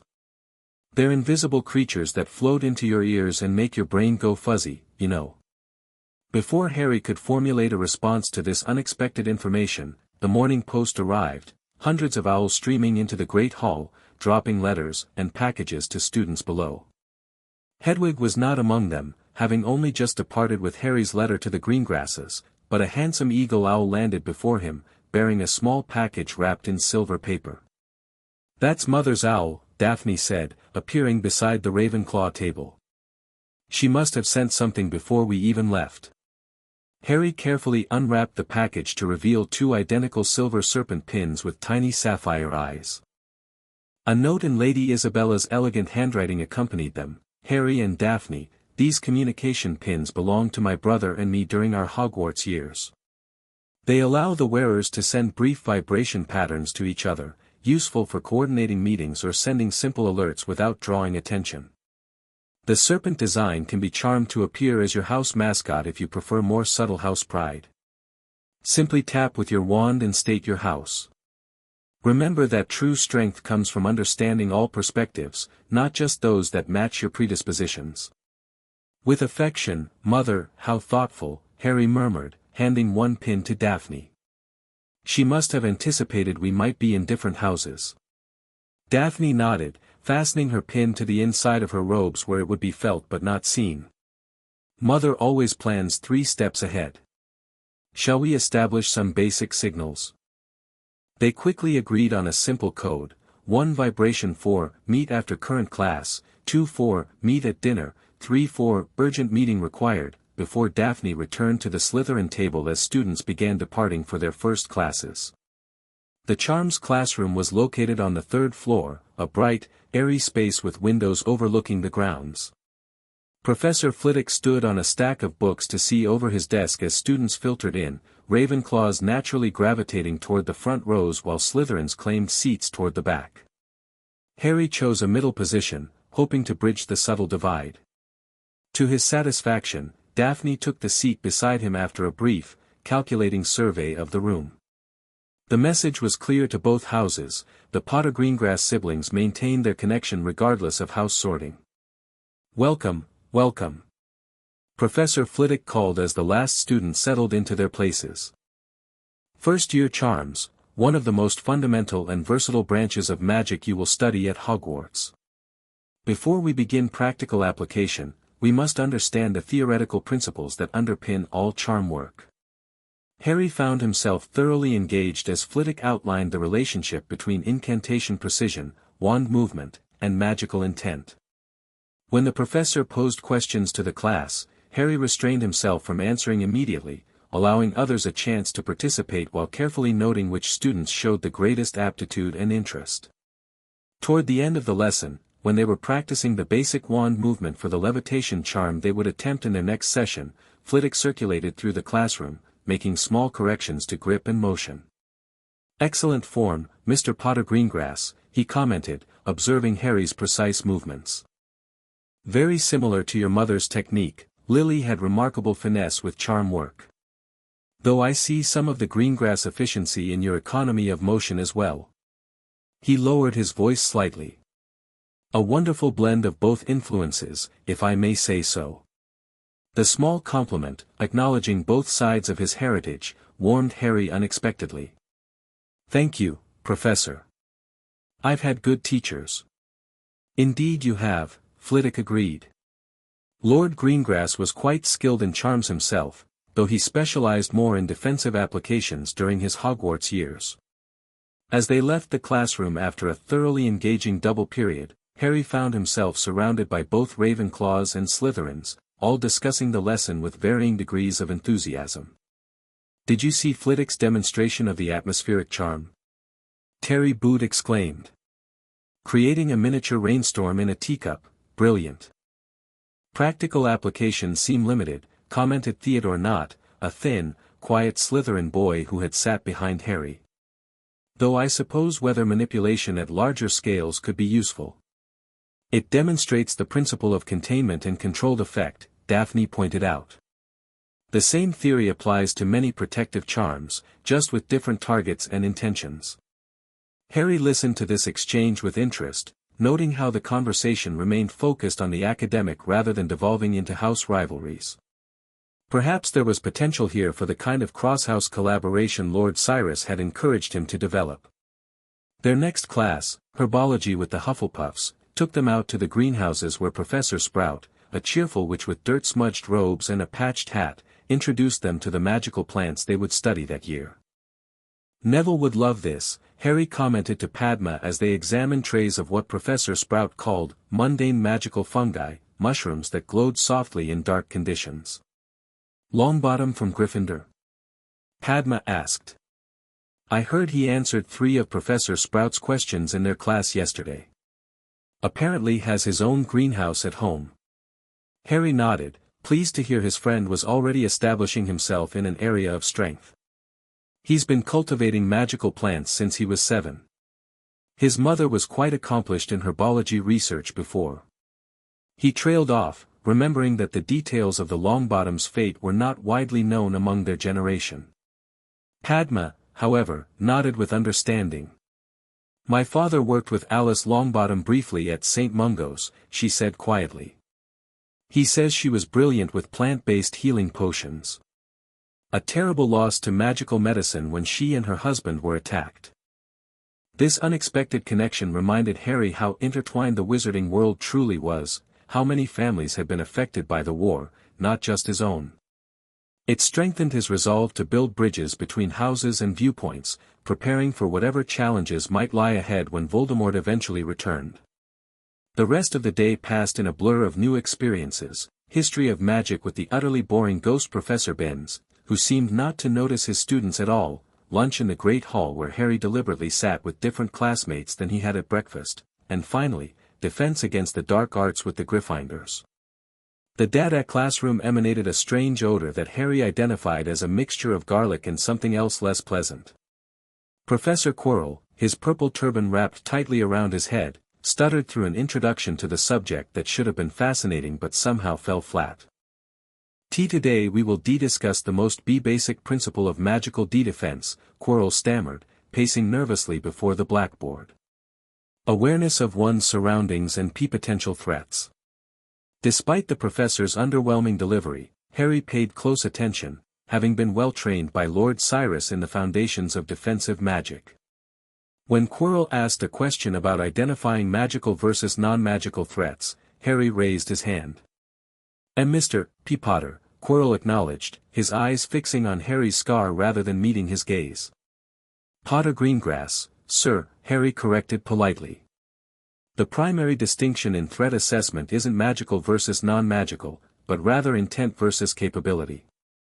A wizard with harmful intent but limited capability presents a different challenge than one with significant power but uncertain motivation. The most dangerous, of course, combines both negative intent and substantial capability. A strange expression flickered across Quirrell's face, something sharper and more calculating than his usual nervous demeanor. The very analytical approach, Mr. Potter G. Greengrass. 5 points to Ravenclaw. Throughout the remainder of the lesson, Harry noticed Quirrell's eyes returning to him frequently, studying him with an intensity that seemed at odds with his otherwise timid behavior. More curiously, Harry occasionally felt a strange pressure behind his scar when Quirrell looked directly at him, not quite pain, but a sensation of something pushing against the protective occlumency shields he had developed under Lady Isabella's guidance. When class ended, Harry deliberately took his time gathering his materials, allowing most students to leave ahead of him. Hermione Granger remained as well, apparently wanting to ask Quirrell a detailed question about the reading assignment. As she approached the professor's desk, Harry noticed Quirrell's expression shift to one of barely concealed irritation. "Professor," Harry called, interrupting before Hermione could begin what promised to be a lengthy inquiry, "I wondered if I might ask about the practical component of defense training. Lord Greengrass mentioned that Hogwarts traditionally includes dueling practice in the curriculum." This successfully diverted both Quirrell and Hermione's attention. The professor's stutter seemed to diminish slightly as he replied, "Formal dueling is typically introduced in 3rd year, though basic defensive spells begin next term for 1st years. Your guardian has trained you in such matters already, perhaps." The slight pause before guardian carried a subtle inflection that Harry couldn't quite interpret. "Some fundamentals, yes," he acknowledged. "Though I look forward to formal instruction." "I've read about wizarding duels," Hermione interjected eagerly. The traditions date back to the medieval period when disputes between magical families were settled through ritualized combat rather than extended feuds. Is that still the primary purpose, Professor? As Quirrell launched into an unexpectedly fluid explanation of modern dueling practices, Harry used the opportunity to observe him more closely. The professor's stutter had almost completely vanished as he discussed combat magic, his gestures becoming more precise and his posture straightening. It was as though a different person emerged when the topic shifted to practical application of defensive magic. Curiouser still, when Harry and Hermione finally left the classroom together, the pressure behind his scar immediately subsided. "That was fascinating," Hermione exclaimed as they walked down the corridor. "Though Professor Quirrell seems strangely inconsistent, doesn't he? Sometimes he can barely string two words together, then suddenly he's lecturing quite normally about complex magical theory." "I noticed that too," Harry agreed, impressed by her perception. "Almost as if." "As if what?" Hermione prompted when he didn't continue. Harry considered how much to share. While Hermione seemed both intelligent and observant, he barely knew her. "As if he's playing a role," he finally said. "Though I can't imagine why a Hogwarts professor would need to pretend to be less competent than he is." Hermione frowned thoughtfully. "Perhaps he's nervous around large groups. Some people have specific social anxieties that don't manifest in one-on-one conversations." "Perhaps," Harry allowed, though he remained unconvinced. The pressure against his occlumency shield suggested something more concerning than social anxiety. "Where are you headed now?" "Library," Hermione replied promptly. "I want to research some references Professor Binns made in History of Magic." No one else seemed to be taking notes, but there was a fascinating tangent about goblin silver that I'd like to explore further. Harry smiled, finding her academic enthusiasm refreshing. "Mind if I join you? I have a few questions about magical theory I'd like to research as well." Hermione's face lit up with surprised pleasure. "Really? That would be lovely. Ron and the other Gryffindors think I'm mental for wanting to spend extra time studying already." As they made their way to the library, Harry reflected on the unexpected connection. Hermione Granger was Muggle-born, Gryffindor, and had no apparent political connections, quite different from the alliances Lord Cyrus might have encouraged. Yet her intelligence and perceptiveness made her a valuable potential friend, regardless of background. The library itself was everything Remus had described, vast, ancient, and filled with the distinctive smell of old parchment and leather bindings. Madame Pants, the stern-faced librarian, eyed them suspiciously as they entered but relaxed slightly when Hermione approached her with a respectfully worded question about the reference section. They had just settled at a quiet table with several promising tomes when Harry felt a distinctive vibration from the pin concealed beneath his robes. One long pulse, Daphne's signal for meeting after their current activity. Sure enough, 15 minutes later, Daphne appeared in the library, spotting them immediately and approaching with measured steps. Harry noticed how several older students tracked her movement, the Greengrass name carried weight in certain circles, and Daphne's composed demeanor at such a young age naturally drew attention. "Harry," she greeted, then turned to his companion. "Granger, correct? From the train." "Hermione, yes," Harry confirmed. "We were just researching some questions from History of Magic. Care to join us?" A flicker of calculation crossed Daphne's features, weighing the social implications of a Slytherin first-year associating with a Muggle-born Gryffindor in public. But her upbringing in the politically neutral Greengrass household had prepared her for such situations. For a few minutes, she agreed, taking the seat beside Harry. "I wanted to compare notes on Professor Quirrell. Something about him seems off." "We were just discussing that," Hermione said, clearly pleased to be included in what she perceived as an intellectual discussion rather than social posturing.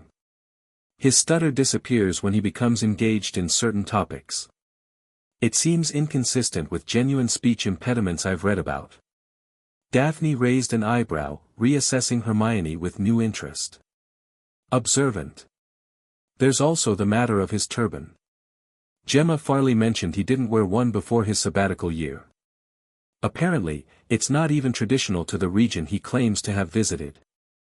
And there's the smell," Harry added quietly. Not just garlic, which he supposedly carries to ward off a Romanian vampire. There's something else, something almost decay-like. The three exchanged glances, each processing this collection of small but troubling inconsistencies. Hermione bit her lip, clearly torn between respect for authority and the evidence before them. Perhaps he encountered something during his travels that affected him, she suggested. Magical injuries can have strange effects. Or he's hiding something, Daphne countered pragmatically. Either way, it seems prudent to maintain awareness around him. Harry nodded, remembering the pressure against his occlumency shields.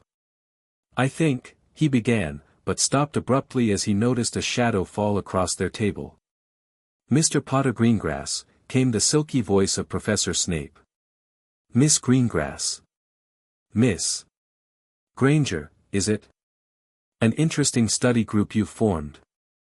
The potions master stood behind them, his black eyes surveying their collection of books with an unreadable expression. Unlike most of the staff who focused on Harry's scar or searched for resemblances to his parents, Snape's gaze was coolly analytical, assessing Harry as an individual rather than a symbol. Good afternoon, Professor Snape, Daphne responded smoothly. We were discussing some cross-disciplinary questions from our first classes. Indeed. Snape's tone revealed nothing of his thoughts. I understand I will have the privilege of teaching you tomorrow, Mr. Potter Greengrass. I find myself curious whether you have inherited your mother's intuitive grasp of potions or your father's more cavalier approach to precision. The deliberate mention of both his parents caught Harry's attention. Most professors either focused exclusively on his famous father or avoided family comparisons altogether. That Snape specifically mentioned his mother's potion skills suggested personal knowledge. I've had excellent preliminary training in potion fundamentals from Lady Greengrass, Harry replied carefully. She emphasizes that potions require both methodical precision and intuitive understanding of ingredient interactions. Something flickered in Snape's expression, approval, perhaps, or possibly surprise. A more nuanced perspective than I typically encounter in first years. We shall see if your performance matches your articulation. His gaze shifted to Hermione. Miss Granger. Professor McGonagall speaks highly of your classroom contributions thus far. I trust you recognize that in potions, practical application matters as much as theoretical knowledge. Yes, Professor, Hermione replied earnestly. I've already read the first 5 chapters of Magical Drafts and Potions, and I understand that ingredient preparation techniques are as important as the recipes themselves. Snape made the sound neither approving nor dismissive. Miss Greengrass, Professor Sinistra mentioned you expressed interest in the more obscure applications of astronomy to potion brewing cycles. A sophisticated connection for a first year to recognize. Daphne inclined her head slightly. My mother discussed it during my preliminary training. The lunar influences on certain ingredients extend beyond the obvious werewolf-related applications. This exchange fascinated Harry. Snape was clearly taking measure of each of them, probing for their level of preparation and approach to learning. Unlike his intimidating reputation might suggest, he seemed to be identifying potential in students regardless of their house affiliation. The three of you may wish to note that the restricted section contains several volumes on magical inconsistencies and their detection, Snape said abruptly, his voice lowered. Not accessible to first years, of course, but perhaps relevant to your cross-disciplinary discussions. His eyes flicked meaningfully toward the books they'd gathered. With proper authorization, advanced reading materials can be made available to those demonstrating unusual aptitude. With that cryptic statement, he swept away, black robes billowing behind him. The 3 students exchanged confused glances. Did Professor Snape just? Hermione began uncertainly. Acknowledge our concerns about Quirrell and offer a veiled suggestion about researching it? Harry finished. I think he did. While simultaneously evaluating our academic potential and establishing expectations for his class tomorrow, Daphne added thoughtfully. Efficient. This unexpected interaction set the tone for Harry's first week at Hogwarts, a series of evaluations, subtle political positioning, and the gradual establishment of relationships that defied conventional expectations. By Friday, several patterns had emerged that would shape his Hogwarts experience. First, his academic performance placed him among the top students in his year, though he deliberately avoided drawing too much attention to this fact. In Transfiguration, Professor McGonagall had given him a rare nod of approval when he successfully transformed a matchstick into a needle on his third attempt, after Hermione had managed it on her second. In Charms, Flitwick beamed when Harry demonstrated not just the assigned levitation charm but also controlled its directionality, a refinement most first-years wouldn't attempt for weeks. Second, his friendship with Hermione Granger had solidified despite their different houses and backgrounds. Her initial bossy eagerness had mellowed slightly as she found intellectual peers who didn't mock her enthusiasm for learning. Alongside Harry and occasionally Daphne, she had begun to relax enough to reveal a dry wit beneath her serious exterior. Third, house dynamics were proving both more rigid and more flexible than anticipated. While most students ate exclusively at their house tables and socialized primarily with housemates, Harry had established a pattern of moving between groups. Breakfast often found him at Ravenclaw, lunch with the Gryffindors, particularly Neville and sometimes Hermione, and dinner frequently began at Slytherin with Daphne before returning to his own house. This deliberate border crossing had raised eyebrows initially but was gradually becoming accepted as just Potter Greengrass being Potter Greengrass. Most significantly, Harry had detected a subtle shift in how he was perceived by different factions within the school. Rather than simply the boy who lived, or the Greengrass heir, he was becoming recognized as something more complex, a student whose alliances transcended traditional boundaries and whose magical ability warranted respect independent of his famous history. All of which made the events of Friday afternoon's double potions class particularly pivotal. The potions classroom in the dungeons emanated a chill that had nothing to do with its below-ground location. Professor Snape had arranged the workspace with meticulous precision, ingredients organized by properties rather than alphabetically, cauldrons positioned at mathematically optimal distances, ventilation charms subtly reinforcing specific areas where volatile reactions might occur. Harry arrived early, selecting a workstation that offered good visibility of both the professor's demonstration area and the rest of the class. The Ravenclaws filtered in methodically, setting up their equipment with careful attention to the diagram on the blackboard. The Gryffindors arrived more haphazardly, Hermione first, practically vibrating with anticipation, followed by Neville, looking distinctly nervous, and finally Ron Weasley and Dean Thomas, laughing about something until they crossed the threshold and sensed the room's austere atmosphere. When Professor Snape entered, his black robes billowing dramatically, the classroom fell instantly silent.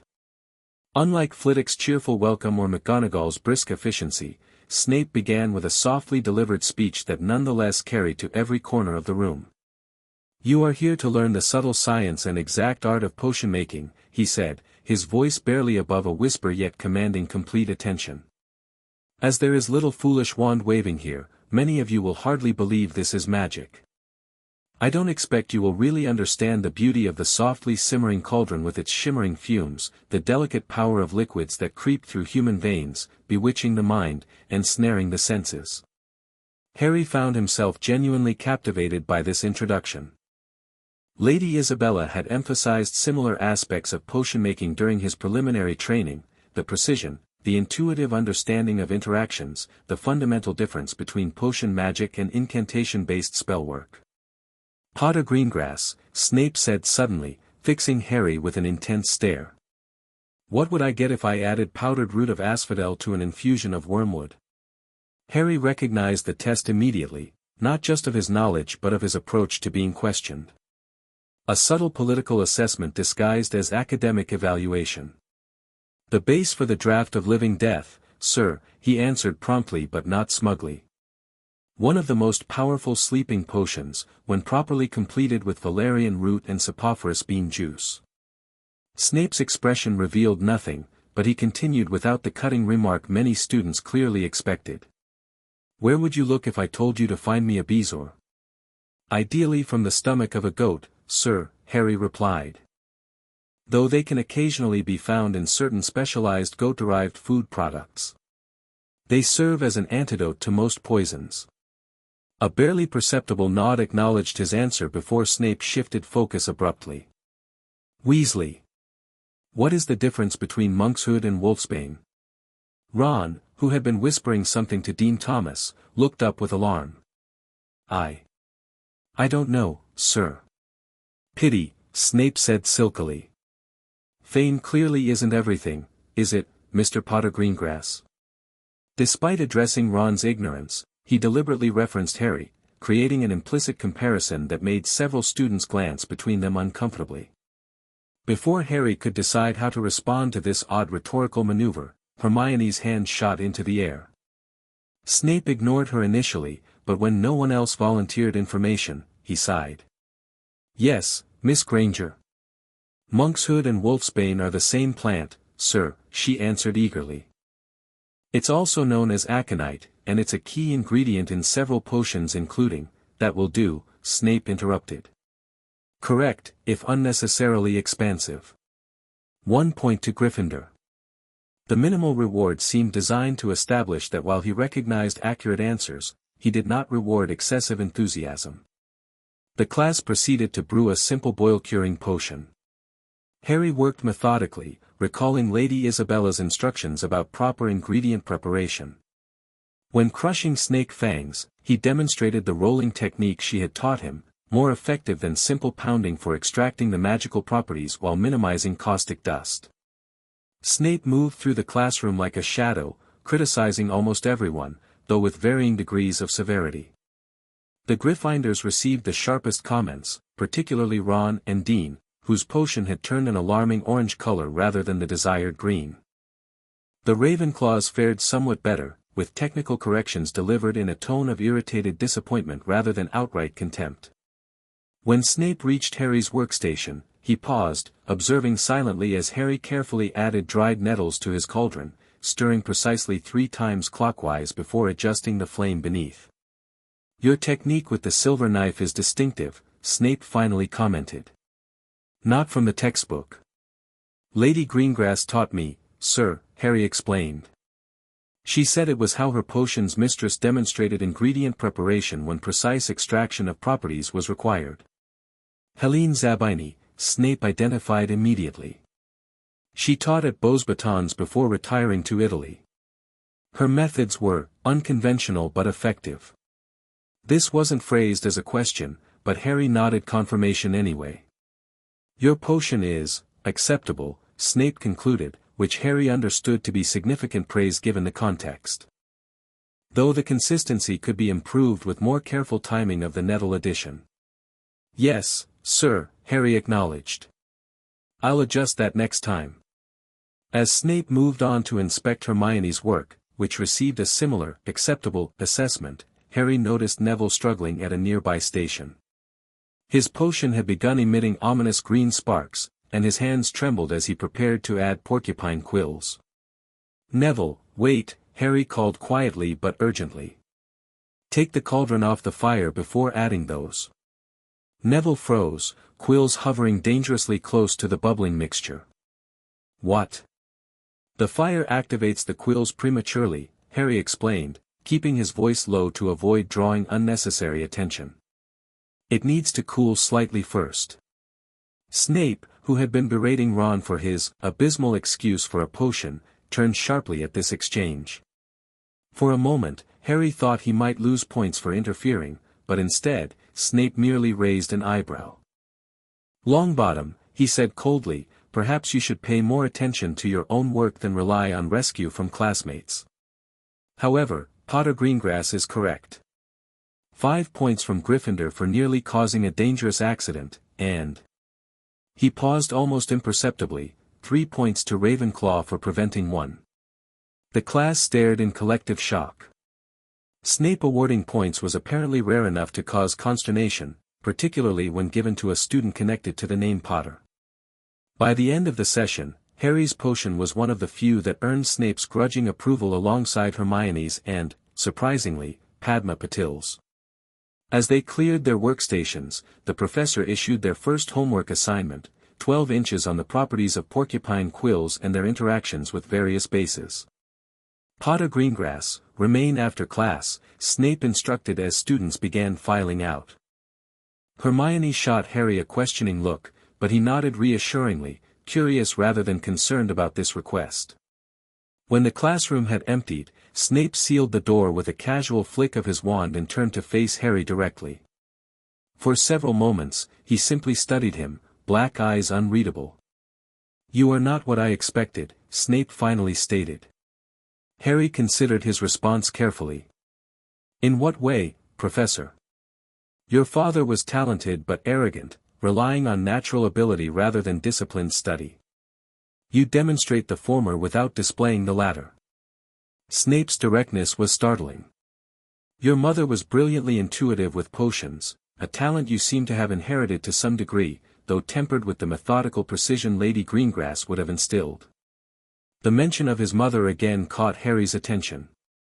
"You knew my mother well, sir?" he asked, seizing the opening. Something complicated flickered in Snape's expression. "We were acquainted, before Hogwarts. Our paths diverged later." He waved a hand dismissively, though the gesture seemed forced. "That is not why I asked you to stay." "Is it about Professor Quirrell, sir?" Harry ventured, recalling their encounter in the library. Snape's eyes narrowed slightly. "You are more perceptive than most your age." "Yes, partially. I observed your interaction with him in the Great Hall yesterday. You appeared uncomfortable." Harry hesitated, unsure how much to reveal. Lord Cyrus had always counseled careful assessment before sharing sensitive information, even with apparent allies. Yet Snape had subtly encouraged their investigation into Quirrell's inconsistencies.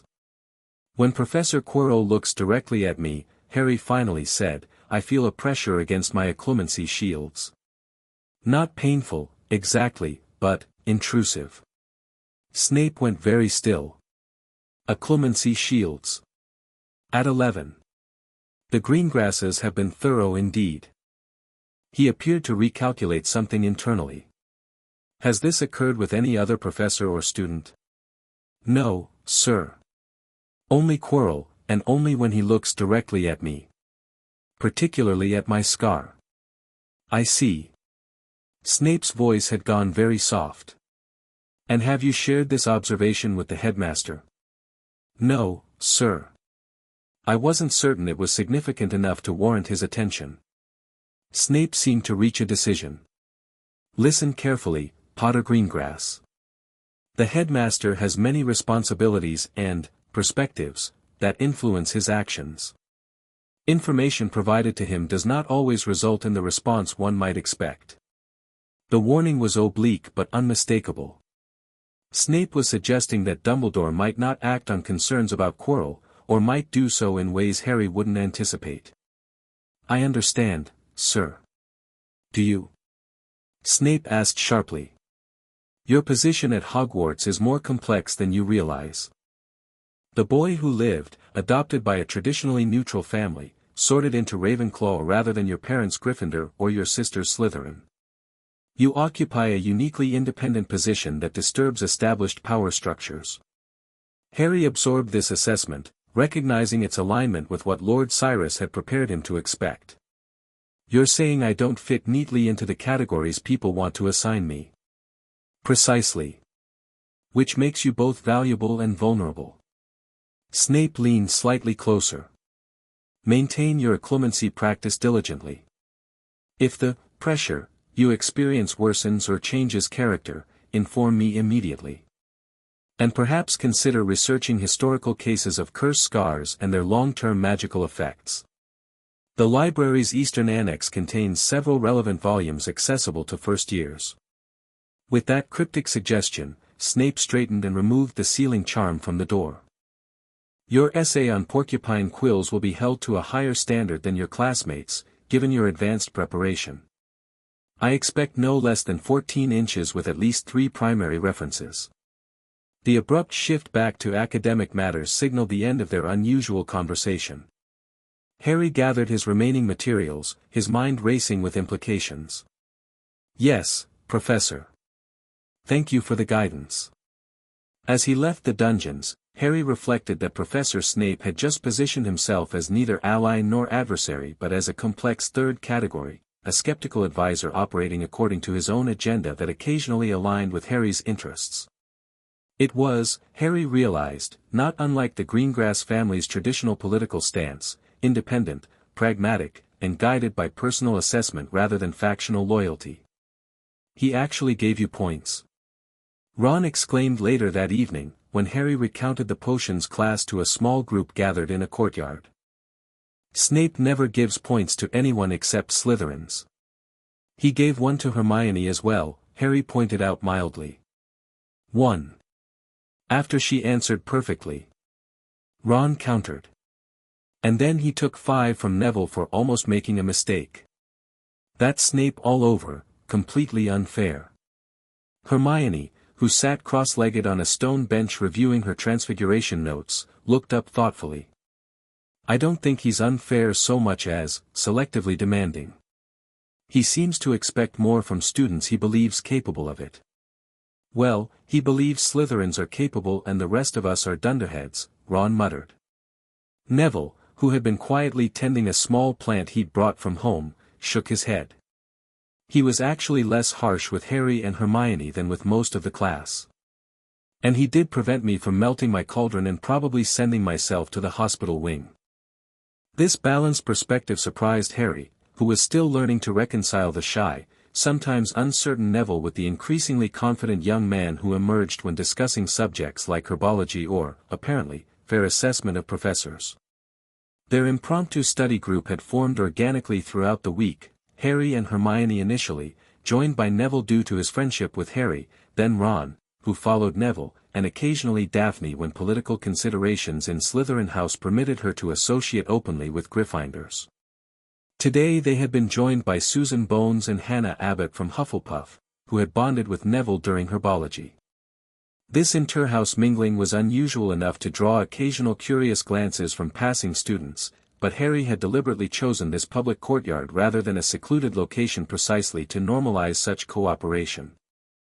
Lord Cyrus had taught him that sometimes the most effective political statements were made through consistent, visible example rather than declaration. "Has anyone started Quirrell's essay on distinguishing magical from non-magical threats?" Susan asked, deftly changing the subject from the contentious topic of Snape's teaching methods. "Auntie says the distinction isn't as clear-cut as the textbook makes it seem." "Your aunt is right," Harry agreed. "Intent matters more than classification in many cases. A wizard casting Wingardium Leviosa with malicious purpose can be far more dangerous than a rampaging magical creature acting on instinct." This sparked a thoughtful discussion about threat assessment that revealed interesting perspectives from each house, Hermione's theoretical framework, Ron's practical examples from growing up in a magical household, Susan's insights from her aunt's law enforcement background, and Neville's surprising knowledge of dangerous plants that could be weaponized despite seeming harmless. As sunset approached and students began heading inside for dinner, Harry noticed Daphne approaching with Theodore Nott, a quiet, observant Slytherin who had so far maintained neutrality in the house's internal politics rather than aligning fully with Malfoy's faction. Harry, Daphne greeted with the formal-informal balance they had established for public interactions. "We were just discussing the astronomical charts for next week's observations. Theodore has an interesting theory about lunar influences on certain defensive spells." This was Daphne's way of indicating that Theodore might be a potential ally, intellectual enough to value knowledge over blood status, and independent enough to associate with students outside Slytherin despite potential social consequences. "Lunar magic is fascinating," Harry acknowledged, extending the conversational opening. "Particularly the amplification effect on protective enchantments during the waxing phase." Theodore's eyes sharpened with interest. "You've studied lunar magical theory?" "Most first-years barely manage to memorize the moon phases, let alone understand their practical applications." "My guardian considered it essential knowledge," Harry replied, deliberately using the neutral term rather than specifying Lord Greengrass.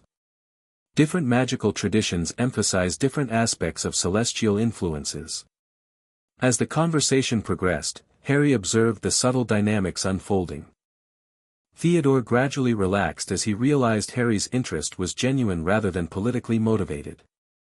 Hermione contributed several insightful observations that earned Theodore's reluctant respect, while Ron maintained uncharacteristic silence, clearly uncomfortable with the Slytherin presence but unwilling to disrupt the intellectual exchange. "We should continue this discussion after astronomy on Wednesday," Theodore finally suggested, checking his watch. "Perhaps in the library? The Eastern Annex has some relevant references." The casual mention of the same area Snape had recommended caught Harry's attention immediately. Either coincidence or, more likely, Theodore was being used as a channel to direct Harry toward specific resources without obvious professorial involvement. "Good idea," Harry agreed. "Hermione, Neville, you're both taking astronomy that night as well, right? Would you be interested in joining us?" The deliberate inclusion of a Muggle-born Gryffindor was a test of Theodore's real intentions.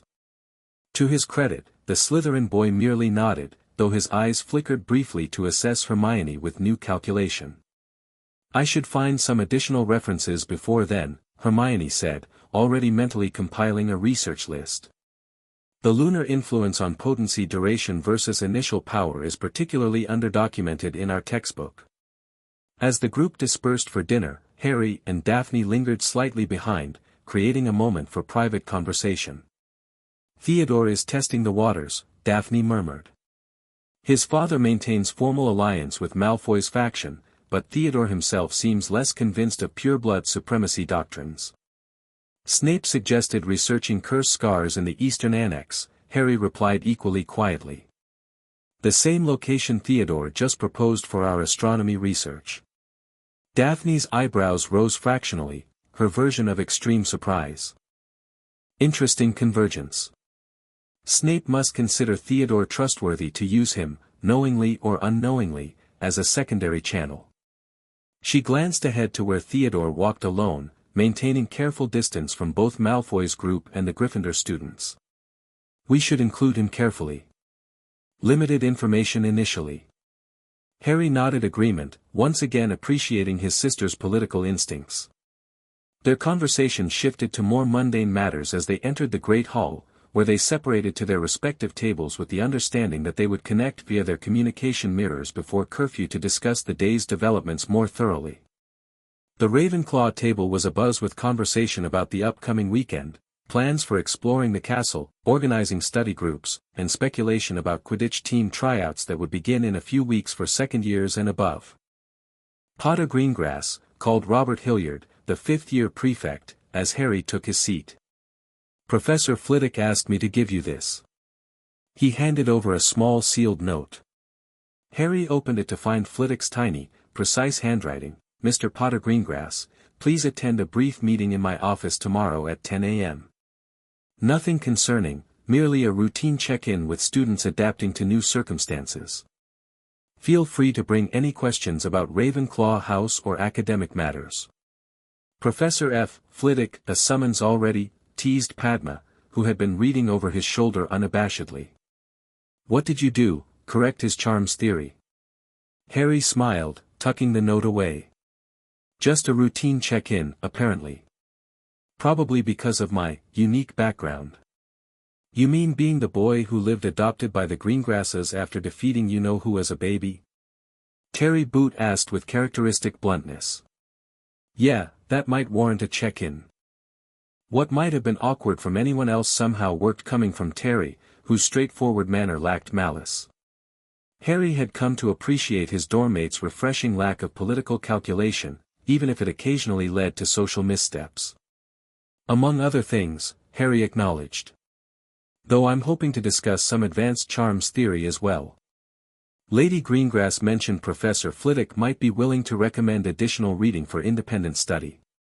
This seamlessly redirected the conversation toward academics, a safe territory in Ravenclaw where intellectual curiosity was universally respected. By the time dinner concluded, Harry had gathered several suggestions from older students about professors most amenable to mentoring first years with advanced interests. The evening passed in comfortable routine, 2 hours of homework and reading in the Ravenclaw common room, a brief communication mirror conversation with Daphne to compare observations about the day, and final preparations for bed. Yet as Harry lay beneath the blue canopy of his four-poster, sleep proved elusive. His mind kept returning to Snape's warning and the strange pressure he'd felt from Quirrell. The combination suggested something more sinister than mere professorial oddity, something potentially connected to his scar and its hidden passenger. After nearly an hour of restless contemplation, Harry made a decision. Checking that his dorm mates were sound asleep, he silently retrieved the invisibility cloak Dumbledore had returned to him, delivered as promised on his first night at Hogwarts with a cryptic note suggesting his father would have wanted him to find his own path to mischief managed. Wrapped in the cloak's concealing magic, Harry slipped from Ravenclaw Tower and navigated the darkened corridors toward the library. The castle at night possessed an entirely different character, shadows deepening the ancient stonework's mysteries, portraits murmuring sleepily in their frames, and the occasional ghost drifting silently through walls on errands unknown. Harry moved carefully, remembering Lord Cyrus's training in silent movement. Filch and his cat Mrs. Norris were notorious for catching students out of bed, and while the invisibility cloak concealed his appearance, it didn't muffle sound or prevent physical collision.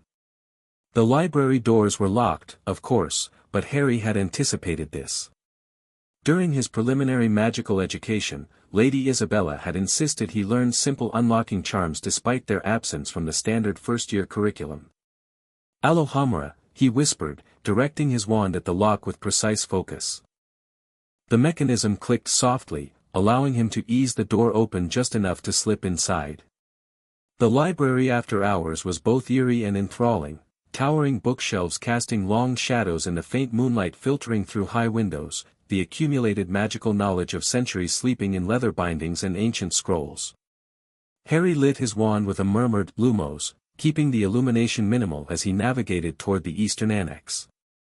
This secluded section housed specialized magical theory texts, not restricted in the sense of requiring special permission, but organized according to more advanced classification systems that discouraged casual browsing. Harry scanned the shelves, searching for volumes related to cursed scars or magical wounds with lasting effects. After several minutes of methodical searching, he located a promising tome, Persistent Magical Injuries, Causes, Effects, and Theoretical Countermeasures, by Adalbert Waffling. Opening it carefully, he found a comprehensive index with several entries related to cursed scars, including one specifically referencing soul magic residue, that immediately caught his attention. As he turned to the relevant page, a soft sound from the library's main section froze him in place. Quickly extinguishing his wand light, Harry listened intently, wondering if Filch had discovered the unlocked door. Instead, he heard the unmistakable stuttering whisper of Professor Quirrell, apparently talking to himself. "I must locate it as soon, the third floor, G-guards and enchantments." Curiosity overcoming caution, Harry carefully repositioned himself to glimpse the main library through a gap in the bookshelves. Quirrell stood before the restricted section, his back to Harry, apparently unaware of his presence. The professor's hands moved in agitated gestures as he continued his one-sided conversation. Patience, yes, of course, when the time is right." Most strangely, Quirrell's purple turban seemed to shift slightly, as though something beneath it moved independently of his head. A chill ran down Harry's spine as he recalled the unpleasant smell that sometimes emanated from the garment. Harry remained perfectly still, not even daring to breathe normally lest he alert Quirrell to his presence. After what seemed like an eternity, the defense professor finally moved toward the restricted section, using a key from his pocket to unlock the gate that separated these dangerous volumes from the main collection. Only when Quirrell had disappeared among the restricted stacks did Harry dare move, carefully backing away from his observation point and returning to where he'd left, Persistent Magical Injuries, open on a reading table. Making a split-second decision, he cast another Lumos, but this time directed the light specifically at the page he'd identified. Persistent curse scars connected to soul magic represent among the rarest and most dangerous magical injuries documented, the text read. Unlike conventional curse wounds, which eventually stabilize into magically inert tissue, soul-inflicted injuries maintain an active connection to the originating magic. In extreme cases where actual soul fragments become embedded, see cross-reference to soul containers, theoretical and historical, the victim may experience symptoms ranging from emotional resonance with the attacker to actual possession attempts. The section continued with several historical examples, each more disturbing than the last, before concluding, no documented cure exists for soul fragment implantation, though ancient Egyptian magical texts reference potential rituals involving sacrificial magic that might transfer such fragments to alternative vessels. Modern magical theory suggests focused intent combined with powerful love-based magic might potentially neutralize the fragment, though this remains entirely theoretical. Harry quickly memorized the passage, knowing he couldn't risk taking the book or being discovered with it. The information aligned disturbingly well with what the Cursebreaker had discovered about his scar years ago, while suggesting new possibilities regarding Quirrell's strange effect on him. Could the pressure against his occlumency shields be related to the soul fragment in his scar? And if Quirrell somehow knew about or could sense this connection, what did that imply about the defense professor's true identity or intentions? From the restricted section came the sound of a book being slammed shut, followed by Quirrell's frustrated mutter. Harry quickly closed Persistent Magical Injuries, returned it precisely to its shelf location, and retreated deeper into the eastern annex, pulling the invisibility cloak tighter around himself. Moments later, Quirrell emerged from the restricted section, locking the gate behind him with uncharacteristic precision and confidence in his movements.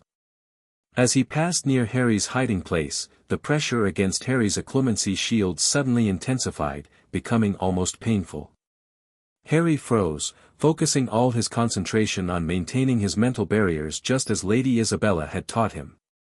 For a terrifying moment, he felt something pushing against his defenses, something far more forceful and malevolent than mere curiosity or casual intrusion. Then Quirrell stumbled slightly, his hand flying to his turban as though steadying it. "And not here," he muttered. Too much ambient magic from the B-books. Interfering with the S-sensing. When Quirrell finally left the library, Harry remained motionless for several long minutes, processing what he had witnessed and the disturbing implications. The connection between his scar, its hidden fragment, and Quirrell's effect on him suggested something far more sinister than a merely suspicious professor. By the time Harry carefully made his way back to Ravenclaw Tower, dawn was approaching. As he slipped into bed for what remained of the night, one chilling possibility solidified in his mind: if his scar contained a fragment of Voldemort's soul, and that fragment reacted specifically to Quirrell's presence, then perhaps the defense against the dark arts professor harbored some connection to the supposedly vanquished Dark Lord. The question was what to do with this suspicion, who to trust, what evidence to gather, and how to protect himself while investigating further. As sleep finally claimed him, Harry resolved to approach this systematically, beginning with his meeting with Professor Flitwick in the morning. While he wouldn't reveal his full suspicions, perhaps the former dueling champion could provide insight into protective measures against mental intrusion beyond his current occlumency skills. The Greengrasses had prepared him for many challenges at Hogwarts, but he doubted even they had anticipated facing a potential Voldemort connection within his first week of classes. "Ah, Mr. Potter Greengrass, right on time." Professor Flitwick chirped as Harry knocked on his office door precisely at 10 o'clock Saturday morning. "Please, come in, come in." Flitwick's office reflected its occupant's personality, organized yet eclectic, with shelves of books ranging from advanced charm theory to what appeared to be Muggle physics texts, interspersed with gleaming dueling trophies and curious magical artifacts. The ceiling was enchanted similar to the Great Halls, though on a smaller scale, currently displaying a bright blue sky with scattered clouds. "Thank you for meeting with me, Professor," Harry said, taking the offered seat across from Flitwick's elevated desk chair. "Not at all, not at all. Checking in with new students is one of my favorite responsibilities as head of house." Flitwick settled himself on his specially adapted chair, which raised him to eye level with most visitors. "I have a rather nice oolong that helps clear the mind for academic discussions." Harry accepted gratefully, having managed only a quick breakfast after his late-night library adventure. As Flitwick prepared the tea with precise wand work that heated the water to exactly the right temperature, Harry considered how to approach the questions weighing on his mind without revealing too much. Now then, Flitwick said, floating a delicate teacup to Harry, how are you finding Ravenclaw and Hogwarts in general? Adjusting well to classes? Any concerns or questions? I'm enjoying Ravenclaw very much, Professor, Harry began honestly. The emphasis on knowledge for its own sake rather than just practical application resonates with me. Classes have been fascinating, though some more challenging than others. Indeed. Flitwick's eyes twinkled. And which do you find most challenging, Mr. Potter Greengrass? Not charms, I think, given your excellent performance thus far. Actually, defense against the dark arts, Harry replied carefully. Not because the material is difficult, but because Professor Quirrell's teaching style is inconsistent. Sometimes he seems quite knowledgeable, other times barely able to communicate basic concepts. Flitwick's expression shifted subtly, his cheerful demeanor giving way to something more measured. Yes, many students have noted similar observations. Professor Quirrell returned from his sabbatical, changed from the capable Muggle studies professor he once was. He sipped his tea thoughtfully. Is there something specific about his class that troubles you? Harry hesitated, then decided on a partial truth. I sometimes experience a strange sensation during his classes, almost like pressure in my head, particularly around my scar. I wondered if cursed scars can sometimes react to certain magical environments. The tiny professor's eyes sharpened with interest and concern. A most insightful question. Cursed scars do indeed sometimes retain magical sensitivity, particularly those inflicted by powerful dark magic. Yours is, of course, unique in magical history, having resulted from a killing curse. He leaned forward slightly. This pressure, is it painful? Disorienting? Not exactly painful, Harry explained. More, intrusive. As though something is pushing against my mental shields. Mental shields? Flitwick echoed, eyebrows rising. You practice occlumency, Mr. Potter Greengrass. Most unusual for one so young. Lady Greengrass insisted, Harry said simply. She believed it essential given my public profile. Most wise of her, Flitwick murmured. And most impressive that you've developed shield substantial enough to recognize intrusion attempts. He set down his teacup decisively. Mr. Potter Greengrass, while I cannot speak officially on this matter, I would suggest maintaining and perhaps strengthening your occlumency practice. If you find the pressure becoming problematic, please inform me immediately. The careful phrasing suggested Flitwick shared some concern about Quirrell but was constrained in how directly he could address it. Thank you, Professor. I've been reading about additional occlumency techniques in the library, but most advanced texts seem to be in the restricted section. Ah. Flitwick brightened. That reminds me, you mentioned in class your interest in the theoretical foundations of charms beyond the first-year curriculum. I took the liberty of preparing this. He handed Harry a small slip of parchment. A permission slip for the restricted section, specifically for texts on magical theory including mental arts. For a promising student with your background, I see no reason to limit your independent studies to the general collection. Harry accepted the permission slip with genuine gratitude, recognizing it as both a generous academic opportunity and a subtle way of supporting his unstated concerns about Quirrell. Thank you, Professor. This will be incredibly helpful. Just remember that knowledge requires responsibility, Flitwick cautioned. Some texts in the restricted section contain magic beyond your current capabilities. Focus on understanding theory before attempting advanced practical applications. Of course, Professor. Their conversation shifted to more conventional topics, Harry's adjustment to Ravenclaw's academic expectations, his cross-house friendships, and his thoughts on eventually trying out for the Quidditch team, second year at the earliest, but I see no reason you couldn't pursue it with your reflexes. As their meeting concluded, Flitwick offered one final piece of advice. Mr. Potter Greengrass, your unique position at Hogwarts, with connections to multiple houses and magical traditions, is both a strength and a potential challenge. Some may see your refusal to align exclusively with one faction as threatening to established order. Like Professor Snape suggested, Harry noted, then immediately wondered if he should have kept that conversation private. Rather than expressing surprise, Flitwick merely nodded. Severus is more perceptive than many give him credit for. His assessment, while perhaps bluntly delivered, likely contains valuable insight. The Charms Professor smiled encouragingly. Remember that Ravenclaw values wisdom above mere knowledge, understanding when to speak, when to listen, and whom to trust are perhaps the most important lessons you'll learn at Hogwarts. With these parting words, Flitwick escorted Harry to the door, adding a cheerful reminder about their next charms lesson and a homework suggestion for those interested in additional credit. As Harry made his way from Flitwick's office toward the library, his mind processed this latest development. Without explicitly confirming his suspicions about Quirrell, Flitwick had provided both practical support, the restricted section permission, and implicit validation of his concerns. Combined with Snape's earlier warning, a pattern emerged of professors recognizing something amiss but constrained in their ability to address it directly. The restricted section permission slip felt heavy in his pocket, a vote of confidence in his judgment and a tool for furthering his investigation. Now he needed to decide whom to include in this expanding puzzle. Daphne, certainly, with her political acumen and family connection. But what about his growing circle of friends from other houses?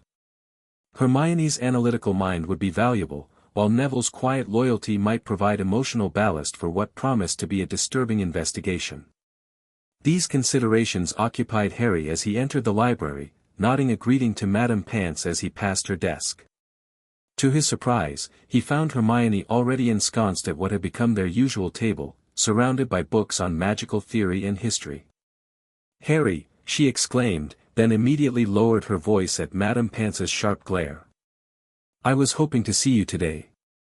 I've been researching defensive magic beyond our first-year curriculum, and I found something interesting about magical signatures and resonance that might relate to curse scars." Harry stared at her for a moment, once again impressed by her intellectual intuition. Without being told details, she had somehow oriented her research in precisely the direction his own thoughts were trending. "Actually," he said, sliding into the chair across from her, "I have a restricted section permission slip from Professor Flitwick that might help with that research. Want to join me in looking for some advanced texts?" Hermione's eyes widened with academic excitement. "Really? That would be brilliant."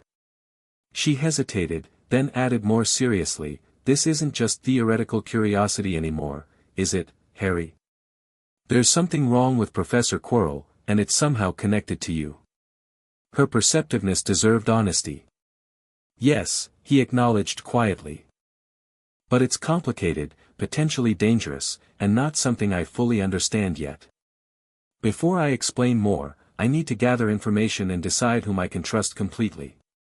Rather than being offended by this implicit caution, Hermione nodded with mature understanding. "That's sensible. I can help with the research without knowing all the details for now." She began efficiently organizing her notes and books. "Should we find Daphne? 2 sets of eyes are good, but 3 would be better for covering more material."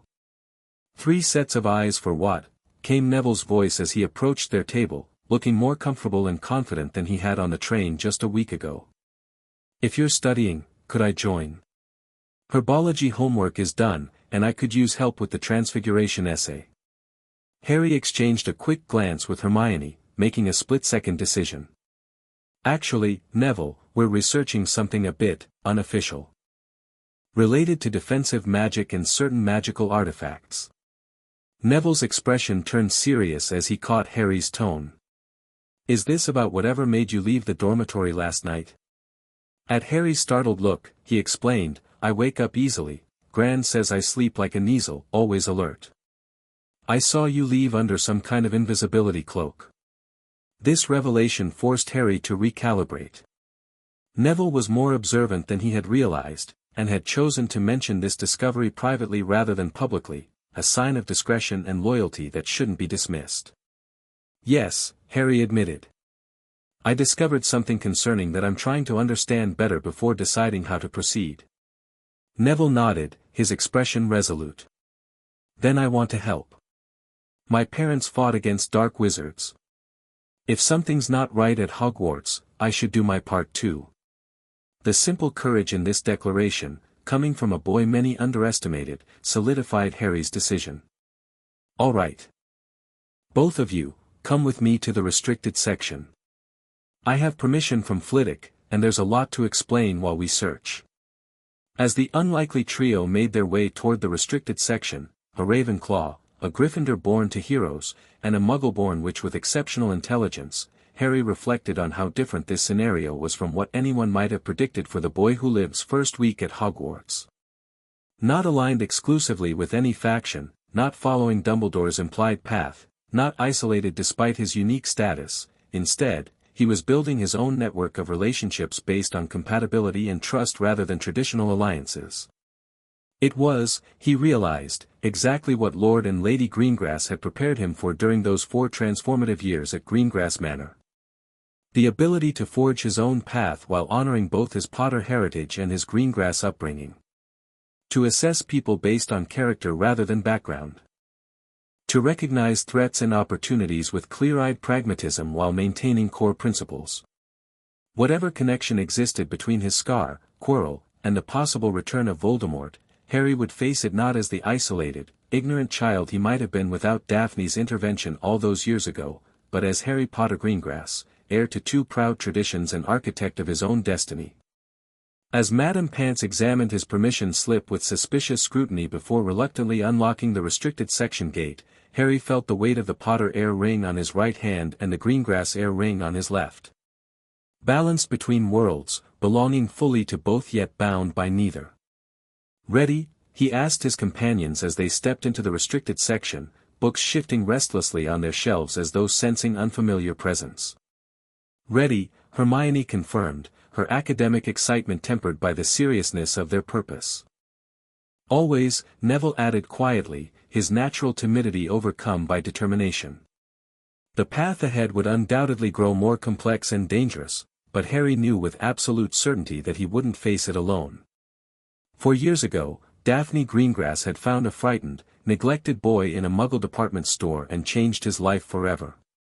Today, that boy, now a young wizard with purpose, training, and true friends, would begin repaying that debt by confronting whatever darkness threatened the world they shared. With a deep breath, Harry led the way deeper into the restricted section, ready to face whatever secrets awaited discovery, and whatever consequences might follow. The end. Thank you for watching this video. Please be sure to subscribe to our channel and like this video.